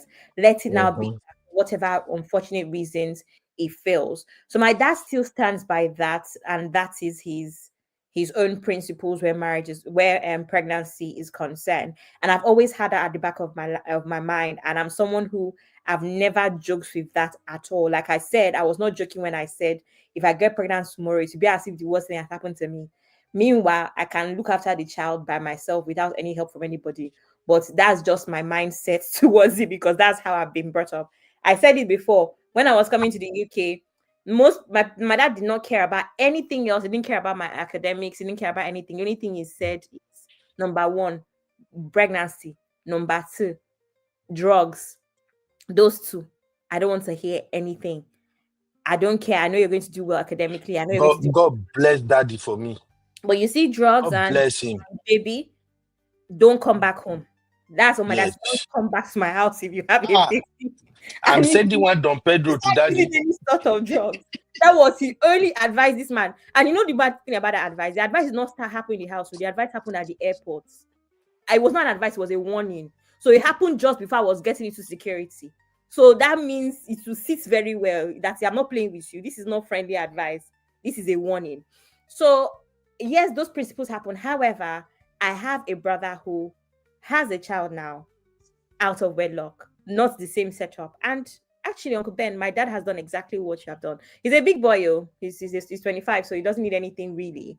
But in usual fashion, he would get a bit of help here and there.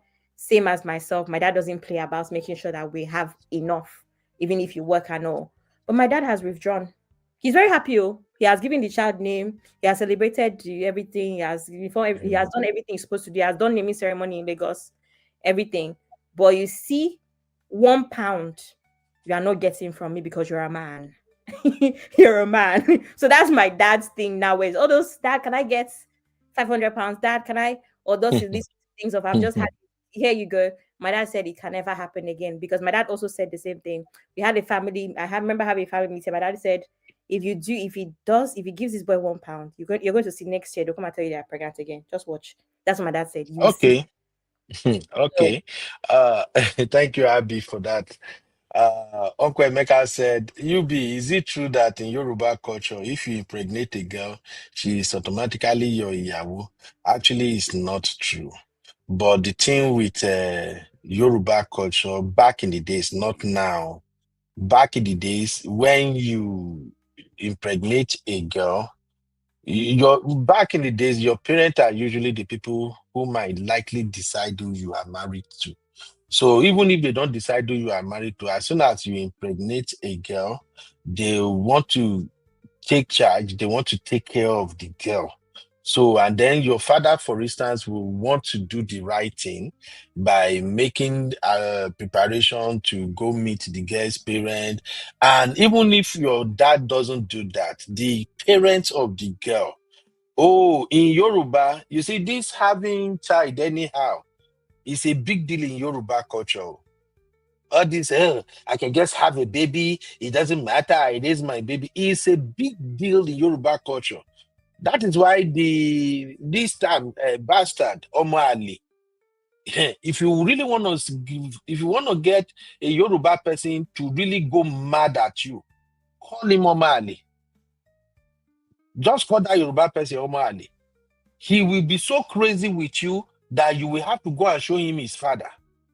So it's a big deal in Yoruba culture, especially for girls to just got pregnant and not married to the person. No. I don't know now. Maybe they change now because we don't get a lot of baby mamas now too. But back in the days, it's not that maybe the girl automatically become wife. No, it's because chances are the parents will want them to get married, but it's not like our culture thing like that. But in our culture, we don't celebrate children out of wedlock. Most time, those children, they know they get out for family. They will be treated like an outsider mostly, just because your mom is not married to your dad when you got pregnant. You are considered an Omo Ali. So you are considered a bastard. So if they are sharing anything in the house, they are doing anything in the house, you know, get them out too. So that's why a lot of people don't want that. I hope I explained where's Uncle America. Anyway, this has been a very good conversation. Please, everybody, as parents, please, let's just do our best to make sure we guide our children. And let's also ensure that because of the crazy world we live in now, let's ensure that we consistently orientate our kids that having children out of wedlock is not an achievement. I'm sorry. Yes, mistakes happened. But if you have the opportunity to not make that mistake, aren't you going to try not to make the mistake? You hear Abby now. Abby is doing fine. Young, bright, young lady. But Abby insisted now, say, if she mistakenly go carry belle, she won't be happy with herself. So please, let's not normalize it. Now, mistake do happen. Okay? Mistake do happen. So when mistakes happen, we work according to the mistake. But let's not give our children the impression that, oh, you can just go and do this because you see the children from other culture or the society, they are doing it. It's not okay as far as me, I am concerned. And I see Abby, Sisi is trying to cause wahala. Sisi say, I'm an innocent girl. It's just an experiment. I don't even plan for it. Sisi, it's an experiment. Was the experiment not sweeting you? Uncle Ben, if I find out I'm pregnant tomorrow, even if it's not possible, I'm going to send you the baby because you are very, very interested in babies, I can see. Me, I like baby. Oh, how many times you heard me say it now? Say, as soon as my God protect my life, protect my children, as soon as all of them waka, they go adopt, or I go carry my grandbaby from Nigeria come. Me, I like baby. Oh, my children are blessings. Bego. I like babies. What? All the babies that I've looked after, the reason I like them is because I was able to return them to the original owner. That's the only reason I like them. Right? Toby Tribe said, I'm telling you, Uncle Ben, the labor process is likely to reset our brain. Even, even the slight remarks from people, we make her think twice before opening our legs again. Absolutely. And Toby was saying this when I was saying that, look, boys are prone to make this mistake repeatedly. That's why you see them, one boy, only go get baby with like 3 different girls, just creating havoc, wreaking havoc everywhere. You know, but girls, a lot of girls, especially girls who are raised from a very good home, educated parent, when this thing happen, you get how they pain them. They will love their baby and everything, but you see, that's why when you see some women that the first mistake happen, then the second mistake happen, I don't blame them if they sound bitter. You know how painful it is for a well-educated lady who have already perfected how she wants her life to be. Then you, man, you come with your sweet mouth, you deceive her, you show like you are an angel. She now willingly open up herself to you. Then baby come, you can't begin to move mad. So I get it. I get it. And Gravitas said, What if the pregnant girl don't want to marry your son, Uncle Beno? Well, actually, like I said, me, I will insist my son marry the girl. Now, if it is obvious that the girl don't want to marry my son, then my son is lucky. He's off the hook. But if the girl really want to marry you, and you dey do sponsor, I'm a trained character, maybe I feel say you go therapy. Because me, I love family. I like man and woman being together. And like I said, I just told you guys about our own culture. Now, as a Yoruba, having baby out of wedlock is a big deal for us. Like, thank God for civilization and Gen Z. I think millennial and Gen Z, they are the one that really show Yoruba parents shege. It used to be a really, really big deal in our culture. So for me, I don't support a boy sleeping with girl anyhow, impregnate them, and then you won't carry head, they bounce it up. You know, go work. You know, go work. If I get money, I will cut you off from every shit. You'll go work hard. May you see the implication of what you did. When I think say it is easy to raise speaking, I'm even surprised the women are the one who is even dragging this thing with me. Oh. You ladies, you raise children now. It is easy to raise speaking. Imagine a girl raising a child without the father being around. I've said this thing here before. I am raising 3 kids with my wife. It is still stressful. I thought, when we get past the 10 years stage, when they grow, reach 7, they reach 8, they reach 10, I will be flexing. I don't know, sir, they deceive my. That's why I get problem with people like Uncle Emeka and all this, our Uncle Patrick, senior uncles.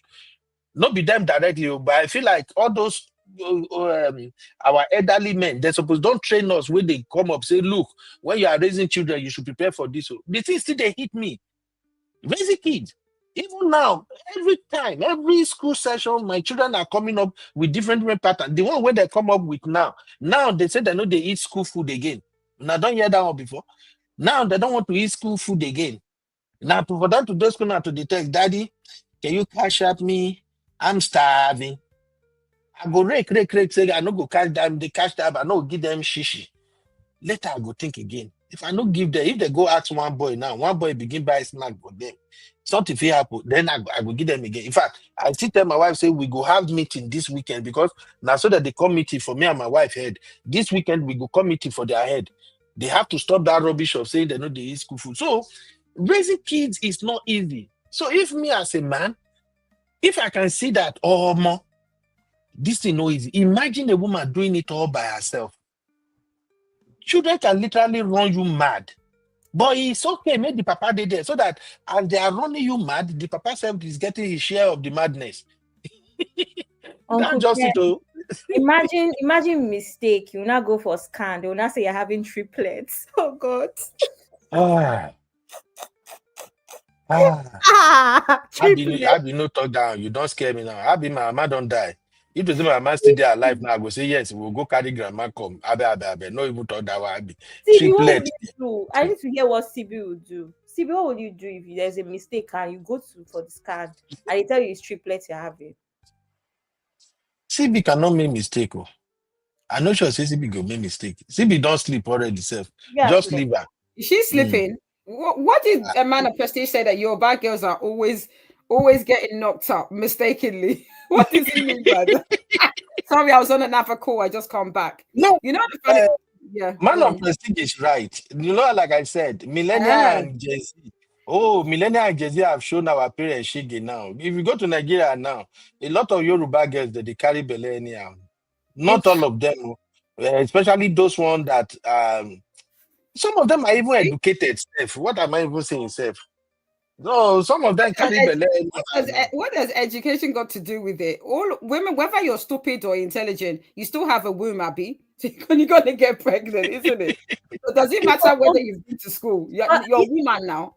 I actually watched a documentary that spoke about how there's a whole thing. I don't know if it's true or if it's just like one of these weird traditional beliefs that Yoruba people on an average are more fertile in quotes, and also they're the ones that have the, obviously, the whole thing of having the most twins as well. around the world. So there's a thing to do with, again, I don't know if it's just one of those weird beliefs or if it's true, but I remember watching a documentary last year about that. So I wonder if it has anything to do with that, where for a lot of Yoruba women it's touch and go, or I don't know what it is, but it's a thing.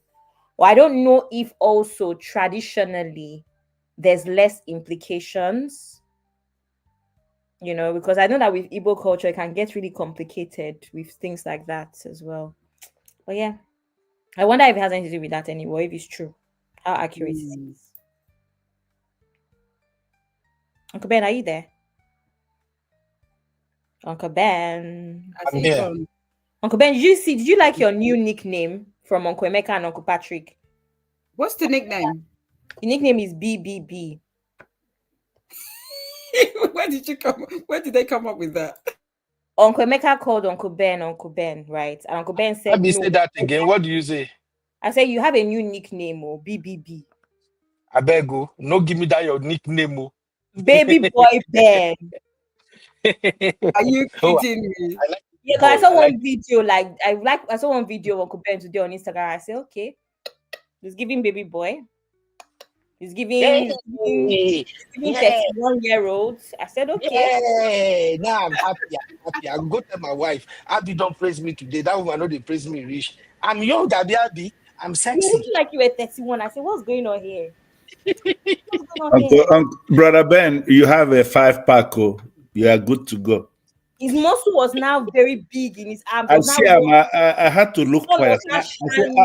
I said I will private chat you to give me the formula. Are you still eating swallow? I will share it. I will share it on the platform. Share it, please. Are you still eating swallow? Because this is not a swallow body.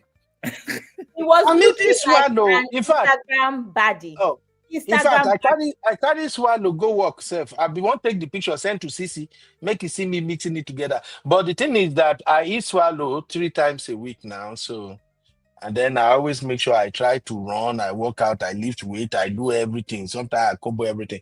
But I think what really helped me a little bit is I don't drink alcohol. So now only a gathering when I did with my boys. Then make it no be like say, oh Ben, where did you become a born again? That's when I drink. And after that, no more alcohol. So I think that kind of help. But anyway, thank you, Abby. Brother Ben, well done. Like the Gen Zs will say, the body is giving. Uncle Emeka no talk like that. Now, una won't deceive me now. The body is giving. Uncle Emeka, una won't deceive me.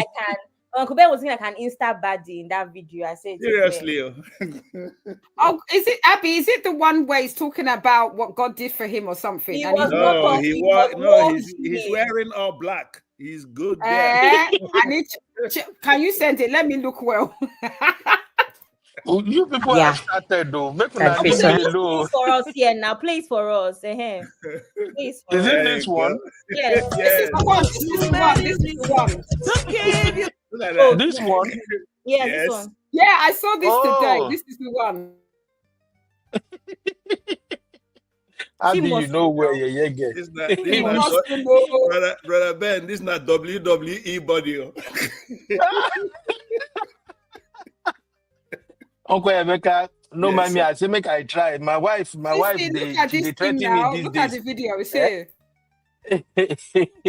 Is it that she go tell me say one man they drive Benz follow her for back, and I know make somebody come begin they threaten me, Gary. So I say make I try. Thank you, everybody. I have a couple egbons that I do bodyguard for because a lot of young girls are on the loose, and we have the added. It's like I start fighting Gen Z that are looking for sugar daddy. Zaddy, of course, is on that list as well. Now it's like I start fighting. No feel love. All right, we got to go. Shout out to Man of Praise. The Man of Praise said, parents usually melt once they see the baby. Yeah.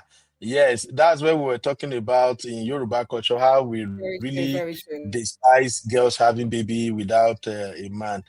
Sister they said, I had my son at 50. Wow. These post-Gen Z babies, COVID to be precise, are not easy. You don't know you are older compared to when your children are much younger. Honestly, Auntie Oyin, These children, even me, I'm learning I don't even get tired. The worst part is my wife too have learned a new bad habit now. My wife will literally want to go to work, even on her off day, she just won't run away from house. So it will come be me and these children. And now I don't even know. It's like I'm living with 3 adults in the house now. Everybody doing their own thing. They even said me. So sometimes I have to go and drag them to come and play downstairs with me at times. And then now you go to their room, self. It's like they're always hiding something. Yeah, I don't even know. And everybody is coming with demand. Then I still have to try as much as possible to keep up with them, whatever they are doing. And now I can't even keep up again. Then some of them are doing sport, some are dancing. Some, I don't know, man, it's not easy. May God help us anyway. But Sister Oyin, we're gonna make it by grace of God. We're gonna be okay. God will help all of us. You know, easy. But if them Okwemeka, them Zadi, them Oko Patrick, if they survive, we too will go survive. Only say Gen Z's. I think I like Gen Alpha better than Gen Z's. There we go. Uncle Ben, Yeah, if you I do like one Gen. live stream, if you do one live stream without calling Gen Z, I will send you Dom Perignon. Not Dom Pedro. Dom Perignon. Just do one live stream. Don't call Gen Z. Let's just one.